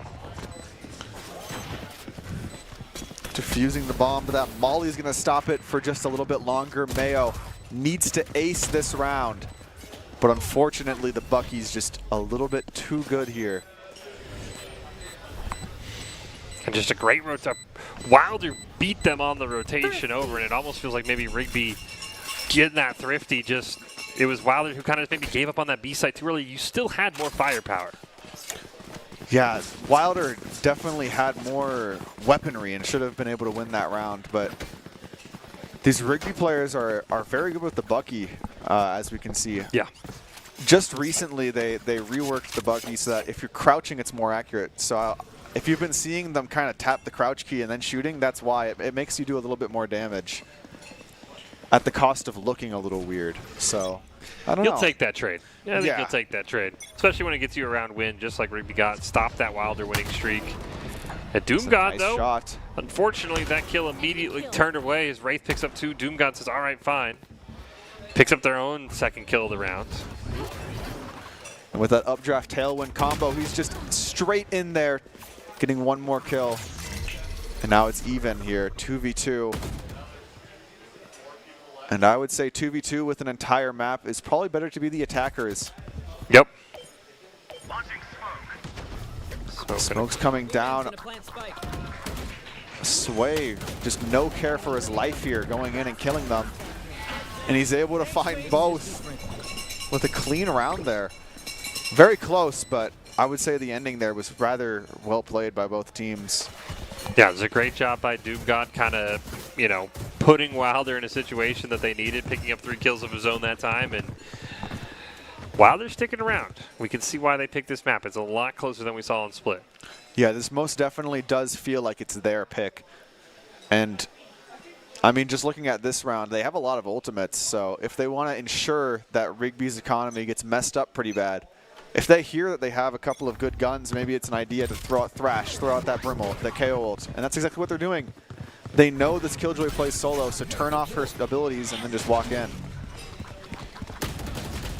Dragon Tamer not quite able to land anything there. Shizzy picks up the first, little sway, gets the plant down. They find that Killjoy as well, exactly what they needed. Wilder's onto the site very quickly. And they only had to use one of their ultimates. Now it's all about just living. You can see this bomb from a lot of angles. Doomgod with that sneaky late pick there. Last player standing. And it's all down to Demon Killer with the Sheriff. And the enemy team knows exactly where he is. All of Wilder know he's playing this position. And he's, of course, taken down by better weaponry. Just not much to be done. I don't know if you've explained the difference between the weapons exactly, but it's fairly intuitive in case you're new to the game. Basically, the pistols are short range, less accurate, less damage. Rifles, a bit more range and they shoot faster. Snipers, most range, and they shoot slower. Just something to keep in mind as you're watching. The weapons do matter quite a lot. Of course, rifles pretty much what everybody goes for. We've seen the op be a star today, but in the end, you really want to have those rifles. It is just the most consistent. It's the golden mean, yeah. Yeah, it's the most consistent damage. Doesn't look as cool, but it gets the job done. Here comes a pop flash, but they swing just before they're blinded. And I think that bomb is going to get denied as well. Lil Sway able to trade off his wingman there. Next is doing a great job. Couldn't quite get the Killjoy down, though. Oh, yes, they do. Oh, they did. And now Wilder has to back off from the bomb into the flank. And it's all down here to Doomgod, who just isn't capable of winning such a tough round like that. It's a lot to ask of someone. Like 5 HP maybe on that Killjoy. That just changes the whole round. Yeah, no, it's the difference between hitting a leg shot and a body shot that lost him the round there, which is always rough to see, especially when you're the one pressing tab at the end of the round and you see that. It's just like, man, if I landed one more chest shot, we would have won the round. But not much to be done. No use dwelling in the past. It's time to use your ultimates and maybe win a round, Wilder. Running out of rounds to spare. We're going to be just needing 2 more to finish off the series and advance into that 5th, 6th place game with a win. So what can Wilder do? Doomgod going to get concussed. Running up here on that quick rotate. Rigby's trying to fortify the site, and it seems like they might have it here. Destroyer and Nexus both finding kills, one through the smoke. Sage Wall coming up. They're thinking about reviving, but they might get sprayed through that smoke again. Mayo's already half health. Destroyer is very, very low. Giraffe going to be able to take him out. And it looks like the Sage here, if she's able to get that heal off, the health advantage would be quite significant. Demon Killer does deny that, though, before getting taken out on their own. So we're back down to a 3v3, but Look no at player heal. 9 here. don't know if, unfortunately, Dragon Tamer's going to make it. We've seen this a couple times backfire for Rigby. Yeah, where the flank is just a little bit too late. Yep. The flank just... I see the play, right? But the problem is, again, we've seen this maybe the second or third time where that flank, by the time it gets there, you're the last player standing. Yeah, and it really comes down to just the way the map is built, right? Yeah. Because if you're a defender trying to flank through mid, if you're walking through like door, for example, you have to clear like 5 angles at the same time, and that takes you like a good 30 seconds to do it properly without exposing yourself to just an instant death if someone's watching. So now, it's by design that you don't really need a trip on this map. Destroyer immediately gets one, but Doomgod able to answer right back. Doomgod's done a great job sort of answering every pick that Rigby's had, and it's Dragon Tamer, though, getting a great kill with the ult. And Neon flanking up, but Doomgod's able to take them out. And now the round looks quite good for Wilder here. That heal is going to bring Doomgod all the way back up to full. And both teams are going to get to site roughly at the same time. It really comes down to just who plays this better here, who executes better, and who responds better. We have the Sage Wall, the Gecko Flash, Gecko Wingman. Nexus already taking a fight here, and Demon Killer with a bit of a crazy angle. He's going to get a second. That updraft. It's all up a little sway. And not going to be able to do it. That is match point. Demon Killer with the great angle there. I think that's the unbottled play of a game right there. Yeah, presented by local dairy farm families. Perform, refuel, recover, repeat. Visit unbottled.com to learn more. This was just crazy here. Before the wall is found, he realizes, hey, they haven't hit the wall yet. I'm just going to one-tap you. Then he's like, they haven't responded to me yet. I'm going to updraft, kill another, dash in, kill the last guy. Every person was caught on a timing there. That's the show of a really good player. The best players, they kill people who aren't even looking at them because they know exactly when to swing. Well, we'll see if that plays enough to swing this game for Rigby. They only need one more round. And that'll help. Yeah, now it's already down a player and the ops on the field where you're trying to push. Look at the position here. They're already so fast on the flank because they know the op can just anchor the site. Just like that, another kill comes through. Omen Paranoia stalling for that flank. Drizzy finding one, but I don't think it's enough. Dragon Tamer with his third. It's all up to Drizzy, but Demon Killer was there. The flanks worked that time, and Rigby a little closer than the first game, but they still pull out the win 13-8. Yeah, definitely did feel like Pearl was the map of Wilder there, but still just couldn't overcome exactly what the Trojans had in store for them. That's a 2-0 victory. And it really was a great job. Every time we talked about it, it felt like Wilder adapted. Rigby either shut them down and made them kind of question that, or Rigby figured out a way to say, okay, we're just not going to play like that anymore. Yeah, I feel like Rigby just had a fairly deep playbook, right? Like, every time something stopped working, they were just like, oh, well, let's just go to the next page here. And they didn't run out of pages, is what we were noticing. Yeah, I mean, you talked about it in that first series, right? Sometimes you just have these plays you practice, just make them work, right? You don't have to try and make everything up on the fly. And I think, as you said, Rigby just felt like, all right, this time we're going to rotate. Hey, it didn't work. Let's just try the rotate again. And in that final round, it worked out. So congratulations to Rigby. Before we go to break, Nathaniel, any final thoughts on this series? Not really. I'm just thinking Rigby just did an amazing job at just having a lot of diverse plays there, and I'm excited to see how well they do at the end here. Well, we're getting down to that end as you were speaking of. We've got one more round left. We're going to take a break here, but we've got more to come here from the Idaho High School Esports Championships at Valorant.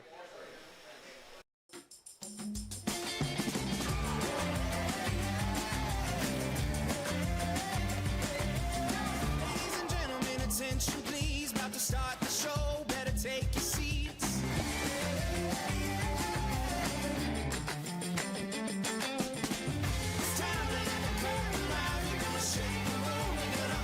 Now earn up to 4 times the rewards with the ICCU Premier Rewards Visa credit card.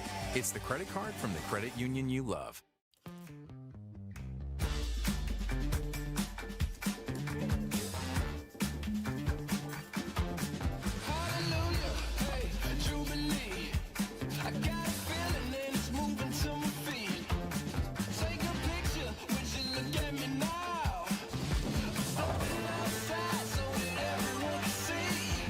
up to 4 times the rewards with the ICCU Premier Rewards Visa credit card. It's the credit card from the credit union you love. Since you guys have been in here, some things have changed. We've updated this place to be in its final form. New cabinets, new counters, all sorts of new stuff in here. This has turned into a place that wouldn't look out of place at an SEC or Big Ten football facility, and Dairy West has allowed us to have it here. We've taken a holistic approach to our player nutrition, and we're really thankful that Dairy West has made sure that our fueling station is the best in college esports and really at industry standard for any college athletic department. My friends know me as Garrett, but I'm also Master Sergeant Raxter.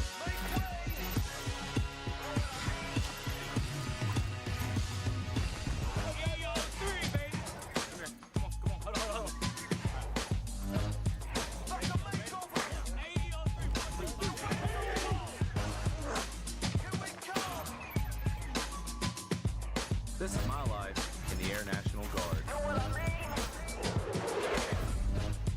Scott Matlock, underrated recruit, has built himself into one of the best defensive players in the Mountain West. What would you do if you couldn't fail? Would you see every setback as a catalyst to keep going? This is the innovator's mindset, because innovation demands daring.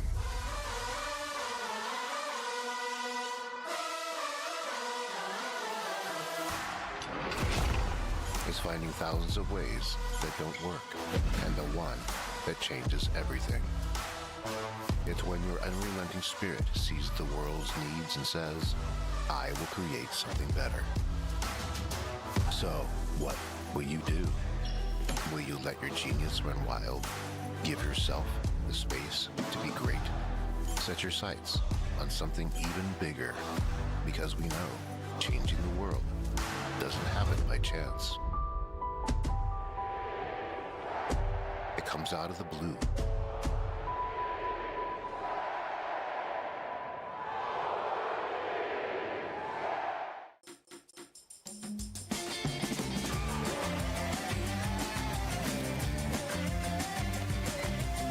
Ladies and gentlemen, attention please. About to start the show, better take your seats.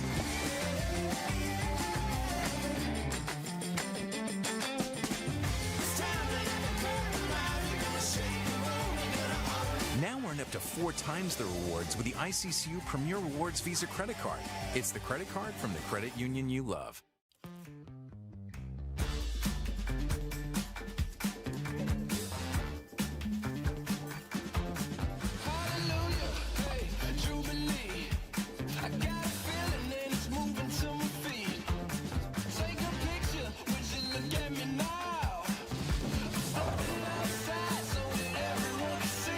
Now earn up to 4 times the rewards with the ICCU Premier Rewards Visa credit card. It's the credit card from the credit union you love. Since you guys have been in here, some things have changed. We've updated this place to be in its final form. New cabinets, new counters, all sorts of new stuff in here. This has turned into a place that wouldn't look out of place at an SEC or Big Ten football facility, and Dairy West has allowed us to have it here. We've taken a holistic approach to our player nutrition, and we're really thankful that Dairy West has made sure that our fueling station is the best in college esports and really at industry standard for any college athletic department. My friends know me as Garrett, but I'm also Master Sergeant Raxter.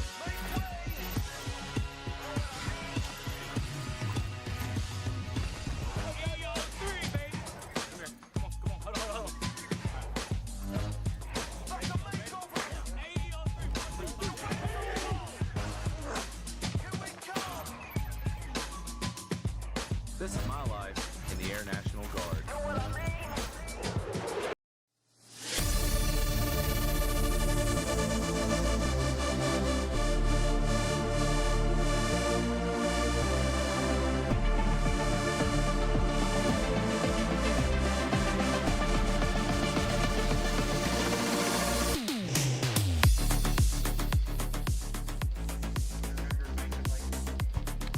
Welcome back, everyone, to the Boise State Esports Arena, where we are getting through our Valorant half of our Idaho High School State Championships. My name is Eric Lotran. I am joined by none other than Coach Nate of Bishop Kelly. Not just Bishop Kelly, but Boise State as well. That's one of the reasons why I wanted you here, man. How you doing? I mean, finals. Finals.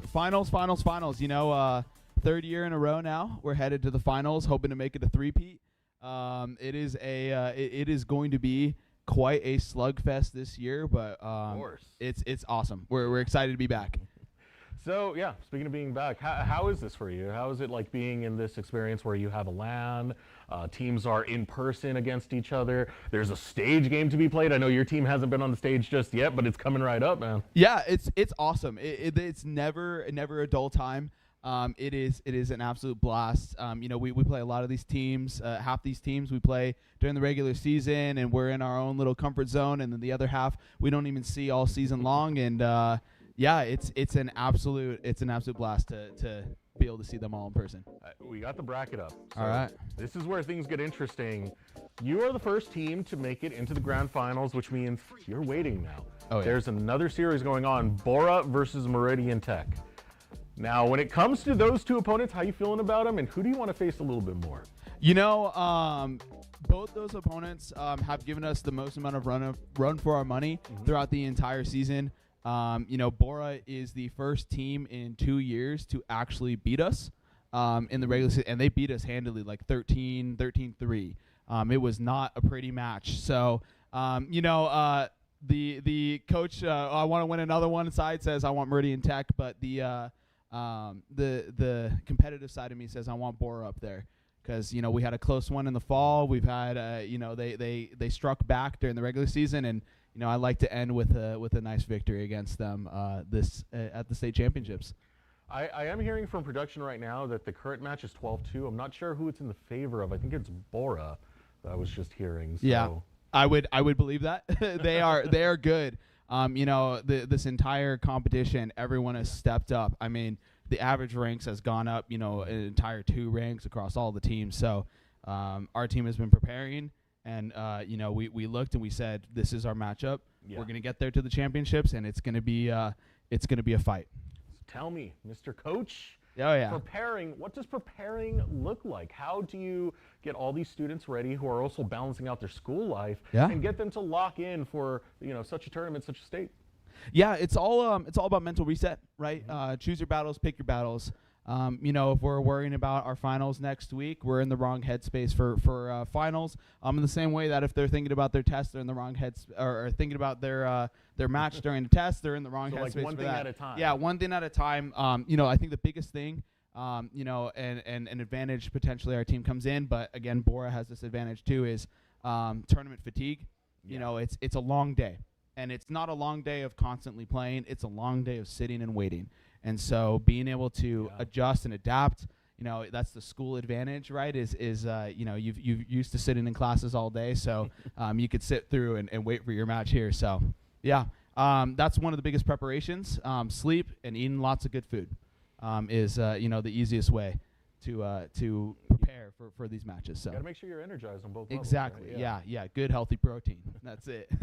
So in the waiting aspect of it, that's where things get a little bit curious for me, because some teams I've seen before, they will take the time to scout out enemy teams, see what's next on the agenda. Yeah. Other teams will use it to just kind of relax and like get the nerves back down as they wait for the next one to come up. What is your take on that? You know, a little bit of both, right? Yeah. You could sit there and you could study all day, but I say too much studying is a problem, not in school, but when it comes to scouting your teams, because oftentimes you could sit there, you could think, you know, perfect example, I had one of my JV players sitting out in the crowd watching Wood River, and he was like, hey, every match they play, it's 2 initiators. Game 1, they didn't bring a single initiator. And so you can only do so much scouting, and it's really important, but also just making sure you clear your mental.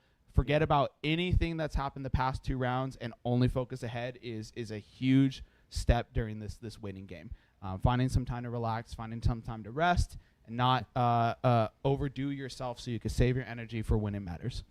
So as a coach, you do get you know, a closer level, closer insight when it comes to the players and whatnot. So over the course of the season, playing it out and making it to state, tell me about, you know, some of the players, some of the experiences you've had with them, and just some of the high points that you've had as a team. Yeah, and yeah, totally. This is one of my favorite teams. Don't tell the other teams. I don't have a favorite child, but this is one of my favorite children. Boise State's not listening. Doc. Yeah, exactly.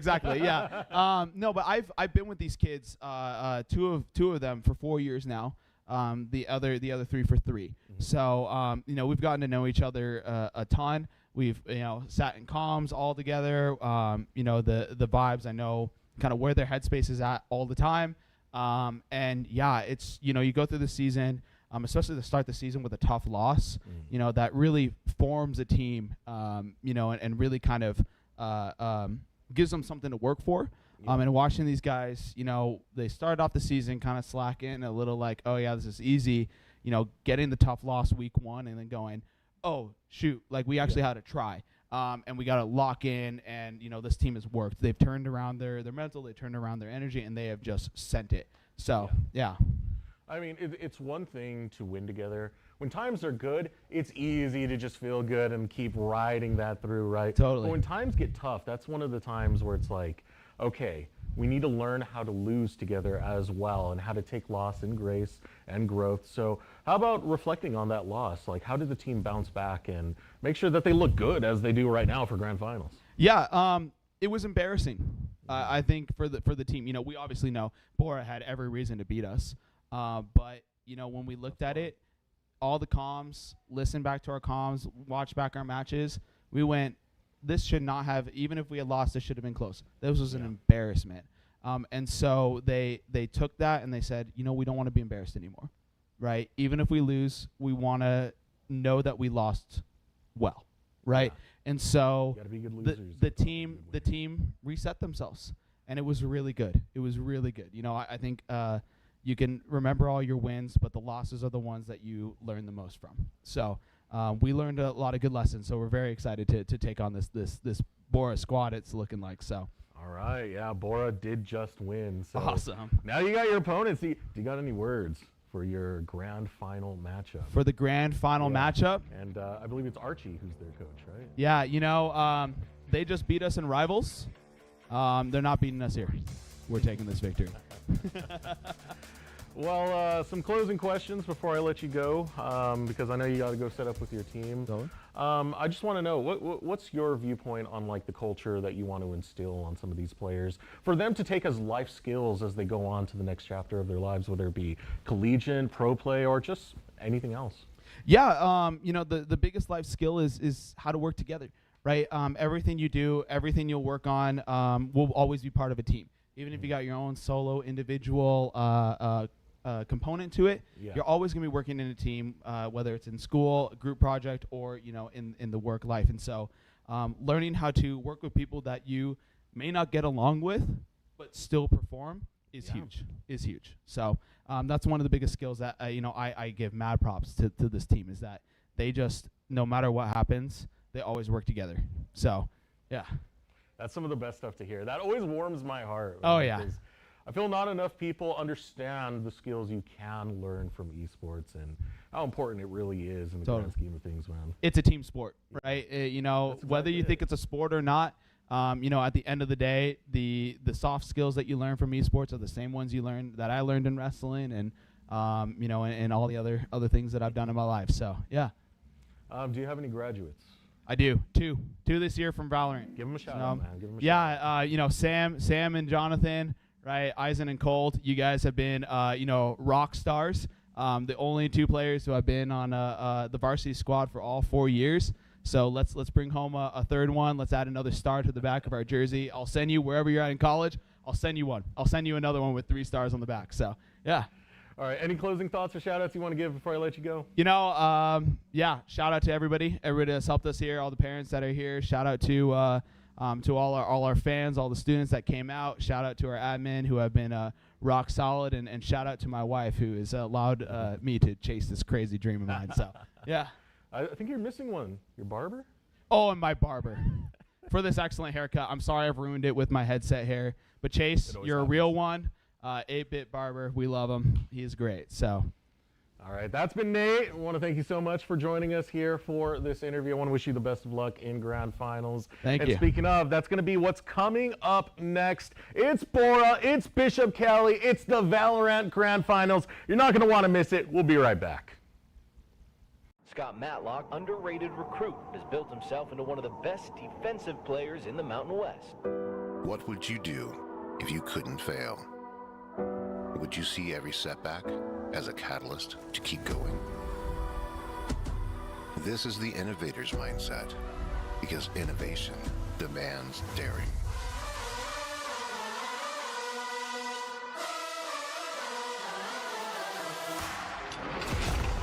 It's finding thousands of ways that don't work, and the one that changes everything. It's when your unrelenting spirit sees the world's needs and says, I will create something better. So, what will you do? Will you let your genius run wild? Give yourself the space to be great?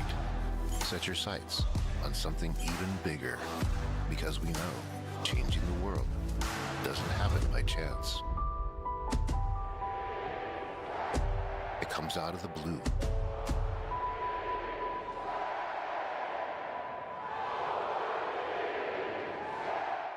My friends know me as Garrett, but I'm also Master Sergeant Raxter.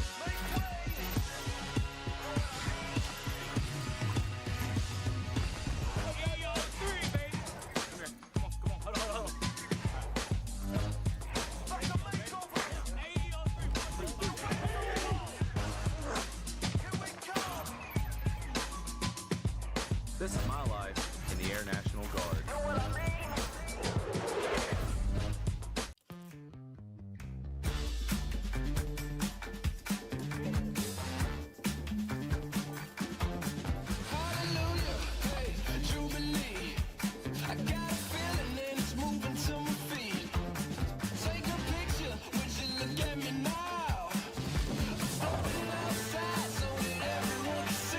Now earn up to 4 times the rewards with the ICCU Premier Rewards Visa credit card. It's the credit card from the credit union you love. Since you guys have been in here, some things have changed. We've updated this place to be in its final form. New cabinets, new counters, all sorts of new stuff in here.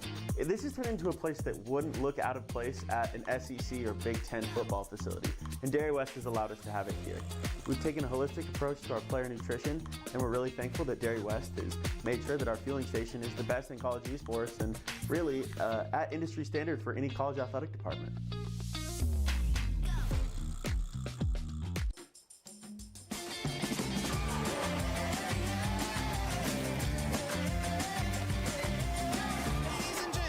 Attention please, about to start the show, better take your seats.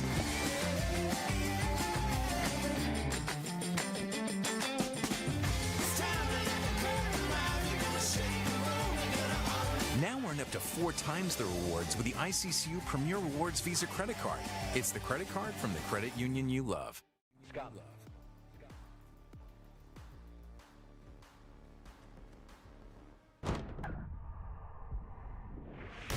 Enemy kill.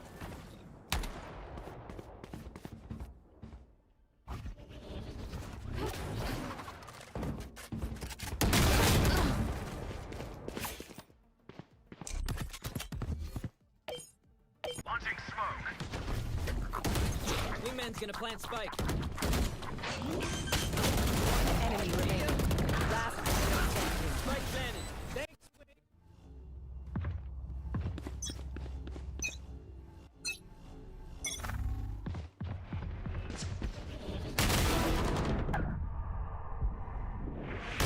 Enemy kill.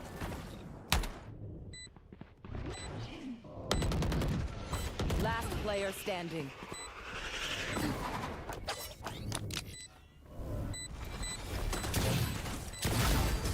Time to die. Don't make a... Knife deployed.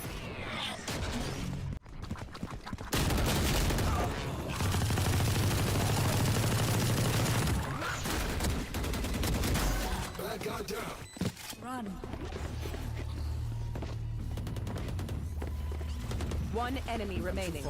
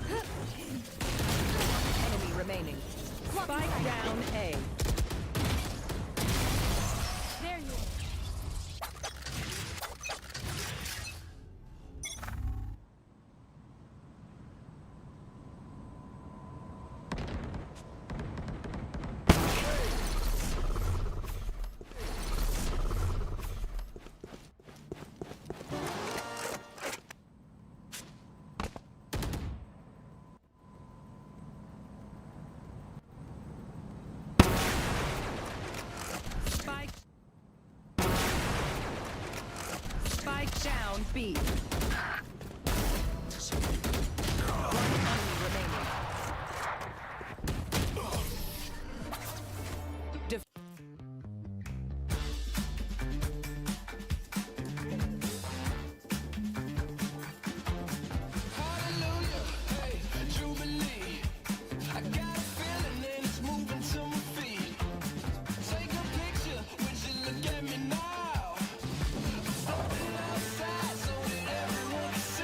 Now earn up to 4 times the rewards with the ICCU Premier Rewards Visa credit card. It's the credit card from the credit union you love. How's it look so far? Comfortable? Yes. Times and places all in who you share them with. Joy. I got in. Who you share it with. This is a great use of your home equity. Who you share it with. This is our new home. Mission control. Engine locked. Call you after. I'll be right next to you.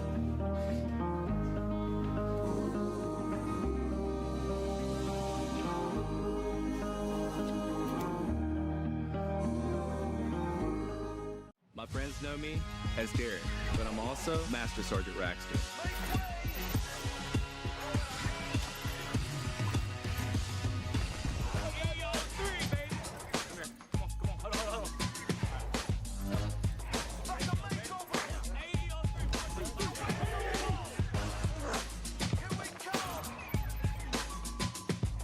This is my life in the Air National Guard.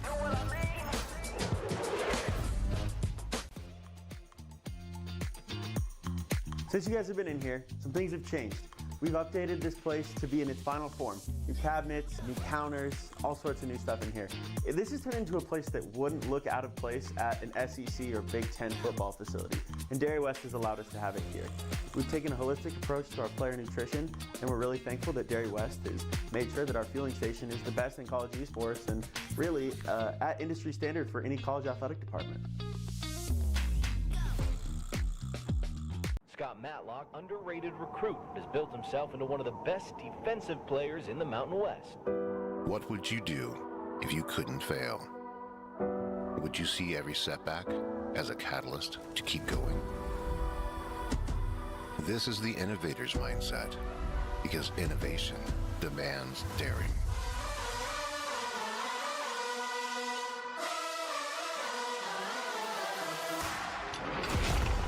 Is finding thousands of ways that don't work, and the one that changes everything. It's when your unrelenting spirit sees the world's needs and says, I will create something better. So, what will you do? Will you let your genius run wild? Give yourself the space to be great? Set your sights on something even bigger, because we know changing the world doesn't happen by chance. It comes out of the blue.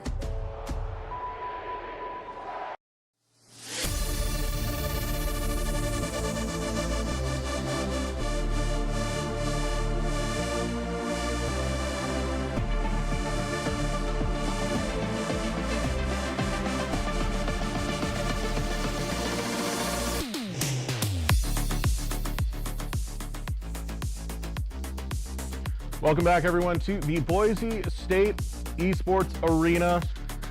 We are getting ready for a grand finals matchup, Bishop Kelly versus Bora. We heard from the Bishop Kelly side. Coach Nate joined us a little bit earlier. We want to hear from the Bora side, though. I am joined by assistant coach Rain Forrest, which already, that's an incredible name, man. Like, that's awesome, to say the least. But you know what's even more awesome? Your team making grand finals. You've now plowed through Rigby and Meridian Tech. How's the squad feeling? I mean, the squad's feeling really good right now. Like they were a little nervous just because early first game jitters of just how playing at state and stuff was going. So I know the first game heavily back and forth a little bit, took a timeout, like kind of recouped themselves, got themselves Yeah. comfortable, right? And then like when it came to game 2, just complete shutout. I think he had like 2 or 3 points and just won 13-3. Absolutely fine. Went into the next game against Meridian Tech, right? First game, kind of close-ish. Second game, just like, okay, we're just going to win 13-8, Yeah. right? And just kind of went through and just powered through it really well. And so it seems like they're doing pretty well, catching their stride, getting ready to play on into the finals. So I was speaking with Coach Nate a little bit earlier, and he said vengeance was kind of on the mind because Bora kind of had a pretty easy win against Bishop Kelly earlier in the season. He, to quote him, he said it was an embarrassing loss, and right now we want to avenge that loss. So I want to know your thoughts on that coming into the grand final matchup, knowing that Bishop Kelly is going to be your opponent. Well, I look at it as, because I was talking with the coach prior, and it's like it's not even that we're going into this like with an advantage. We're going into this 1-1. Yeah. Like they beat us earlier this season, we beat them, right? So we're going into this 1-1. So it's like a super exciting concept. We're like, okay, the storyline going with this is like they've both won against each other. It could go either way. Yeah. Right. So it's a very interesting spectrum on the whole concept of it too. Because we were talking about even the other games too. Because like for state finals for Marvel Rivals, it was Bora versus Bishop Kelly as well. So it's just kind of different games across the whole board where it's just like Bora, Bishop Kelly against each other, Bora, Bishop Kelly against each other for this one. Like we had the same thing for Apex too, where we barely just squeaked it out, get 30 above them. Yeah, like you guys are just meant to go against each other, apparently. Especially seeing the fact that like Bora and Bishop Kelly are just neighbors. Like they're like the only thing in between them is literally just a park. We're a 5-minute walk from each other's schools. So it's just kind of like just a battle of the hill, battle of the park kind of concept. So it's a very fun little rivalry going on. Especially seeing the fact we can see each other going through rivals in different games, and then going into this one being 1-1. Like just a super fun concept. Could go either way. It should be a fun one to watch. So tell me a little bit about your role as assistant coach and what you do for the squad. I know you have multiple titles that you guys participate in. Is Valorant the main one, or are there other that you help assist with the coaching aspects? I mostly help out with the Smash Brothers. Like we've had a really dominant Smash team the past 2 years. Last year we were the state champions for it. This year we just got 6th. It's kind of a newer team, but still absolutely going through, just kind of being whatever we can to either dominate or just kind of persevere to be an opposing threat for state. So I help out with Smash quite a bit, and then just kind of overall, because I coach wrestling at Bora, a lot of my esports kids have also part of my wrestling kids. So I see them in the wrestling room, like kind of work on their mentality for that when they talk to me about the game and stuff. So they go into this like super excited, knowing that I'm still like there with them. Yeah. Right. Like our Fortnite team, he's one of my wrestlers. I have 2 wrestlers on my Valorant team. Right. So it's super exciting to see them prevail and do successful in like wrestling, as well as go on to do like esports and have them like transverse that and still do successful, keep the morale up, help the other team out, coming from other sports that aren't just gaming. So what are your thoughts on that specifically? Because a lot of there's a lot of esports programs. I think of Maryville, for example, who really like to incorporate like a healthy lifestyle alongside playing in esports, believing the healthy body, healthy mind type aspect. Seeing as you are picking up players who are also wrestlers, is that somewhat of a thought pattern that you have, or does it go a little bit different than that? It's not like a massive thought thing we have. Like I know a couple years ago, our Rocket League team was all like gym rats. They all love working out.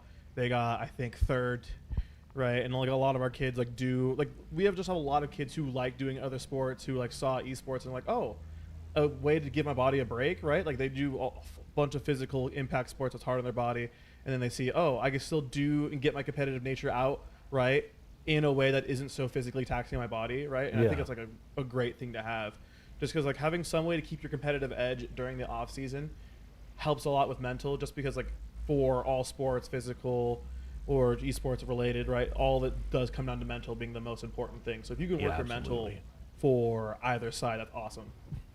Yeah, so off of that case, given the journey that your students have had and the students that you've watched grow so far, what are some of the takeaways that you've had? Some of the memories maybe you want to share, just watching the teams grow?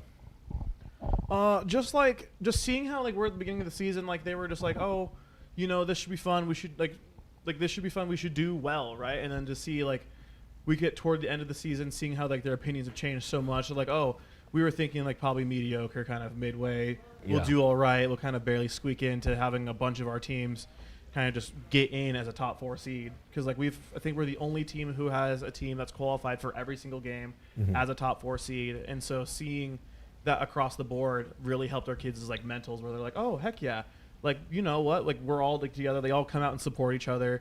Like we had when Fortnite came by, we had all of our teams come down and support, watch, right? Yeah. And like all of our kids just come by and support each other regardless of the game. They don't even know what's going on. They're just like, that was cool. Yep. And so just seeing like at the beginning of the season where they're all like kind of separate, doing their own thing, to kind of just being all together, it's like super cool, even if they don't do the same game. Yeah, that's awesome to hear. I mean, it's a culture that grows through esports. It's a lot of camaraderie. You learn a lot of discipline. You learn a lot of teamwork. So it's awesome to see that you're, part of that growth for these students and part of the memories that they're generating, and especially seeing it at the high school level always warms my heart to see. But do you have any closing words before our teams hit the battleground, as we're hearing they're almost ready for grand finals? I mean, the only thing I can think of is just like, go Bora, beat BK. I want another win against him. BK's been incredibly dominant for years. Like you consistently hear it through. It's like, oh, who's in the finals? It's this team and who else? Well, do I have to ask? And it's usually like, oh, I always assumed BK. So, right, if we can figure out a way just to kind of take BK down a notch, right, just be like, hey, we're here too, right? This is our stand, right? And it's just the battle of the bees, basically. Well, Bishop Kelly versus Bora, it's bound to be a slugfest. I want to thank you so much for joining us, Coach Rain, and I want to wish you the best of luck for that grand finals. It's going to be an awesome one. And speaking of, we are going to take a moment, throw it over a short break. When we return, we will get ready for that grand finals matchup. It's going to be Bishop Kelly versus Bora.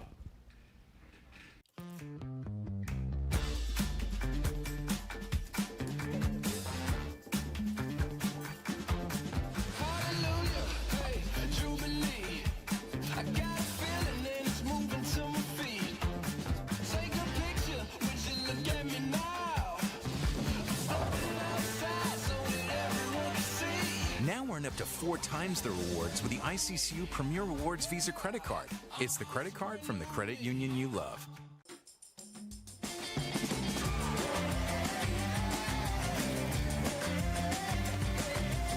Ladies and gentlemen, attention please. About to start the show. Better take your seats.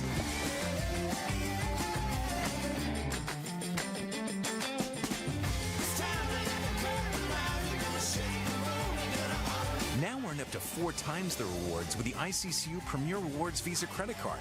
It's the credit card.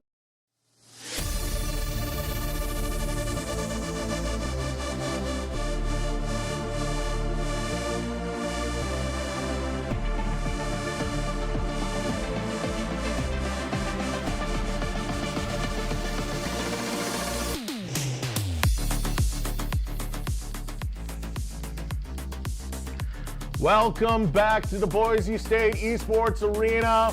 Words have been said from both coaches praising their programs and how far they've come. But now we need to crown a grand champion.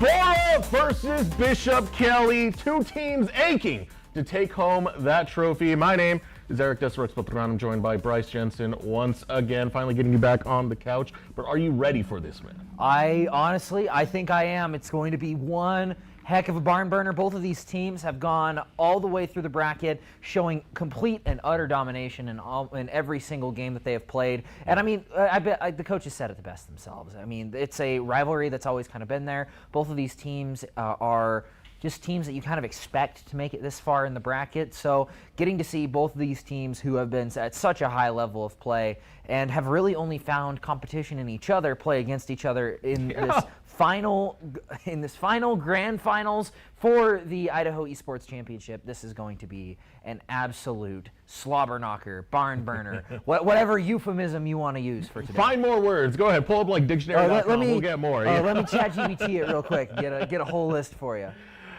Yeah, this is an exciting one because of the rivalry that does exist between both of these teams.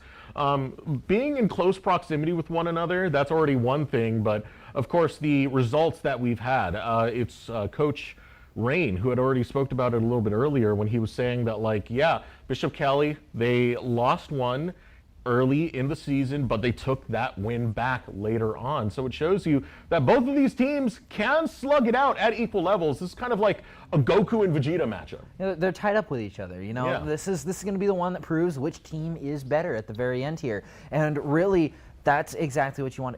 I mean, going back to the Goku Vegeta argument, Goku always wins though. Oh no, Majin Vegeta. But okay, we'll continue that conversation in a little bit here. But in reality, these two teams have been slugging it out all the way through, and we haven't gotten to see them too much on the official stream. However, we have been following their play throughout the past few, and I believe that the closest that either of these teams was played over all of their games was Bora versus Meridian Tech. They played them very close game too, didn't quite pull out the win. However, managed to get them very, very close to winning. And I mean, that's kind of to be expected of Meridian Tech, but it's also expected of Bora to pull ahead and really just take home the win there. I think this is a good time to bring up the bracket if production can bring that up for us, because it's been a highly contested bracket, to say the least. You can see right there, Bora, Bishop Kelly, the roads they had to take, different from one another. Wilder and Wood River, the two W teams, is what Bishop Kelly had to face to get here into the grand finals. Rigby and Meridian Tech, which pretty tough opponents to say the least, especially when you do look at it on paper. Like Meridian Tech was one of those scarier teams that were able to take down Compass rather early. And now both of these teams facing off in the grand finals. You can see the rest of the lineups that we have there. That will determine our third place team, our fifth place team, our seventh place team. Pretty much will have the entire standings by the end of this day. But what matters the most is first place. There can only be one grand winner at the end of it. Only one, and it is going to be found out right now, coming to you live on stage. Two teams that we haven't seen at all so far on the stage. So this is going to be a nice change of pace as we start to get into these rounds while we're waiting for some teams to get set up on stage. I know it takes a little bit to get the logins all done. Riot Games is, Yeah, Riot Games, right? But it all comes down to, I'm guaranteeing you, it's all going to come down to agent selection. Who's the most comfortable and which agents on which map? We got map selections that are in the process of being chosen, and overall, it's going to come down to, are we going to let Bishop Kelly play that really fast style that they've been liking to play really quite a lot over the past few times? But here's our map picks and bans. We got Haven, Lotus, and Ascent all ready and raring to go. Haven and Lotus, those We've seen a lot of Haven. Yeah, we've seen a lot of Haven, but we haven't seen any Lotus yet. It's always been Ascent and Haven. So nice little change up for at least round two. Yeah, at least for this matchup coming in, and it's Bora who's stepping into Haven. Typically teams feeling rather confident when they are able to lock into that map, and kind of saw that case earlier when we had the Compass game that we had witnessed. I believe that was Timberline and Compass who had faced off in that one. That got pretty close. But yeah, that pretty much sets up our maps for this upcoming game. Again, these are two powerhouses that have been going at it. It's like, old friend, we meet again. Bora being the first seed in the Mountain region. It's Bishop Kelly who took second seed in the Mountain region. So no Pacific teams in our grand finals, just pure Mountain dominance. And I mean, the mountain region has been incredibly strong in this tournament, just overall. I mean, all the mountain region teams have done exceptionally well in this tournament, even those who we aren't seeing on the main stage right now. Yeah. But overall, we all kind of expected it to be these two teams in the very end, Bishop Kelly and Bora. They had one of the most heated rivalries out of anybody else in this conference, or in Idaho esports in general. We had seen a lot of these guys play incredibly well against one another. Yeah. They're, like they were talking about earlier, only losses coming to each other in the regular season play. So it only makes sense that they would end up here at the very end. Yeah, battle of the bees. The bees. The bees. The bees. You like jazz? Welcome to Applebee's. Would you like the apples or the bees? I should figure that I'm going to get topped right there. You know? But yeah, grand finals matchup. This is where things get a little bit more tense, right? You're still in a LAN environment, so the tension is there. We kind of have a word with the coaches who talked about like how to deal with that. Some like to decompress, some like to actually just watch the matches so they can feel confident going ahead. But this is where things are like, okay, we've made it this far. Like, if it goes 1-1 rather early, I can only imagine how shaky those hands are going to be once we get to Game 3, which would be a Swift Play round. Yeah, and especially because Swift Play plays so much different than regular rounds. And Yeah, if you can't afford to lose that. Yeah, we go to Swift Play on Ascent. That is going to be incredibly hard to really claw back a lead from if somebody gets it early. That getting so much more money, getting so much more ultimate charge, it is just such a hard thing to claw back from, especially when we're playing with two teams who are so incredibly strong in their own right, like these two are. So it's pretty much going to come down to these teams have to 2-0, otherwise their leads get threatened. Yeah. And this is one thing that was talked about with Bishop Kelly, their coach Nate, saying that, hey, we kind of wanted to save the stage games for later because we're confident we're going to make it to grand finals, but we want to make sure that those nerves are gone. They've had a little time to experience the environment, and the bright lights aren't shining a little bit too bright to fatigue the team out early, but we're going to have to see how that matchup does end up. It is our grand finals, Bora versus Bishop Kelly, a rivalry we love to see. Fish, Nathaniel, take it away. Thank you, boys. They've set up the stage nicely for us, Nathaniel, here in the grand finals. Bora and Bishop Kelly. We talked about this on paper. This felt like the matchup we were going to get. Now we get it. You got to talk to the teams before we started. What are they telling you ahead of this grand finals? Yeah, so what I heard from the Knights, Bishop Kelly, they just said that they were confident. They were feeling good. I also asked, because I know they have some graduating students. 2 of them are graduating. And Eisen, that's his in-game name, I believe he's the IGL, and he said that he just got back from like a track meet. Dang. So, yeah, bro's a trooper.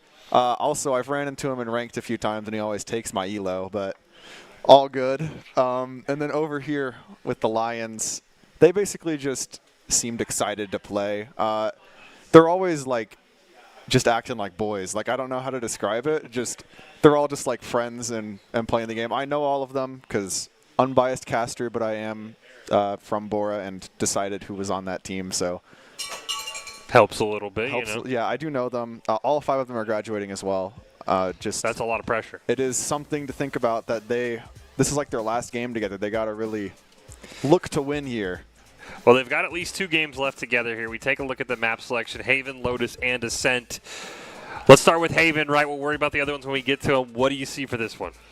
So, I mean, like we said, Bishop Kelly usually plays the Neon comp on Haven, and I know Bora knows that, so I would imagine Bora is going to play an equally fast comp. From what I know from like playing with all of the Bora kids, they're kind of just really loose, and they just like they play it like it's ranked. Like there's not like a grand like we need to stick to this meta comp. It's more just like, I want to play this Waylay like Yoru comp. Let's just play the Waylay Yoru comp, even though it's not good on this map. And it works. They're 9-0 or whatever in the regular season. So I wouldn't be surprised that they just pick a bunch of random stuff here. Yeah. Here we have Phoenix, Reyna. Like, they just kind of spun a wheel, and that's their comp. Well, we get ready to hop into game number 1 here of our grand finals. Bishop Kelly taking on Bora again. The matchup we thought, but you still had to get the job done when it came to it today, and both these teams did just that. Should be very exciting to see. I'm interested to see if the Odin and Op obsession that has really taken over every team that has walked on the stage will continue in this one. I know that like Ghastly and Jeffrey like to use the Odin sometimes, so we're liable to see that. This is definitely a map where you would play Odin, I feel. I'm not sure about the Knights, but I would imagine that would come out. And Op makes sense. You're picking Jet. That's the only reason why you would pick Jet is you want to Op, because otherwise it's like this is a Neon map, or I guess Jet just is like it's Opper. hinting. Yeah, it's hinting that you want to play. It'll always be like required when you pick. You don't get a store. You just get here's how close you are to the Op. Yeah. That would make a lot more sense for Jet, but here we go. Bora and Bishop Kelly, game number 1 on Haven, grand finals here in our best of 3. These two teams, as we heard about in the pre-show, we heard from both coaches, they know each other very, very well, and Bora wants to send, as you said, all 5 seniors out with a win. Yeah, and this is like maybe the 5th time I've seen this matchup, so usually Bishop Kelly wins, but every time it's been climbing like in the direction of Bora, getting closer. And I heard they won in the off season, so is it the time? Like, is it now the time for Vegeta to beat Goku, as they were saying? Well, we'll find out, but yeah, I'm excited. These are fun matches. I mean, as you said, right, these teams know each other so well. We've talked about a lot through the day of spending those rounds scouting each other, right? That doesn't really happen here because you pretty much know exactly what the other person wants to do at this point with how often these two teams have faced off. Yeah, exactly. And so here we're just going into the first round. It's already so different from the other maps we've been seeing. Yep. It's very slow. Trying to bait out Util. Here comes that recon bolt, but it's dodged. Procrastinator finding the 2 players pushing up onto A main. Might get another one here. Just jump scouting and trying to find some information here. Bishop Kelly's not giving any sort of resources over, just playing this, like I said, slow and just taking the win. All they have to do really here is just let the round play out because they're up players. Yeah, you do see Procrastinator to take a little bit of damage. See if that matters. This is Bora pushing towards that B site. They have all the space here. They're going to flash out, but unfortunately the shot's just not landing. Finally, Jeffrey able to pick one up. Flash right back, but Jeffrey gets another one. Uh-oh. Oh, and that flank there. Squirtle with a nice flick, but he's unable to find the second. And the first round goes the way of Bishop Kelly. And on the back of that pick that you mentioned, we didn't get a chance to see how Procrastinator did it, but those 2 extra bodies, Bishop Kelly needed every single one, but it just allows you to take more aggressive trades, more aggressive angles, because you know you have lives to trade. Yeah, exactly. Because without those 2 trades, that was in a completely even situation there. So really important first kills there. I believe the first blood came from just him walking up sewer or long and just, I believe so. Yeah, I think just it was sewer. shooting them. So good on him.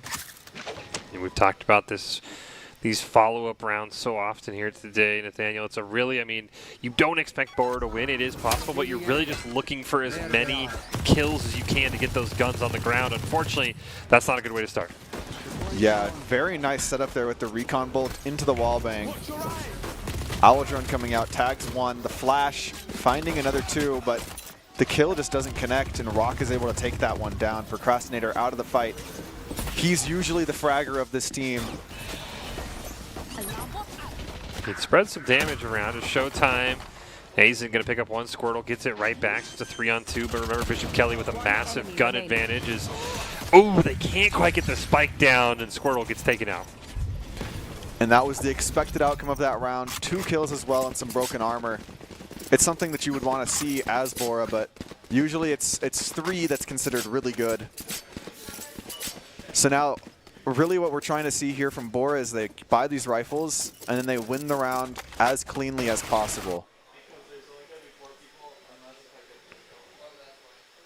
Looks like we did have maybe a technical issue, so we'll get the players right back in as soon as we can, but it is Bishop Kelly right now leading early 2-0, and not a big difference, right? Again, whoever wins the pistol round, you're expected to basically pencil in that 2-0. As you mentioned, we've seen teams struggle today. On that 3rd round, the team that now has their full buy, they've seemed to have struggled at times to secure what should be an easier round. Yeah, we've been seeing a lot where the team won't, it's expected that you buy up after winning the pistol. And we've been seeing a lot of teams just not buy up, maybe out of disrespect or just not thinking it's the right play. And it's cashed out because it's a very good strategy to win the 3rd round if you have rifles on the 3rd. But it's very risky. We saw that BK didn't take that risk. They had Ares heavy shield. Pretty much everybody had Spectre heavy shield. Like, they were playing for the 2nd round because that first one was so close. I don't know if we're going to see that, but there's a possibility that Bora struggles with this 3rd round. You never know. I don't see the same weaponry as we have in the previous games. We'll see what Bora can do. Start to work their way back. Yeah, this is where the real rounds, real in air quotes, because pistol and bonus do count, is where the real rounds do start. Procrastinator over in Garage. This time not going to get that pick on A main. Bakery sees the drone. Doesn't quite connect on the real players though, so no damage traded out. With that recon bolt coming out, Ghastly's able to teleport up. He does get seen, and Eisen has a great spray through that smoke. Squirtle gets one back. They keep trading, unfortunately, though. Eisen going to get another one up in heaven. You see Ghastly just so low right now. Throws the Sova's up there. The plant is going to fall, and Shock Dart's just barely going to miss him. The bomb is in a rather precarious situation right now. Planted in hell. Ghastly, very low HP, but Jeffrey's able to find that kill, and that's huge. All they have to do is be able to play together here, and the round goes to Bora. That's how it's done. Jeffrey picks up another one, and Bora, just like we talked about, they win that round. That, again, now the real rounds almost really start, right? We always, this is kind of the expected. You're gonna, one team will win the pistol, the bonus, the other team will buy up. Now we're finally back on even playing field. Yes, exactly, and it's not to say that the pistol round like doesn't matter. I think there's a stat. It's like if you win both pistols in pro play, you have a 65% win rate on the match. So the pistols are super important. Yeah. It's just like you kind of know what's going to happen. Exactly. Yeah, once you play the pistol round, you can almost just skip the next two and pencil in the result. Now Bora, we'll see what they can do. Procrastinator does have his ult up, which is very, very helpful for Bishop Kelly. Showtime taking a lot of poke damage. With these rifles around, Bora's finally able to punish Bishop Kelly for like the high number of jump scouts they've been taking. And that chip damage could add up later into the round. As you mentioned, just very slow from both these teams. Bora trying to find a pick, trying to find an angle. The Owl drone from the side of Bishop Kelly did see a player mid, so that could hint off BK to what's happening. And it also tells Bora that Bishop Kelly is probably playing a default here. Smoking out, Squirtle's gonna push in.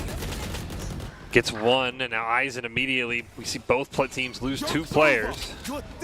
And here's the Phoenix ult. This could be the massive one, and it immediately gets taken out and kind of gives away Rock's position, and that allows Bishop Kelly to make this a 2v1.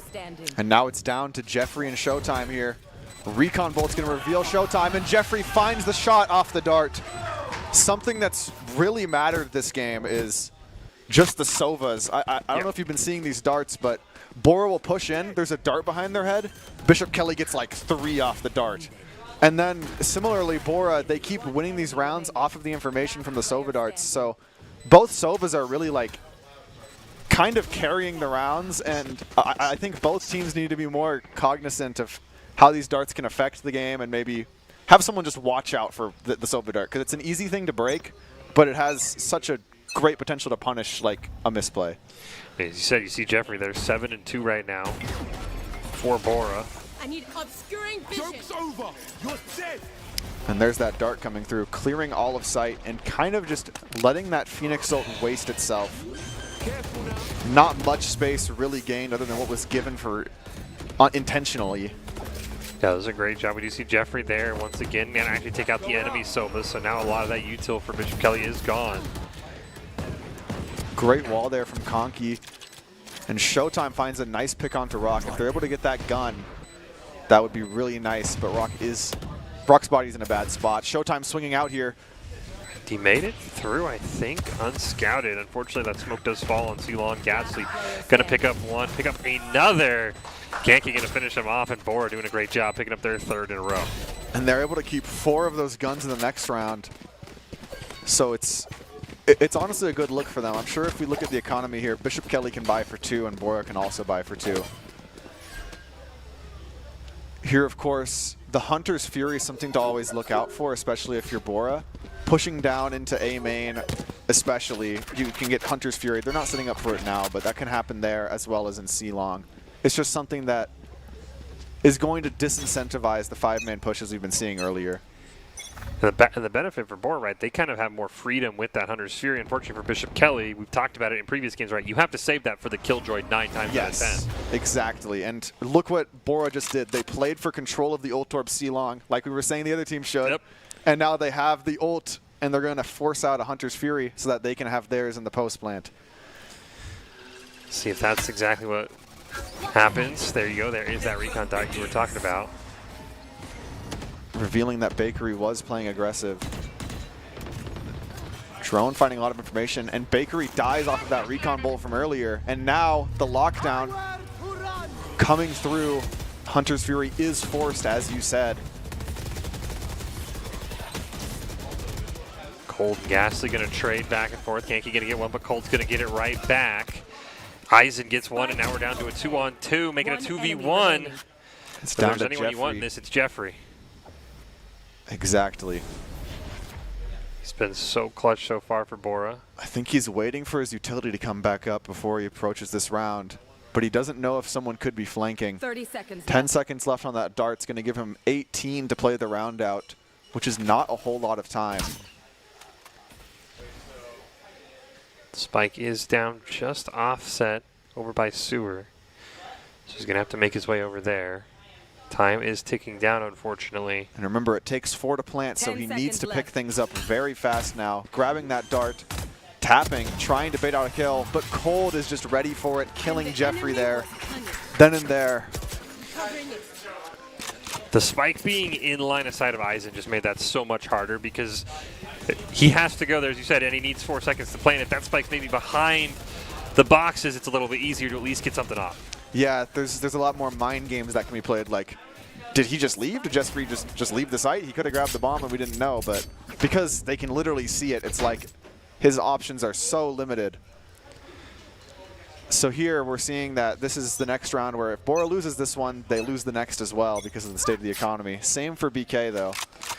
Yeah, you saw the Jet forced to eco, but does have the knife, so gets a kill, maybe can pick something up. Once again, Bora went to grab that ult orb. It's now the Phoenix ult that they farmed up. And that's a free life that can turn into a pick here. Fake smoke coming through, but looks like Conky didn't fall for it. That recon bolt's going to be converted into a kill from Jeffrey. Phoenix ult coming through to clear all of sight, but it looks like there might be a timing. He saw him, yeah, he did. Bakery took it. Finding 2 kills there is wicked from Bakery. Very nice shots there on the Blade Storm. And now it's all down to Showtime, who just has a Bulldog. If I was him, I would probably be looking to retrieve a Vandal. And then from there, it's just hard to play this round out. He needs to find isolated kills, which is just what he was given. Oh. But Squirtle is able to find those shots before Showtime. The jumping inaccuracy was just a little bit too much to overcome there. Yeah, Showtime had the ult. There is a world back, right? You get that neural theft, but unfortunately going to have to save it. And again, the Phoenix ults aren't getting the kill value, and unfortunately Bakery kind of had a nice rotation, right? But using that to clear the site, and we've seen it time and time again already just in the first 6 rounds, controlling the ult orbs is so important if you're the attacking team. Yeah, because, I mean, Phoenix ult is, what, every 3 rounds if you're grabbing the ult orbs? And it's a drone that also has the benefit of being able to kill people. And it full heals you. That's a lot of stuff that it does. Procrastinator here with a Sheriff. Bit of a precarious angle. See Bora just playing this very slow. I believe they got the ult orb on C. Now they're just going to walk over. A couple of shots going off over towards A, but I think, again, just grab the ult orb and get out. And that is what it appears that they're doing. Got to be careful of this Bucky. I don't think the drone's going to see it. It did. The drone, in fact, did find Showtime. Pulling that Bucky off the angle, and I think Bora might be getting cold feet from seeing that shotgun. Cold finding Squirtle on the roam. That's a really important kill, I feel. Yeah, gonna deny that. You do see Showtime's taking quite a bit of damage. Yeah, but that neural theft, that's why that pick is so huge. Yeah.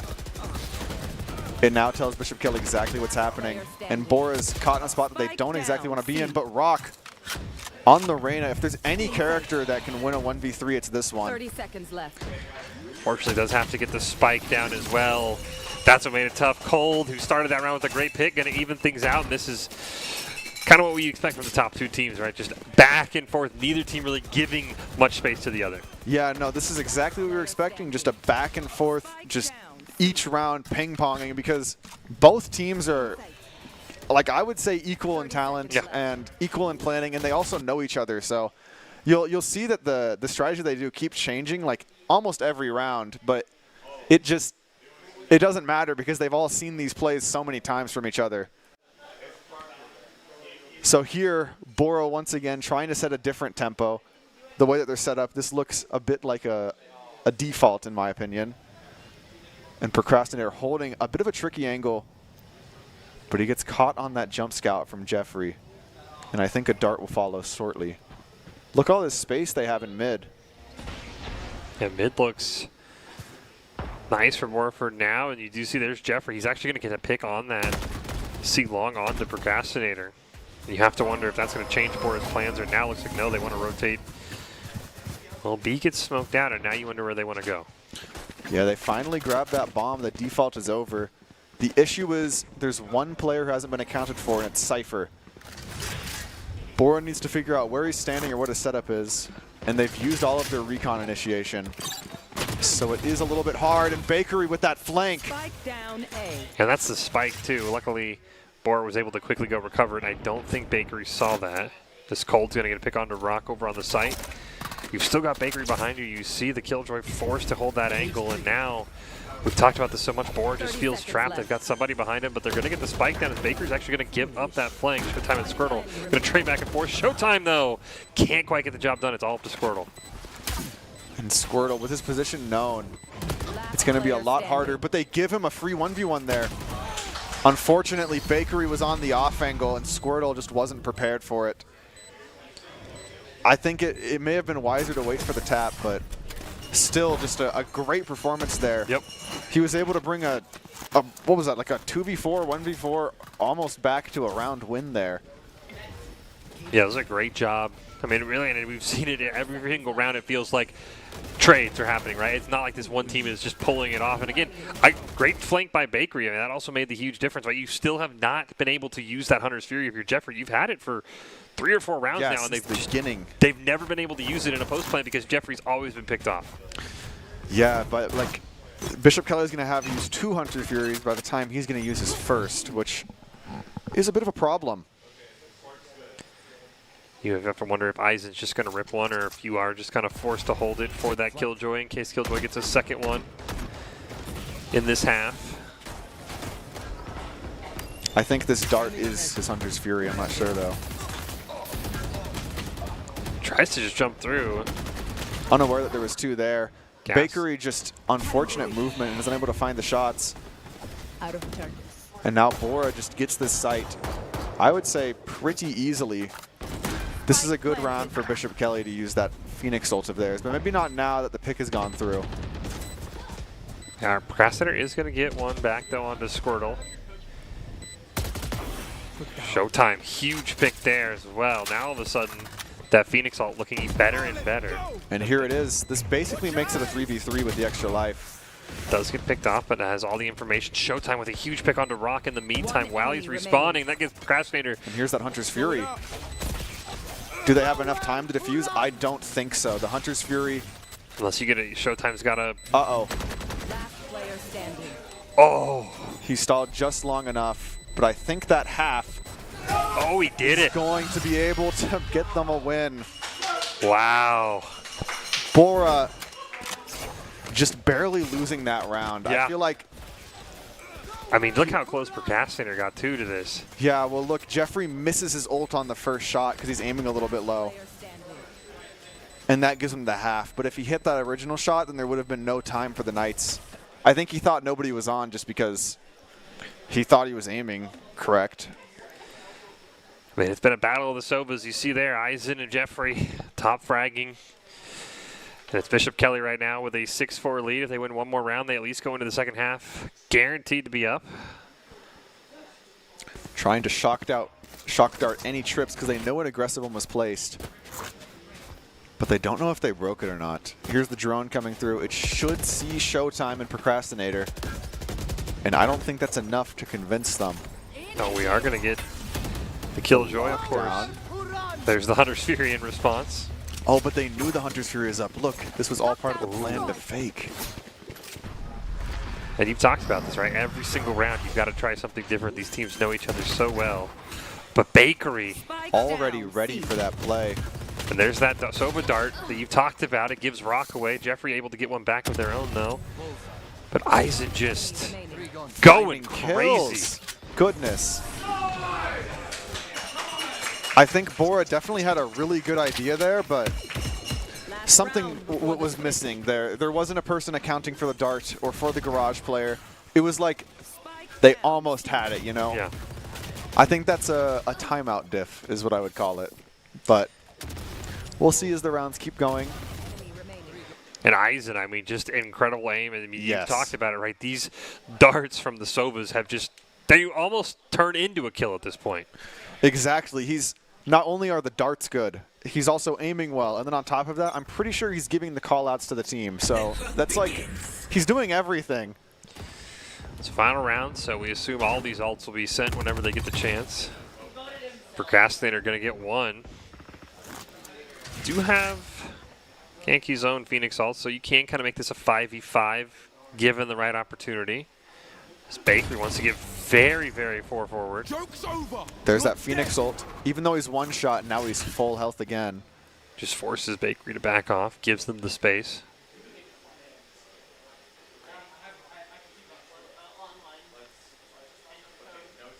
But they're low on utility here. But the Lions, that is. Here's the last curveball. There is that neural theft too, if Showtime can get one more pick. And I think the neural theft is rather important here. Just trying to spray through the smoke, nothing going to get there. Showtime in a great spot. He does get a kill, but he's immediately taken out. So no neural theft. But it's just down to the last member of Bora here.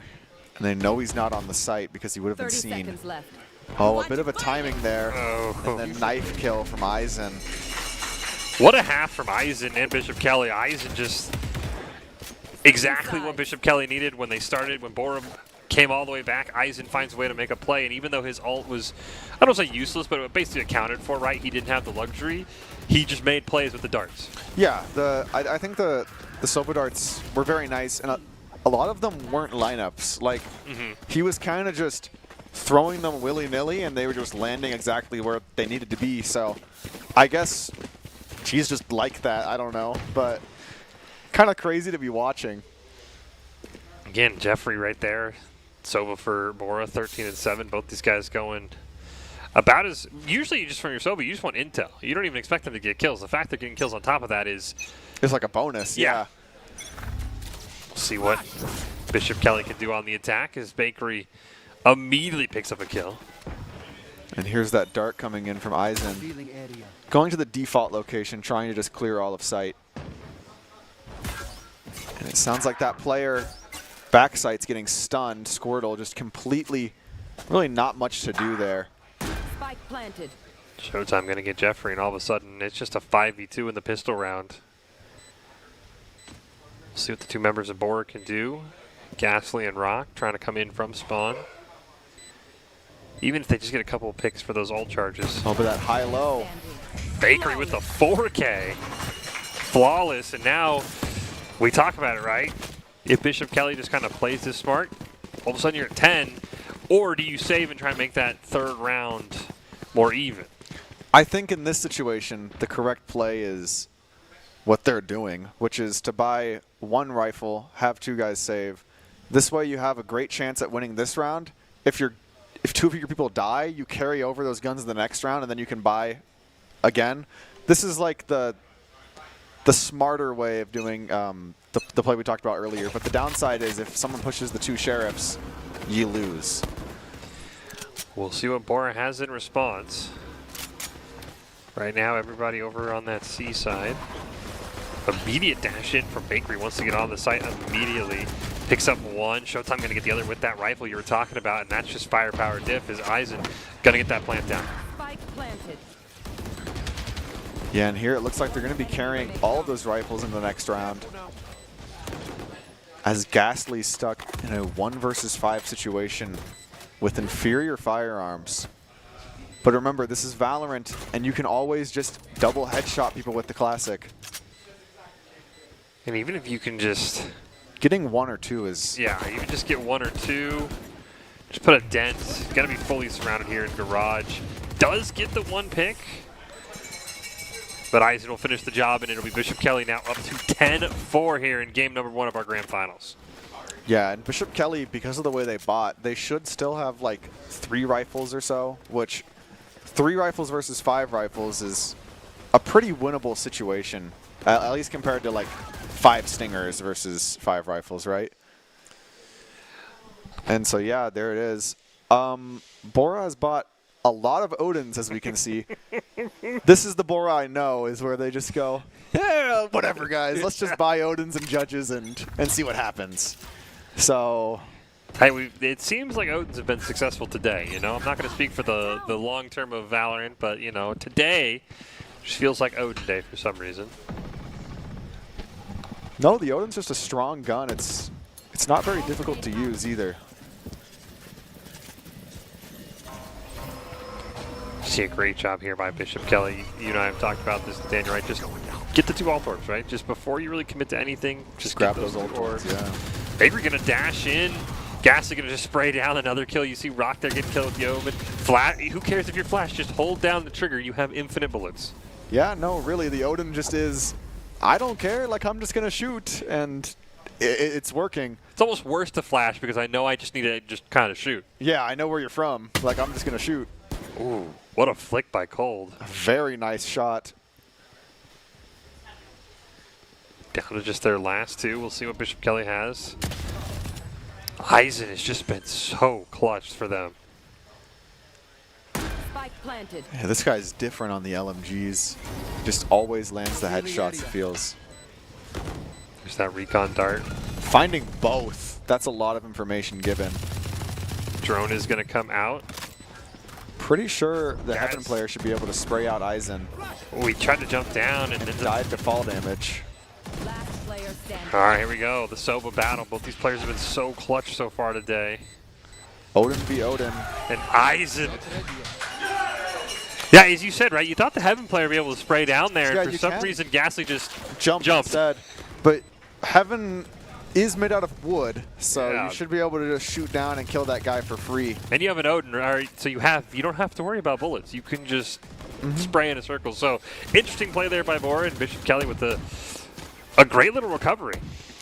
Yeah, no, Bishop Kelly did a great job at coming back there with the Ares, especially. Like, Eisen just, that's the thing is, if somebody's using an LMG and you're like, hey, I'm going to buy an LMG as well.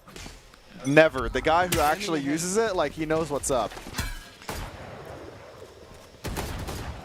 You see Rock gonna push forward, but it's showtime against the first elimination. Ghastly, though, great job. And Eisen once again there with those LMGs. Just running through Bora. And there we have Bakery getting a kill here. Spike planted. Bringing us to a 4 versus 2 situation where this is a really hard part of the map to retake if you don't have your full team. So we'll see what exactly Conky and Squirtle are able to cook up here, but I'm not sure it's much. You've got the Hunter's Fury too, really, in case Eisen just wants to win. Yeah, just wants the win. The way he's been racking up kills, this might come up sooner than you think. Is he'll pick up one there at the end, and Bishop Kelly now on match point in game number 1. Yeah, and this is a pretty dangerous match point because I feel like they have 1 orb away from the Astral ult. I'm not certain because I haven't seen the scoreboard. But Astral ult's like a free way to get the bomb down. And then they have the Hunter's Fury, which is a free way to do post-plant. So it's looking like one of those situations where you just play for ult orbs and then use all of your ults to win. But I'm not 100% here. There were 2 away, which again, you could just go both alt orbs and you're good to go. You could 1 away from the Jet ult too, maybe, if you wanted to do that. Yeah, they've got options. Big pick on the Showtime, who had the Neural Theft, by the way, even though it doesn't get traded out. So see Bakery going to dash in there. Rock, though, great pick. I don't know, yeah, he didn't see Bakery, and he forgot about him. He tried to run out of garage, and there's Eisen. Once again, just mowing people down. Indeed he is, and now it's this last round here with that Hunter's Fury. Unless if Bora is able to clutch this up, and they need to play fast. The Hunter's Fury is going to stall for quite some time. Bora doesn't have a smoke for the long angle. Like, they need to be running it down, just hoping that they hit a headshot here, because This is a dire situation. Trying to keep their game one hopes alive is Bora. You can see Jeffrey just trying to hope, fakes the plant. Bakery though gonna pick up one. There's the Hunter's Fury, and just like that, Bishop Kelly. It was close there for a little bit, despite what the scoreline will say, but Bishop Kelly just found a way to turn it on in a heartbeat. Yeah, I feel like things just kind of got out of control for Bora, and if you're ever in that situation where things feel a little out of control, just call the timeout. But we didn't see a single one, did we? Yeah, and you have two, so I feel like once Bora started losing, it would have been smart for them to just call time, recompose themselves, and then maybe get back to, a similar situation of closeness like how it was earlier. Well, today's broadcast is brought to you in part by Core Technologies. They're Idaho's trusted partner for managed IT, cybersecurity, and business technology solutions. Whether you're a growing business or an established organization, Core Technologies helps keep your system secure, connected, and running at full speed. Learn more at goitc.com. Bishop Kelly now on match point here in our grand finals. Been an excellent day of Valorant at the Idaho High School Esports Championships. Bishop Kelly trying to lock in that three-peat, and well on their way as we head to Lotus. Indeed, and I believe, was Lotus their pick? I'm trying to remember. I think it was. I think you're right. We'll see, though. Yeah, we'll hopefully see the map site just to confirm. It was their pick. It was their pick. Okay. I do remember when I played against Bishop Kelly, we didn't want to play on Lotus. I remember that was their strongest map. Maybe times have changed, but... Because you let it through if you're bored. You let it through the band, so they're feeling a little more confident.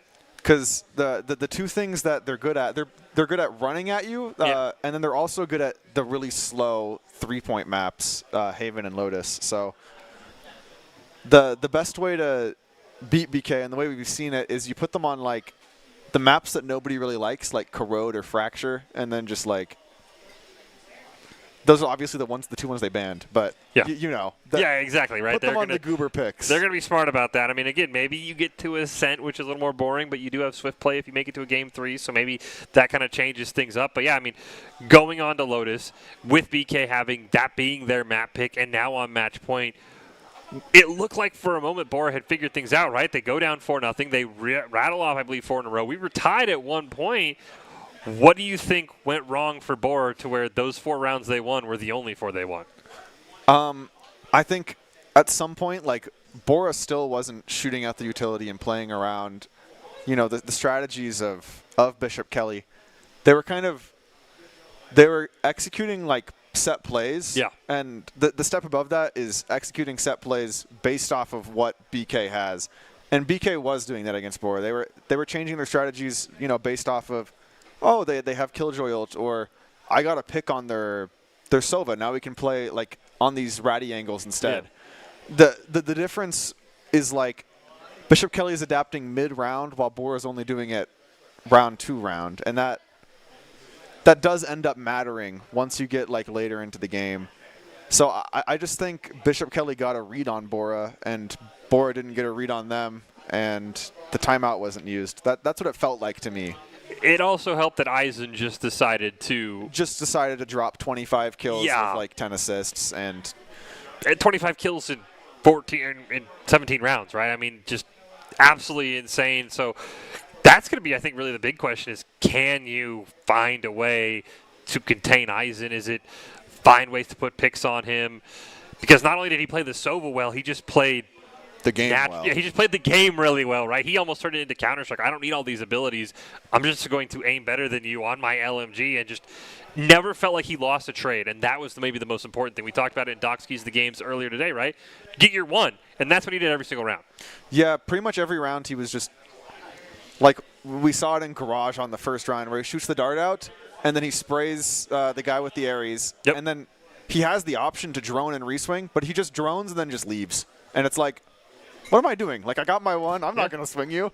And it works. Like, a thing that a lot of Valorant players struggle with is the play for the small victories. Yeah. Because it's like, if you get the ace, you're super cool and everybody thinks you're awesome. But, like, nobody really thinks that the guy who just gets 1 kill or like 2 kills every round is cool.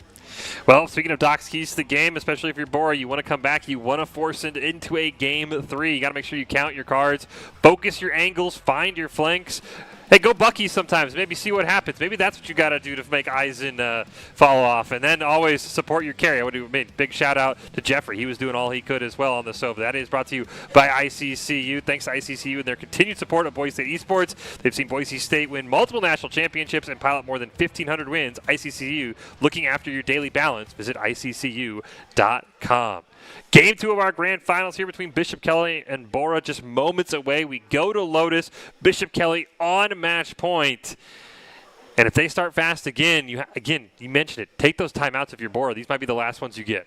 Yeah, and something else I would like to see from Bora is don't just pick 5 agents, maybe. It works sometimes, but other times it doesn't. Like, they chose an interesting comp is all I'll say, and sometimes it's good to just have, like, there's a reason why it's the meta. It's good to fall back onto it, but I mean, if they want to play and just have fun and play Reyna, then go for it. It's at least have some complementaries, right? I mean, you mentioned it, right? There was one time they were trying to go for a post-plant retake 2v3. They didn't have any smokes. Yeah. It's like, how are you going to be able to pull that off? So if you want to, you don't have to pick meta. I'm not saying, go to, whatever website of your choice and pick the 5 top win rate agents but just have some cohesion in your comp. Yeah, maybe just like, if we're picking Rays, maybe Fade goes with the Rays or Deadlock, so we can have the combo instead of picking Cypher or something because he's cool. It's stuff like that, but it's not like, I don't know. It's nothing like crazy, but I do think just a little bit more thought going into the comp would have made the game a lot easier. When the teams are this close, right, it is the little things, right, that push you over. There's not – you can look at that score and be like, wow, there's a gap. No, it's not. These two teams are very, very close. We heard from the coaches, right? They split in the regular season. They see each other all the time. When it is this close, it's those small little choices you make that are going to give you the advantage, and that's where it feels like Bishop Kelly had a comp that just complemented each other. Yeah, like, I assure you, if we put all 10 of these players in a death match and just, like, ran that 100 times, each player would win 10 times. Yep. Like, they're, like, all the same skill level, kind of. And same with, like, a bunch of games. They're really, like, similar, and it's when you start just drafting some, like, absolute just garbage, in my opinion. I'm allowed to say this, I swear. It is just harder. They're making it harder on themselves. And so here, like, as we can see, Bishop Kelly is putting the Fade with the Rays, and it makes sense. Yep. And other than that, these comps are pretty similar. The idea behind these comps is you're probably going to see the Vise player on defense solo hold C, and then have one guy watch B, and everybody else uses all of the utility at the start of the round to take control of A rubble. That's the way Lotus has been played. There's a few teams that have figured out how to not play it that way, but the easiest way to play is just get control of A rubble, whoever has that wins, and then just do an A-B split. Well, we'll see what happens. As Bishop Kelly, they'll just start with the defense, so they'll get to potentially claim their title attacking. It'll be up to Bora. They need to find a way. Again, they found a way back after a slow start against Bishop Kelly. It was getting over that next hill. And as you mentioned, if things go awry, if you go down 2-3 rounds, just take the timeout, regroup. Especially, as you mentioned, attacking, timeouts are even more important. Yeah, like sometimes if you're like going even on defense and then you hit a timeout, you'll just start losing because the attacking team is like, oh, thanks for the timeout, guys. Like, give us a minute and a half to cook. So, yeah, definitely something that they need to be considering just as they go into this round.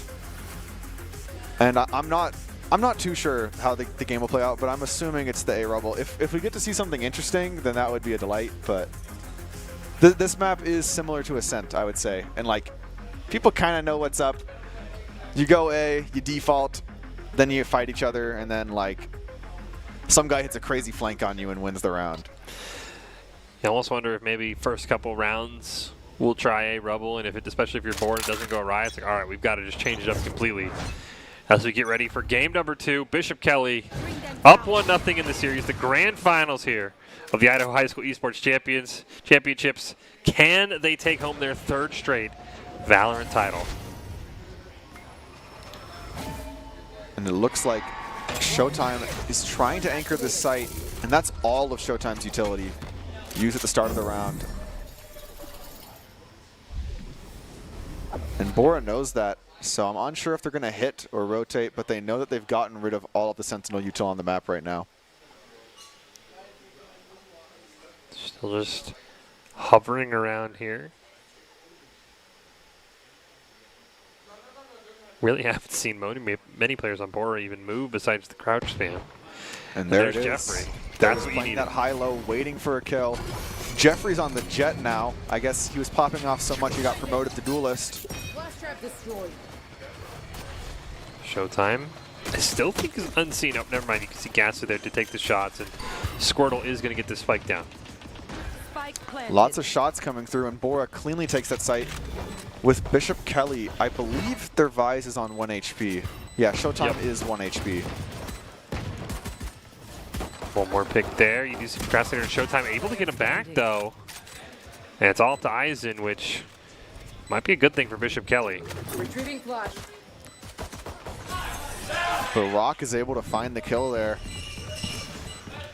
Fade versus Fade combat goes the way of Bora, and now we're expecting to see a round win here. And on this map, the orb on C, I would say the attackers have an easier time getting, but the orb on A, the defenders have an easier time getting, unless if rebel control is taken.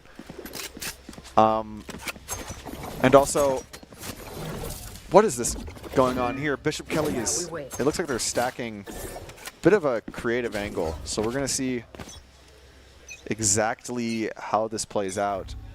Might be all up to Procrastinator over here, potentially. Fade Haunt going through. It should have seen the tree players. I'm not certain, though. Speaking of that flank, you can see Showtime all the way at the left side of your screen. Gotta be accounted for. They trade out very fast. 2 for 2 overall. And Squirtle gonna go down, and I'm waiting for Showtime to make his move. And they don't know about this because the flank player, like the trip player died. So yeah, Showtime's able to get that kill for free. Now it's all down to Jeffrey. Does have the spike. 1 HP in a dream, and Showtime on that long flank gets the massive thrifty for BK. And that stack there from Bishop Kelly was, I guess it paid off. It was a bit of a gamble. 3 in tree. Once the Bora players swung in, they threw a grenade behind them so only 2 players could come in. And then 2v3, obviously, the numbers just added up, and they were able to win with 1 player alive, grab that rifle, and flip the round. Something you got to be mindful of when you're playing this game is if you have a long-range weapon and they have a close-range weapon, fight them at long range. Don't give away the advantage that your gun provides. Yeah, that you're paying 2,000 credits for. The advantage that winning the pistol round should, usually provide you.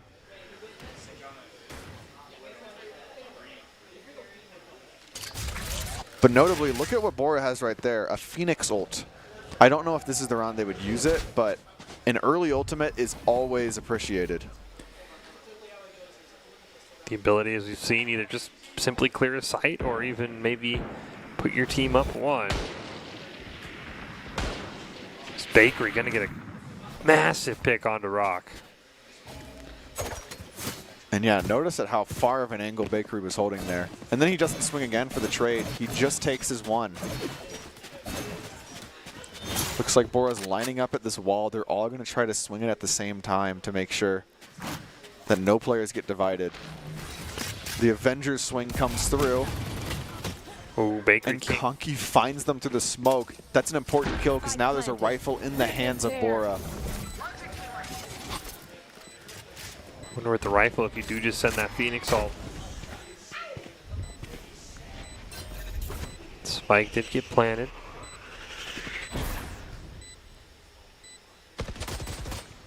Squirtle going to get one as well. That's another rifle. They can grab it. There's that Phoenix ult. So Eisen not able to get much value as we see Jeffrey picking up 1. And time is on Bora's side. They just need to kill out for just a little bit longer. They get 2 though. It is Procrastinator.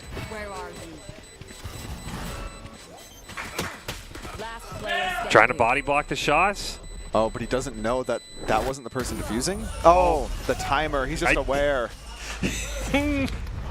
I don't know, though. I think he thought that was the guy defusing. I think he thought that was the guy defusing as well, but...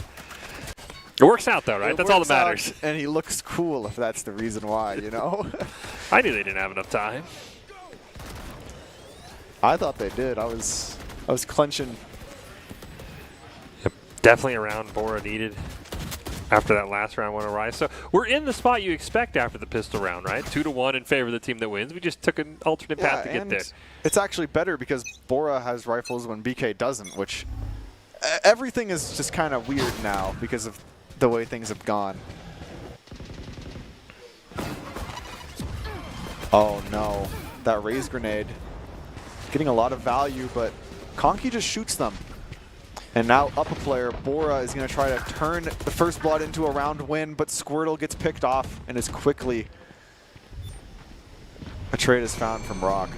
Do you see the Procrastinator does have... What a shot from Procrastinator, though. He's got the Phoenix All too if he can get to that rifle. I don't know if he can, though.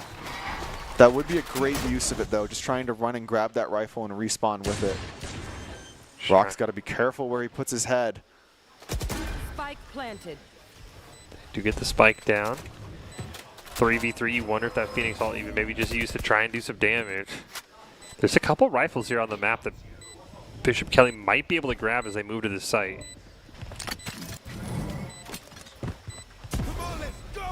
Phoenix Ult coming through, and it clears that off angle. Rock, his great position now just became a bad one. And I think he realized that. Ghastly does get one, though. This might have been just enough time, and they'll finish him off anyway, and Bora will go up 3-1. Very well played by Bora. I think something that's a little underrated is Rock was sitting on that off angle like he was like, oh, I'm about to get a free kill.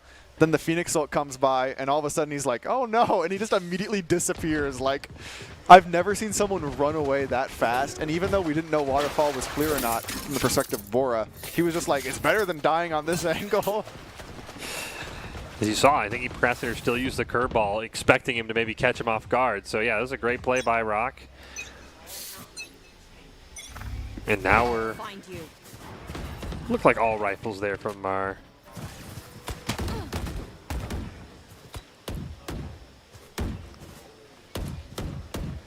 Bora is playing very, very slow, trying to get somebody through the smoke. Yeah, using that Phoenix Molly to clear it out. And once they have control of this rubble, it looks like they're going to just leave and maybe give it back up. Squirtle unable to find a kill on that jiggle peek there. Crosshair was just a little bit off on the placement. And I can hear the BK kids saying that C site is about to be pushed. Can see the rotations coming out across the board pretty much. Tripping that wall is important as now they won't know when they come in. Smoke's coming through to obfuscate the push. And the Nightfall might come through. Bora has it, but they're choosing instead to once again, this is the most Lotus thing ever, just they're just window shopping each site. And it looks like B is finally where they're going to push. Bakery just unable to find a kill on this off angle. He's used up almost every bullet he has left. Ghastly is going to get the plant down. Spike planted. Put the pressure back on Bishop Kelly, though. As I say, that Cold's going to pick up a trio of kills. Showtime gets one as well, and all of a sudden it's just down to one. And Bishop Kelly, after all that window shopping, they'll be the ones checking out.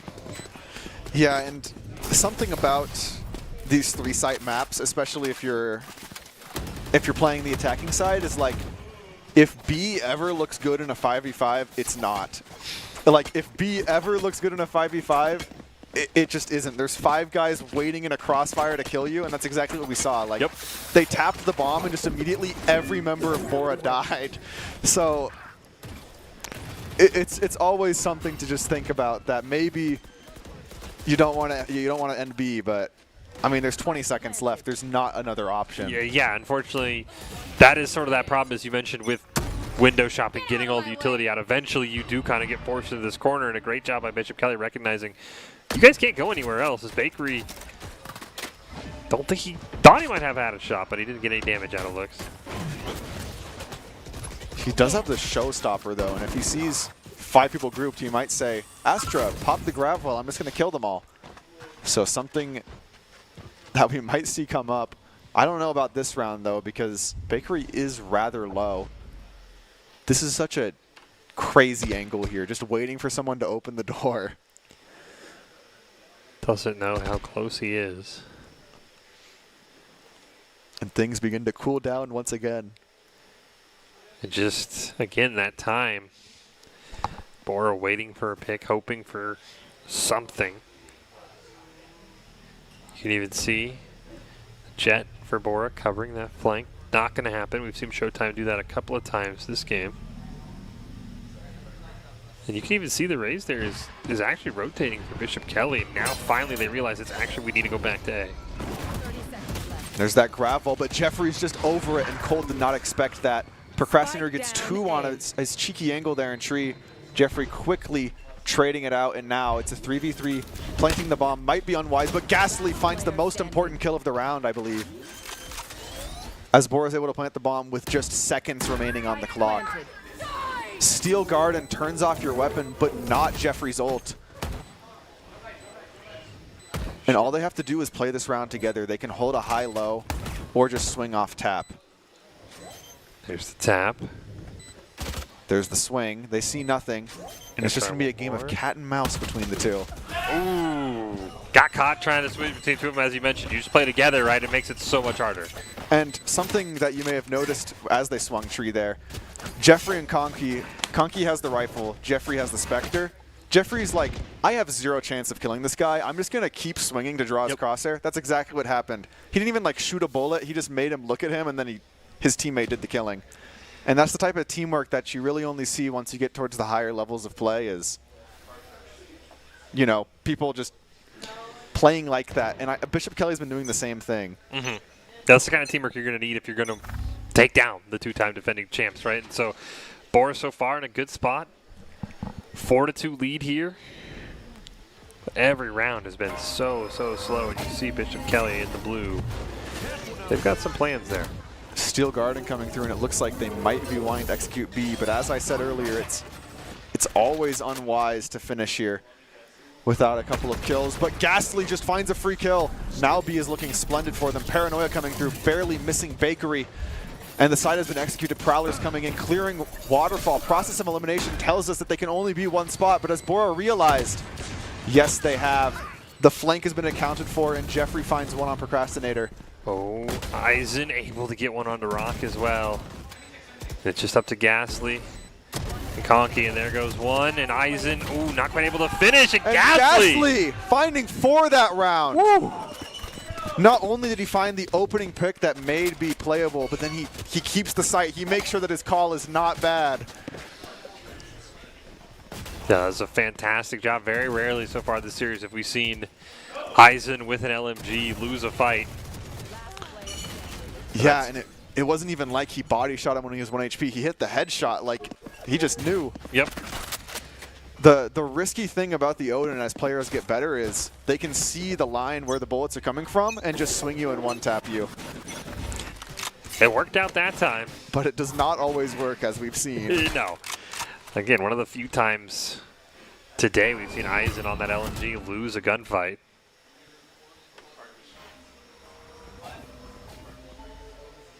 Fortunately, Conky 2 away from that Phoenix ult, so probably won't have it this round. Up comes that firewall. And Procrastinator just with a nice shot onto Squirtle. That's definitely going to put a thorn into Bora's push here. If I'm Bora, I think the objective of the round went from win to get them to use their ults. 3 ults on the side of Bishop Kelly. Nothing committed yet. And then, as I say, that the haunt does come out. And that's great for Bora. They didn't really have to pay anything for that haunt. And it really doesn't do much for Bishop Kelly either. Able to secure the spike was Bora. Now they're going to take the long rotation over to A. But, of course, the only problem is you don't really have a chance to pivot from here. And with the amount of time left, they can't actually clear every angle that they need to. They're going to have to take some risks and just not look at some spots which could quickly cost them the round. Here they're walking up. This Prowler, very important what it finds. It sees nothing. Jeffrey, though, able to get one elimination. And the plant does come through, but it costs Rock his life. Phoenix ult coming out as well. Ghastly finding one. Jeffrey getting flashed, unable to dodge it. And this bomb isn't for Ghastly. It's just, the bomb isn't planted correct. Hot Hands comes out. And that's the round right there. But again, as you mentioned, right, the goal did change to get their ults out of the way. You got 2 of them out. Yeah, they got the ults out of the way. Bora can still buy, so instead of it being they lose that round and now BK can use ults to make them lose this round, it's now like they lose that round and it's a 50-50 they lose this one, which I would say is a favorable position compared to the other option. So still good job on Bora for kind of seeing that was the situation they were in. You are 1 tick away from the Phoenix ult, so you potentially just look here if you're Bora, just secure this ult orb. That might be exactly what they're trying to do. Yep. And that Phoenix ult turns us into a 6v5. And I believe Bora likes those odds as they begin pushing A site here. Run it back comes through and it is quickly stopped by Bakery. No one's there to trade him. Paranoia comes through. The Prowler misses him. And Bora gets A site, but not without costing a few lives. Oh, Rock with a great turn. Thought maybe for a second he forgot about Bakery. Ghastly gonna get that spike down. Procrastinator does pick up 1. And he swings past that concussive blast. Ooh. I saw Ghastly's crosshair flicking towards him. That was close. Round was like a quarter of a second away from being different. Very well played by Bishop Kelly, being able to swing off of each other that fast. Like the second one fell, the other one was already there. And it's going to be Cold who ends the round. Does have the Astra ult still. And just a few rounds left. Potentially looking at maybe a tied half. That's how this one has been going. Yeah, this has been a just back and forth game, and here's that timeout. Bora on the attacking side using their timeout. Sometimes people like to use timeouts on the round where they have rifles. Sometimes they like to use them when they're on pistols. Bora here is using it on a pistol round, so I think the idea is like they're probably going to talk about what ults they can realistically get farmed up, give that guy a rifle, grab orbs, and then just use that ult in their next plan. So they're not really planning for winning this one. They're just trying to cool off and then plan for the next one, which it's not the worst idea, and I think it's actually a pretty clever use of the timeout. Yeah, I mean, you don't get the timeouts back, right? You can't take them, you can't trade them in for Cole's cash, right? You have to use them at some point. Cash. So I do like, eventually you just got to rip it. No, I think there's a perfect play, right? As you said, it's not always about planning for this round. It's a 60-second break to just figure out the rest of how you want to do this half. Yeah, and there's not a whole lot of this half left, but I think if you're able to get into the next half 6-6, that's great. If you're able to get there 7-5, also splendid. It's just, just see exactly what they're able to get away with here. There's still a good bit of this half left, 3 rounds, so these are probably the more important ones. It could either grow their lead or put them behind. We'll see what plan coming out of this timeout. Bora cooked up.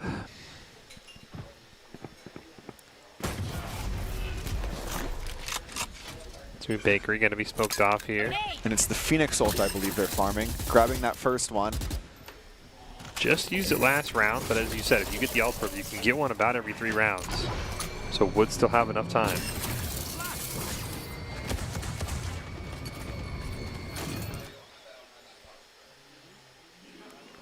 And here they're walking up, able to just take a little bit of space.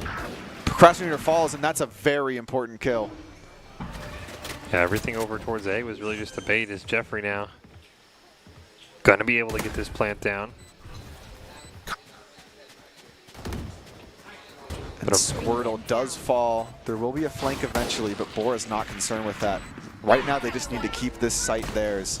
Look at this sight line here from Conky. He's able to take a pretty good pick onto Bakery, and now he will be cut off by the Absolute Divide as his team gets collapsed on, but Bishop Kelly doesn't have much time to play with. They got to go fast. defusing the bomb. Conky doesn't know where anybody is. He has to run up. He knows the bomb is being stuck. Flash comes through. Curveball. Did get half the tick, did Eisen, but only has so much time. Conky can hear that the bomb is halved. He swings last second. 2 milliseconds remain for the thrifty clutch from Conky.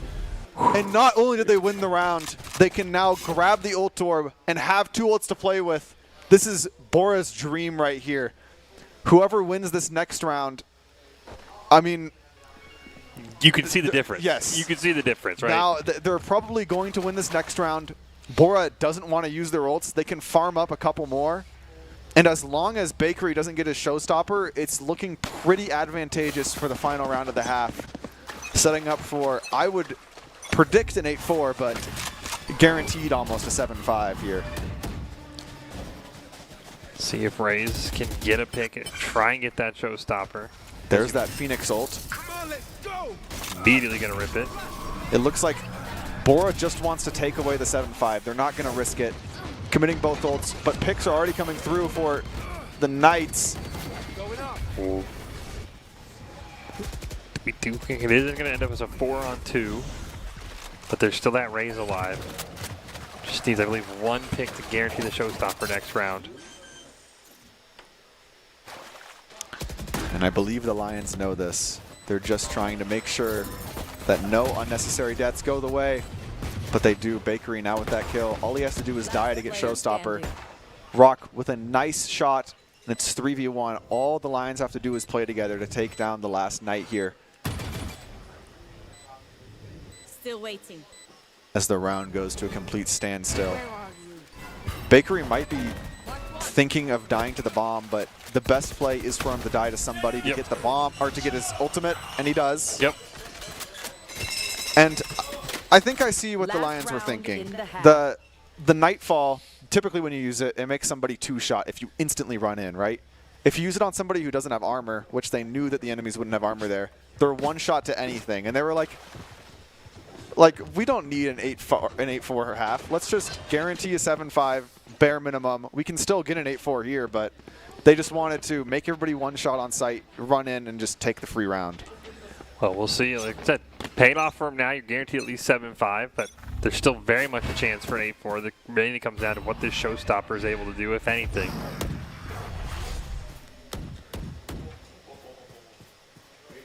Rebel control has already been taken. And once again, the round will become super slow. Yep. And it could end up being an A-B split, which is the typical strategy here.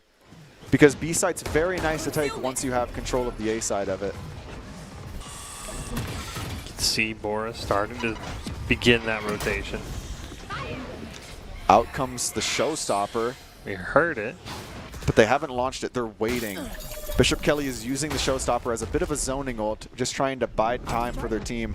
Paranoia comes through. And they know that Bakery is heaven, the Lions do. Eisen with a nice swing, living just barely.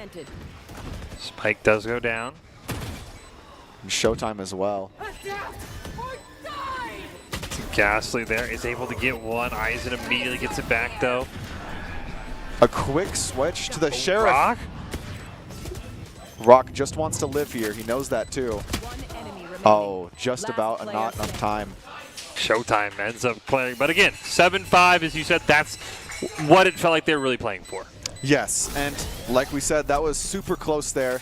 The difference in any single one of those 1v1s could have led to Bora winning because it wasn't even round, so that's what you would expect. But I think that's the smarter play, is to go for the 7-5 instead of just risking it, seeing as how volatile these rounds have been.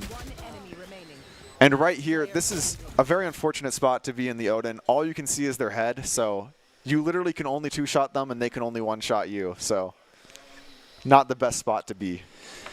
Well, 6 rounds separates Bora in a Game 3 with Bishop Kelly here in our grand finals.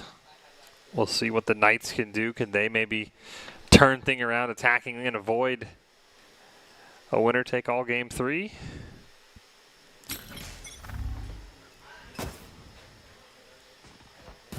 I expect more of the same, just very slow. slow and well thought out attack, just like we saw from Bora. Yeah, these are two teams who know how to play the same strategy. Running in so fast. I believe Squirtle blinded himself there, trying to flick onto Bakery. It's going to be full C control here, and the plant immediately going to go down from Showtime. Grass, they're going to trade off. Ghostly, Ghastly gets one.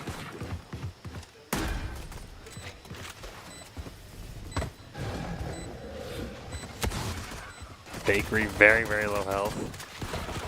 But it's Cold who gets one. Ghastly, though, continues to trade. Eisen gets one, but Ghastly, every time they had a kill, he traded out, but he ran out of people whose lives to trade. Yeah, exactly. He played that as best as you really can. Something about that round is, if we look at the scoreboard, you'll know what I mean, but Valorant players are like raised by wolves. Like, they see that the Vise on Bora's side is the bottom frag, and everybody knows that Vise is going to be playing C, so they just immediately rush him. They're just like, we're going to kill him. He's the bottom frag on their team, and this is like the most Valorant player thing ever, just running him down. And we talked about, right, it's a mental game, right? You get one player off their groove, right? It messes everything up. It just changes everything. I don't blame him. Sometimes the best way to win a game of any esport is just target the weakest player until he gets so mad he just wants to go home. Yeah, that is a valid strategy.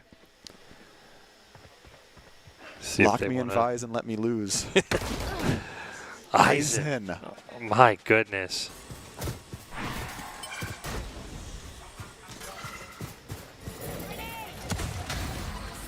Cold as well has been on fire this map. Gets a great headshot onto Rock. Great right click from Conky, though. If he was able to get a gun there, it would have been quite nice.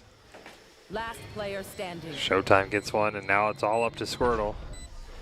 The lonely rotation all the way over from C. And it's a stinger here. That's a very difficult matchup at that range. And Bakery knows that, running in with the satchel. But now it's time for the real rounds of the half. The rifle rounds. So we'll see just what it is that Bora has cooked up here for the defense half. Knotted up at 7. Back-to-back wins there. But again, as you said, once we saw the pistol round, we kind of assumed this is the way it would go. And judging by the plentiful amount of pings on the map, it looks like both Titans are going to collide on A site for Rebel control. That's what you talked about when we knew we were going to Lotus. And as you can see, colors are just showing up on our screen, and then two people die at the exact same time. And as the dust settles, it is Bishop Kelly who gets to keep Rebel.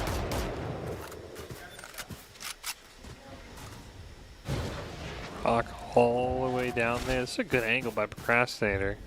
It's a very tricky one, yeah. Seems like Rock maybe knows that isn't going to get too aggressive.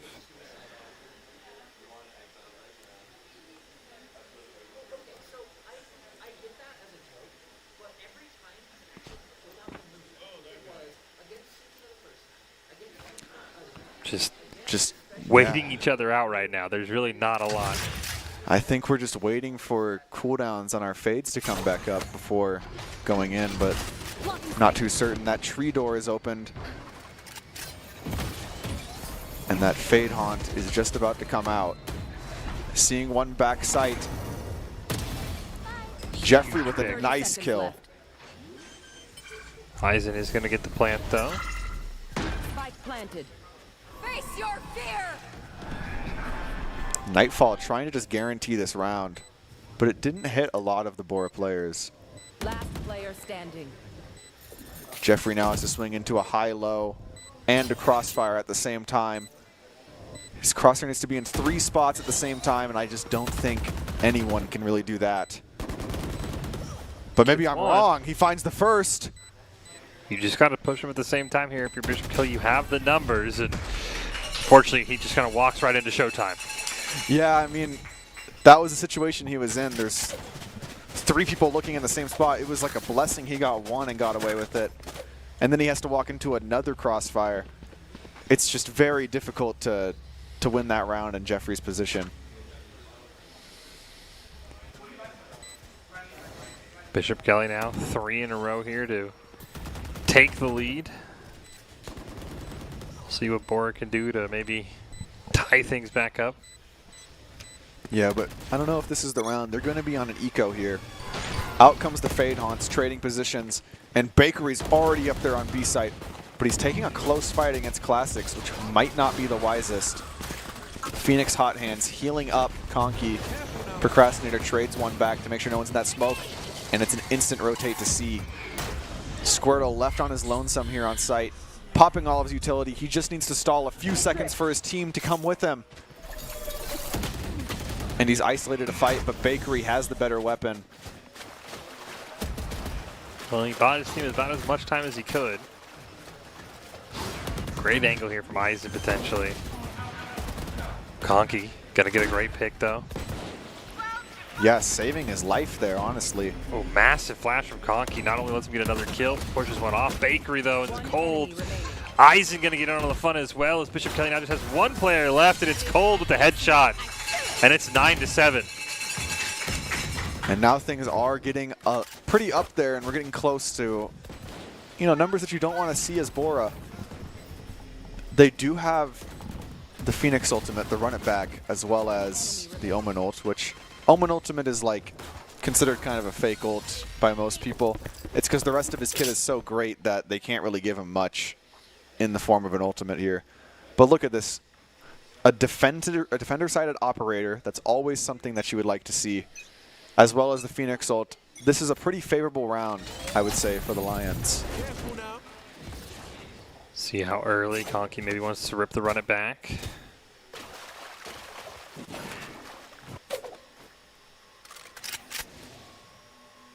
And it looks like BK once again just gets control of Rubble here for free.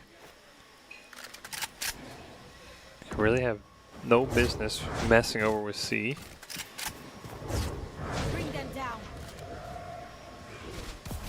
And again, it's really, we talked about, you slow play, you grab your alt orb, and you... And eventually someone walks into the op, is what I'm thinking. Get the Run It Back here from Bishop Kelly from Procrastinator. So much utility that he just baited out with that one ability. Oh, and look, they've caused a rotate as well. Conky finds the roaming cold. And it looks like maybe that tipped off the Lions to a C push. There is that op you were talking about. Poor Jeffrey. Gets one. Great shot from Jeffrey.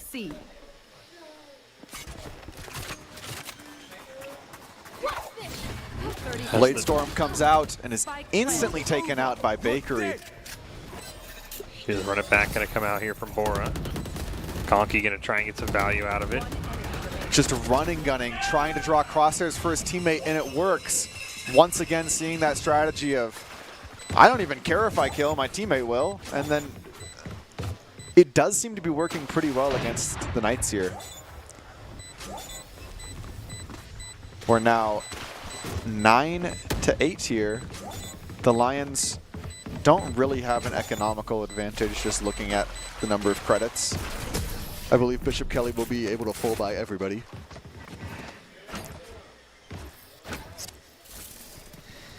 And really that op right there from Jeffrey, even though it was close range, it still does just enough. It takes the spike out, and that kind of just halted the plant in its right in progress. Yeah, and that's not exactly like an angle you want to be holding with the op, because there's like 3 spots he has to be looking, but when you can hit flicks like that, I guess it just doesn't matter.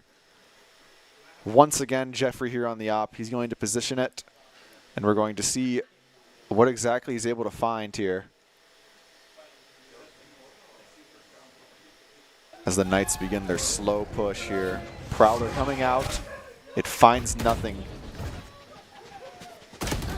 Ooh. But they're ready for Jeffrey to swing. That's the strength of the Prowler. It forces him off that angle. And swinging with the op is always going to be a bad time.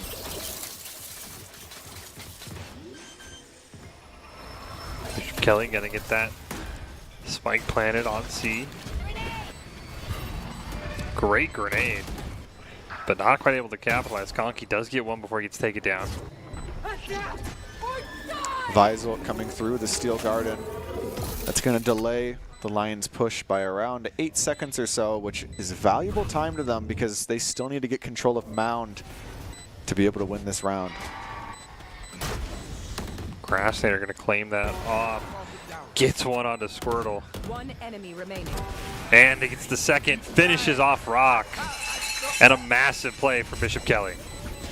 And that operator being lost really does hurt the Lions.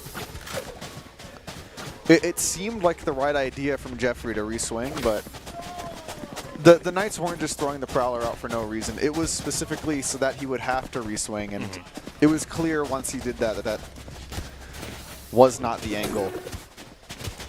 And one of the few times today that we've seen a team just chuck the Opto, right? They did not want to keep it, which makes sense. You lose that round, you give it back to Jeffrey for free. That's the last thing you want. So Just I let think it very burn. smart play. Yeah, I do think burning the op here is the right idea. Jeffrey trying to get an off angle ahead of that Prowler, but just no one's foolish enough to swing early. Showtime who picks up the first.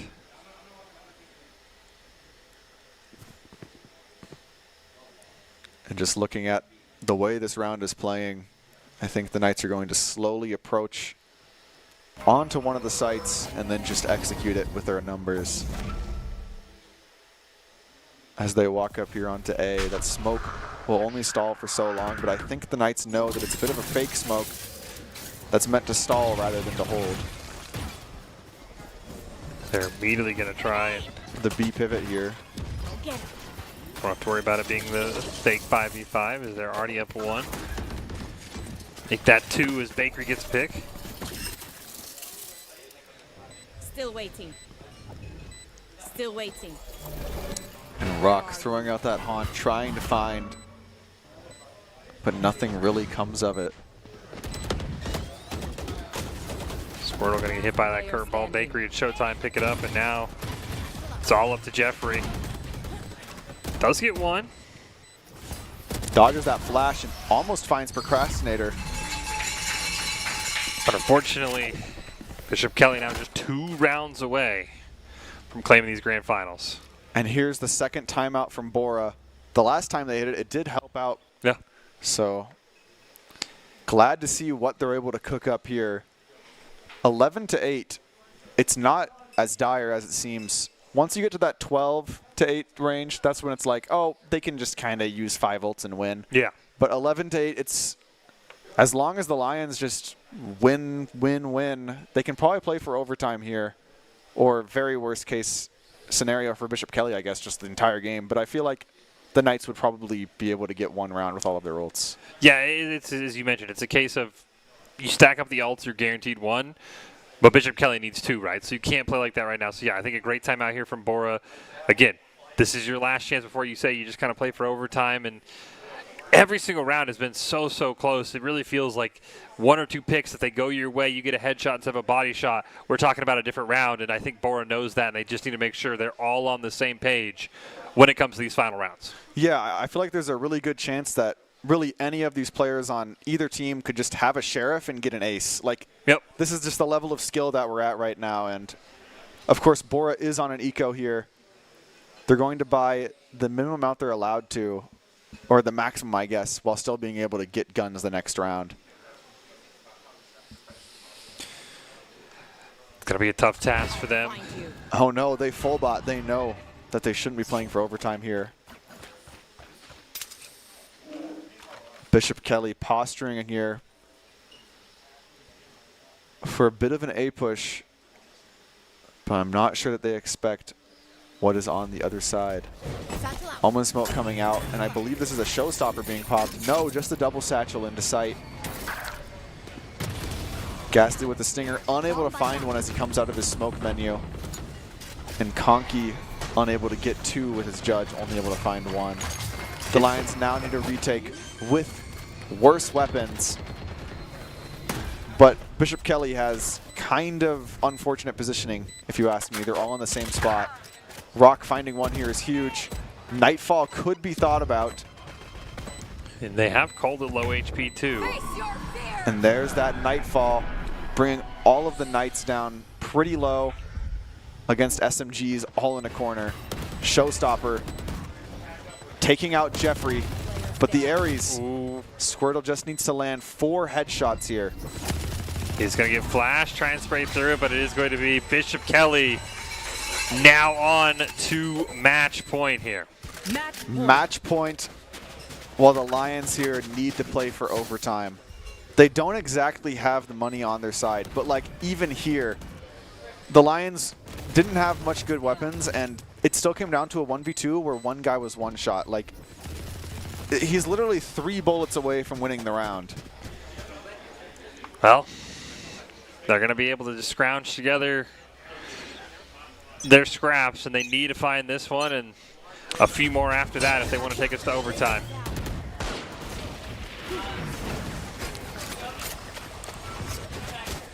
And look at this fast push, a complete change of tempo from the Knights. Just walking in straight through the Razor Vines. Gets one. Finding a kill there, which is honestly crazy. And then he's back, full HP. Like nothing even happened. Just talk so much about the power of that run it back. That might be the difference maker, though. Conky gonna pick up one on the Bakery. Owen, his own run it back gonna be used. He's just unable to get through all of that utility. Rock finding one, unable to get another. Procrastinator with that curveball. And Showtime quickly plays off of it. Ghastly not able to look the right direction. That Astral Divide was coming in just a little bit too late. Jeffrey has isolated 1v1s. He just needs to defuse the bomb and not get killed here. Hey, Procrastinator, though, he's going to pick up the kill, and what a way to clutch up for the Idaho High School Esports Championships. Then I think to say for Procrastinator, that had to be your unbottled play of the game, right? Yeah, I would say getting Goomba stomped by Jeffrey and then, of course, landing the headshot. That is your unbottled play of the game. Presented by local dairy farm families. Perform, refuel, recover, repeat. Visit unbottled.com to learn more. A big congratulations to Bishop Kelly. Bora, especially in that second map we talked about, it made him work for it, but just, you could, again, we talk about it, in a matchup this close, it's those minor plays that make the difference, and Bishop Kelly just made just enough of those little plays to come out on top. Yeah, like a lot of these rounds were 1v1 clutches. And it's like, even though the scoreboard doesn't say 13-11 or anything crazy like that, it still was, again, one of the closest times, like closest performances we've seen the Knights have. And that, of course, is now their third win in a row for Idaho Esports. But it just, every year, you know, unfortunately for Bora, right, all 5 members are leaving, right, because it just felt like every year you're getting closer and you're almost like, all right, we get that one more year. Maybe that's the difference maker because, again, they beat him in the regular season. Bora got the #1 seed. It just shows overall how close these two teams were. But it's Bishop Kelly of the championship pedigree. They get it done. Really on a crazy map on Lotus, and maybe even more just the fact that Haven was so one-sided, it let Bishop Kelly be able to play with maybe a little bit more freestyle. Yeah, I also think just Bishop Kelly, like, they get like a buff when they're on stage. Like, I don't know what it is. Maybe they're always up there, so they're just used to it maybe, but I feel like most teams, like, they play a little bit worse on stage, and Bishop Kelly plays the same, if not better. I mean, it's a term that we throw around all the time at LANs, right? The Lanimals, right? And that's what it feels like it's appropriate for Bishop Kelly. Well, we've still got more coming, but your final thoughts on what we saw for Valorant today, just throughout the day here at the Idaho High School Esports Championship. I thought we saw a lot of great gameplay from every team. I was excited to see some of the strategies that were cooked up. Like, there was a lot of creative plays. Like, it wasn't just like everybody playing by the book trying to win. It was kids playing games, having fun, which is, all of that course, matters. All that matters. Well, big congratulations to Bishop Kelly picking up their 3rd straight here. But we are not done. We've got top plays, and then we'll have interviews here from the winners. It's all coming up right after these plays. Try something different. These teams know each other so well. But Bakery already ready for that play. And there's that Sova dart that you talked about. It gives Rock away. Jeffrey able to give them back with their own, though. But Isaac just going. Bakery going to dash in. Gas is going to just spray down another kill. You see Rock there get killed, but flat. Who cares if you're flash? Just hold down the trigger. You have infinite bullets. Yeah, no, really, the Odin just is, I don't care, like, I'm just going to shoot the bomb. Punky doesn't know where anybody is. He has to run up. He knows the bomb is being stuck. Flash comes through, curveball. Did get half the tick, did Isaac, but only has so much time. Conky can hear that the bomb is halved. He swings last second. Though. Yeah, saving his life there, honestly. Ooh, massive flash from Conky. Not only lets me get another kill, pushes one off. Bakery, though, cold. Eisen going to get on all the fun as well as Bishop Kelly now just has one player left, and it's Cold with the headshot. And Showtime looking plays off of it. Ghastly not able to look the right direction. That Astro Divide was coming in just a little bit too late.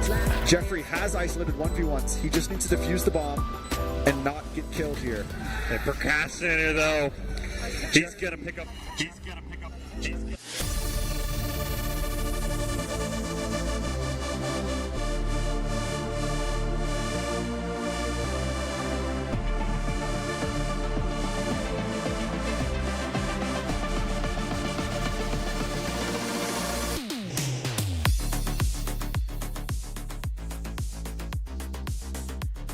Welcome back, everyone, to the Boise State Esports Arena. I am joined by the victorious Bishop Kelly after a fantastic match in Valorant. You guys are now our grand champions. First questions first. I mean, how does it feel, man? I know it's been a long day. You've been here for a while. You had to go through 3 matches, 3 best-of-3s, and now you get to call yourself champions. I don't know. I mean, the third one, like, I'm gonna be honest, it kind of gets like less exciting after every one. I don't know what I don't know. I was kind of excited to play Bora because they beat us pretty bad, like week 1. Kind of wanted the revenge game, and I feel like we did that. Probably could have beat them more, but, you know, I mean, it was all right. It was kind of what we expected, I think. Anyone else want to answer that? Yeah, I mean, it was great. 3 times in a row. You know, it's me and him senior year, so it was cool. We got to finish off with a 3-peat and another state championship, yeah. All right. Well, I will say game 1 went pretty smoothly. It wasn't until you got on attack side in game 2 where you guys just pretty much took over from there on out. So tell me about a little bit about the flow of the game, playing on stage, and feeling as confident as you guys looked. Well, yeah, the first map was after he got the defuse, you know, we just had all the momentum. And then second map, you know, Lotus is like really attack sided. So the fact that we got like 5 rounds, we were like, we're going to be chilling on attack. And then we won the bonus and just kind of snowballed. So yeah, it was good. Yeah, I would kind of say like we know that we're more of an attacking team. Like we thrive better on the attack. So kind of picking the defensive sides first and kind of being allowed for them. They chose to attack. So it was kind of like, well, you know, we'll rather take the loss kind of down defense, knowing that second half we're going to have the momentum and kind of energy to come back and, you know, ultimately win it. So talk to me a little bit about that loss you guys did have to Bora very early on in the season. I know, Nate, you had talked about it before. Use the word embarrassing. And now to come back, take them down in the grand finals, I want to know what that initial feeling was and how that drove you going into the rest of the season. Yeah, so kind of like they beat us pretty bad on Haven, which is, you know, kind of glad we got to play that, kind of get back. But like we just kind of like, you know, after, I mean, it was basically 2 years of kind of just dominating. We're kind of like, oh, we had beat them in the mid-season tournament, like pretty bad. So we were kind of like, oh, let's just go it. And, you know, don't want to have excuses, but a lot of us did not play very well. And we kind of just like, they also just played really good as a team. They were kind of just impossible to stop. And then kind of that was kind of like, oh, you know, we got to lock in now. Idaho's starting to get maybe pretty decent. We locked in for about 2 weeks and then stopped. And then, you know, kind of towards states, we're like, all right, we got to get back into it. So kind of prepared a little bit and then, you know, so we always somehow have a loss kind of at each year that kind of like lights the fire on the rest. And this one was definitely the one that kind of, you know, made sure that we were trying to be in, you know, somewhat of a tip-top shape in order to, you know, beat them. All right, let's share the mic a little bit. I see right here. So for me, like it was pretty embarrassing, that loss. But I also know like we have such a high ceiling that we would like rebound. We had like, as he said, we were not locked in before that game. And so it really, like, at least for me, it like gave me a lot of passion. And so we really like stepped up our game for sure. Don't be shy. Don't be shy. Oh, straight back.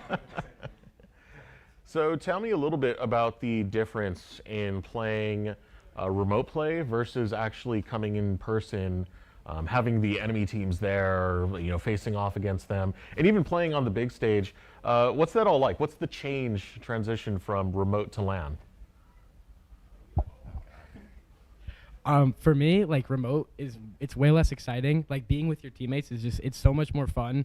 Like, and being able to like hear like the noises on stage, it's like a whole experience for me. And so it's very fun to be able to like be here and play on LAN.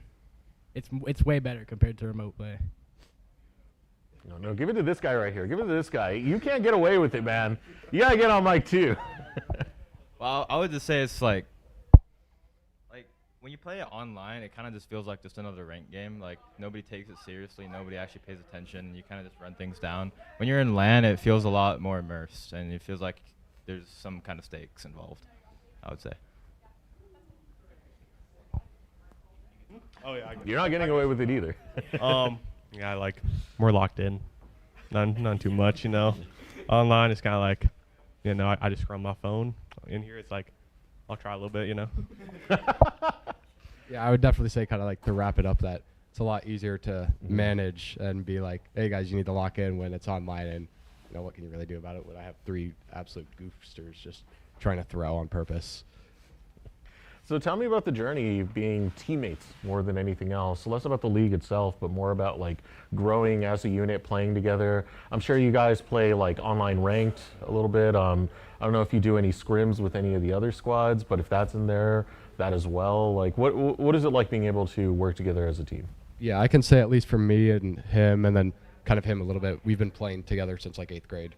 So we've known each other quite a bit, and yeah, he's kind of joined in like freshman year, but he wasn't on the team I think originally. And then Ryan came here sophomore year. That's the sophomore year for us, sophomore year.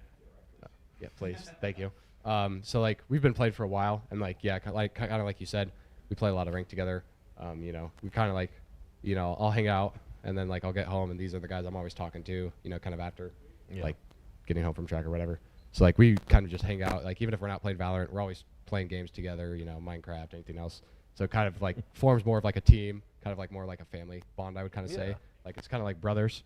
Like I think now we've kind of reached a point where like we'll talk trash about another or just maybe one person specifically, and it kind of just that's how it rolls now. And yeah. All right, bro.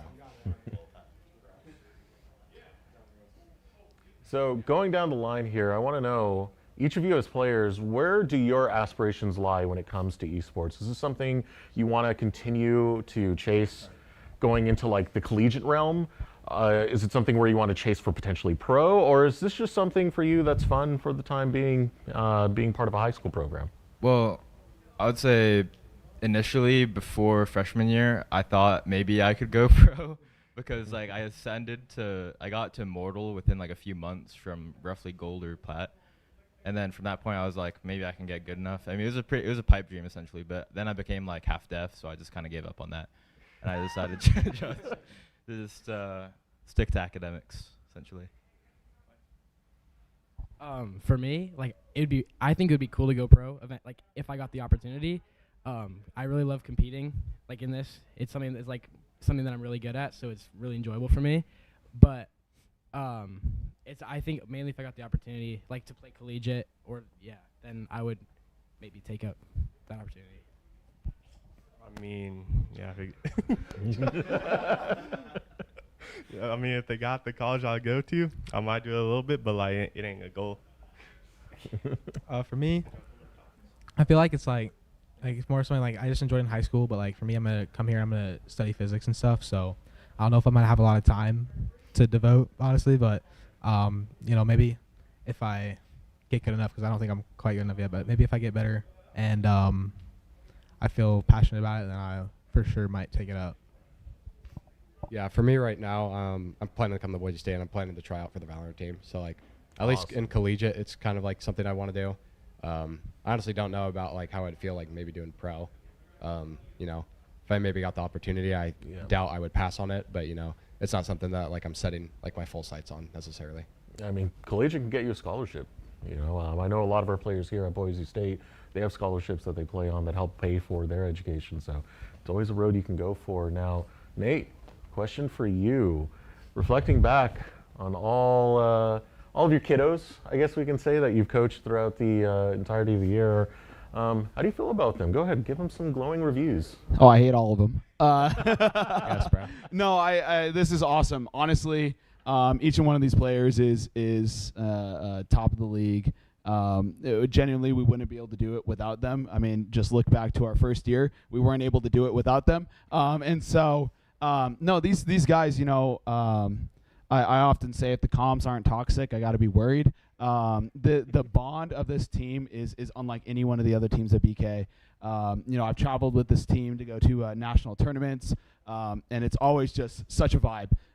This is, like I said, I don't have any favorite children, but you're my favorite team. And so, I'm glad we got the three-peat. I'm capping off my last year coaching at Bishop Kelly, so to walk away with a victory with this team is got to be one of the highest highs that we could possibly hit. So this is the end of an era. With these two graduating, and this team has absolutely cemented their legacy as the best team in the state of Idaho. So with graduation coming up, I want to speak to the two. Is it you two right here that'll be graduating? Reflecting back on it all, how was it, man? Balancing both academics, esports, playing in this competition, knowing this is going to be your last high school tournament before you move on to the next batch year. How's it all feel? I know it's kind of like bittersweet. Like I'm glad to be, moving on to my next chapter, kind of college and like the rest of my life. But I'm also going to be sad, of course, like missing it. Like I think I can look back on this and be glad that like I did it. Because I remember like kind of freshman year when like I heard about it, I wasn't totally sure if I wanted to do it. Just kind of like the stigma and kind of everything around that. Yeah. And I was kind of like, I think I'd be disappointed if I didn't take a chance with it. I know a lot of my friends were going to do it, so I was like, let's just do it. Why not? And I'm glad I did. I've got to meet 4 other incredible like people that I've been able to like kind of share my best moments with, kind of share some of my worst moments with too. Especially with Jonathan, I've noticed since like 4th grade. He's been one of my best friends. So it's nice, kind of just being like, oh yeah, I've spent a lot of time with that person, kind of like share the memories together. Yeah. I know like in 9th grade, I saw it was a thing and I was like interested in it, but I didn't really expect all this, I guess, like being able to come here and play games and like have the league and stuff. I thought it was just going to be like a regular club where just people like play games or whatever, but it's like really more than that, I feel like. And like you said, like it's just been great being able to be part of this team and like all these people I'm definitely going to be talking to, especially Adam, 'cause my brother, but like for the rest of my life. But yeah, I mean, it's been a great experience and I wouldn't trade it, so yeah. All right, while we close this out, I want to pass the mic all the way down and get through each and every one of you. I want shout outs. Who do you want to dedicate this win to? Do you want to shout out friends, family, maybe your coach right here as well? Just give me your heart here. I'll dedicate this win to him because he was absolutely heartbroken when we lost that match to Bora, and he was sobbing on the microphone. So we had to compensate a little. I'm gonna dedicate it probably to Coach Sarazola because he's done so much for this, like for the esports club and specifically us, like traveling, especially last summer we traveled to nationals, and so it's really cool that we get to end off his time with a really big win, a 3-peat, which is, I mean, I know it's a new thing, but still a 3-peat is pretty impressive in my opinion. So, yeah. I'm gonna dedicate to this man right here. Every time we played bad and ranked, he would always be like, guys, we have to lock in. Do you want what happened to Bora the first week happen again? We can't have this happen, guys. Yeah, I'm also going to dedicate it to him. He's always the one in the group chat. He's always like, get on, him, but like especially Adam. He's always telling us to get on, and it's really motivational because I think without him telling me to get on, I would be on Rivals all the time. So, yeah, without him, I would not be on the game, and then would not be as good. So, I've got 2 dedications. First is to Adam. In case you couldn't tell by now, he maybe is the punching bag of the group. And I think it's like maybe a little inspirational too of like he knows like kind of like that we kind of like to make fun of him sometimes, a lot of times, and he takes it pretty well most of the time. And like I think he makes us better because even though like we kind of make fun of him and all that, he's always like, all right guys, let's get better. And I think without him, we would not have won 3 in a row. I think we would be in a very different place. And I also want to, of course, thank Sarazola. I know he hasn't worked here. He wasn't working at BK last year. I know this year has been like a pretty big struggle for him, like coordinating all this. And I also kind of know a lot of the stuff he's had to go through, all the hoops and hurdles, to make esports at BK a thing, and like being able to allow us to compete. So I think especially I think we'd be pretty sad if he wasn't here. And I hope they're in good hands next year, but I don't think they'll be as good as hands they were with him. And Nate, not the barber this time. Who do you want to shout out? I want to shout out Adam here.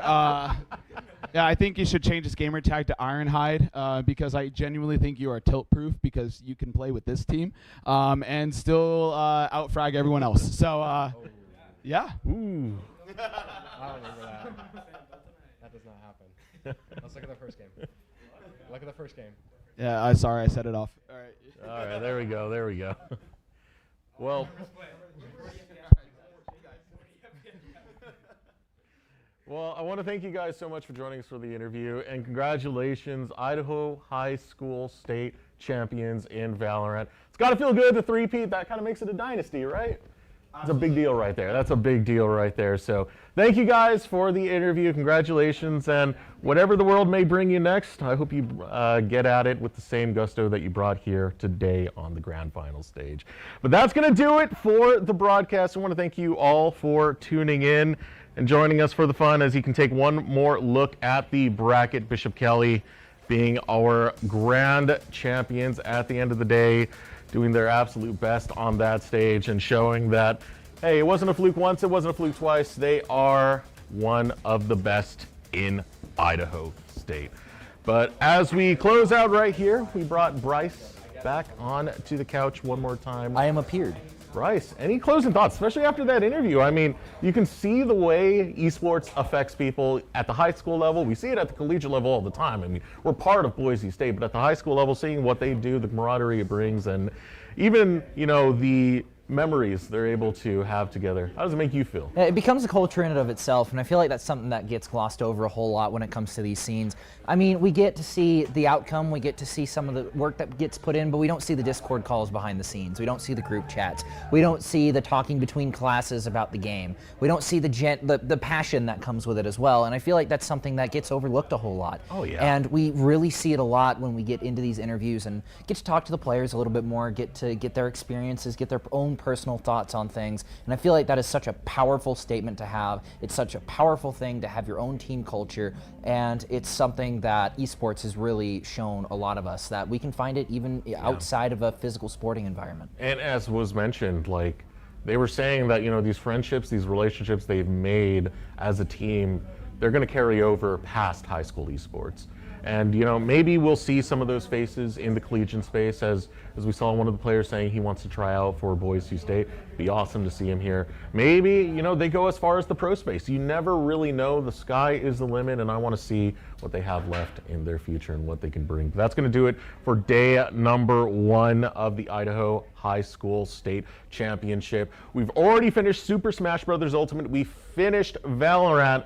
But we got another day to go, and we got Overwatch, we got Rocket League. That's not going to happen today. It will be going on tomorrow, but we want to thank you guys so much for joining us. Shout out to all our sponsors on top of that. Shout out to Prod, shout out to the players, shout out to all the staff that make this possible, and we'll see you tomorrow for more esports action.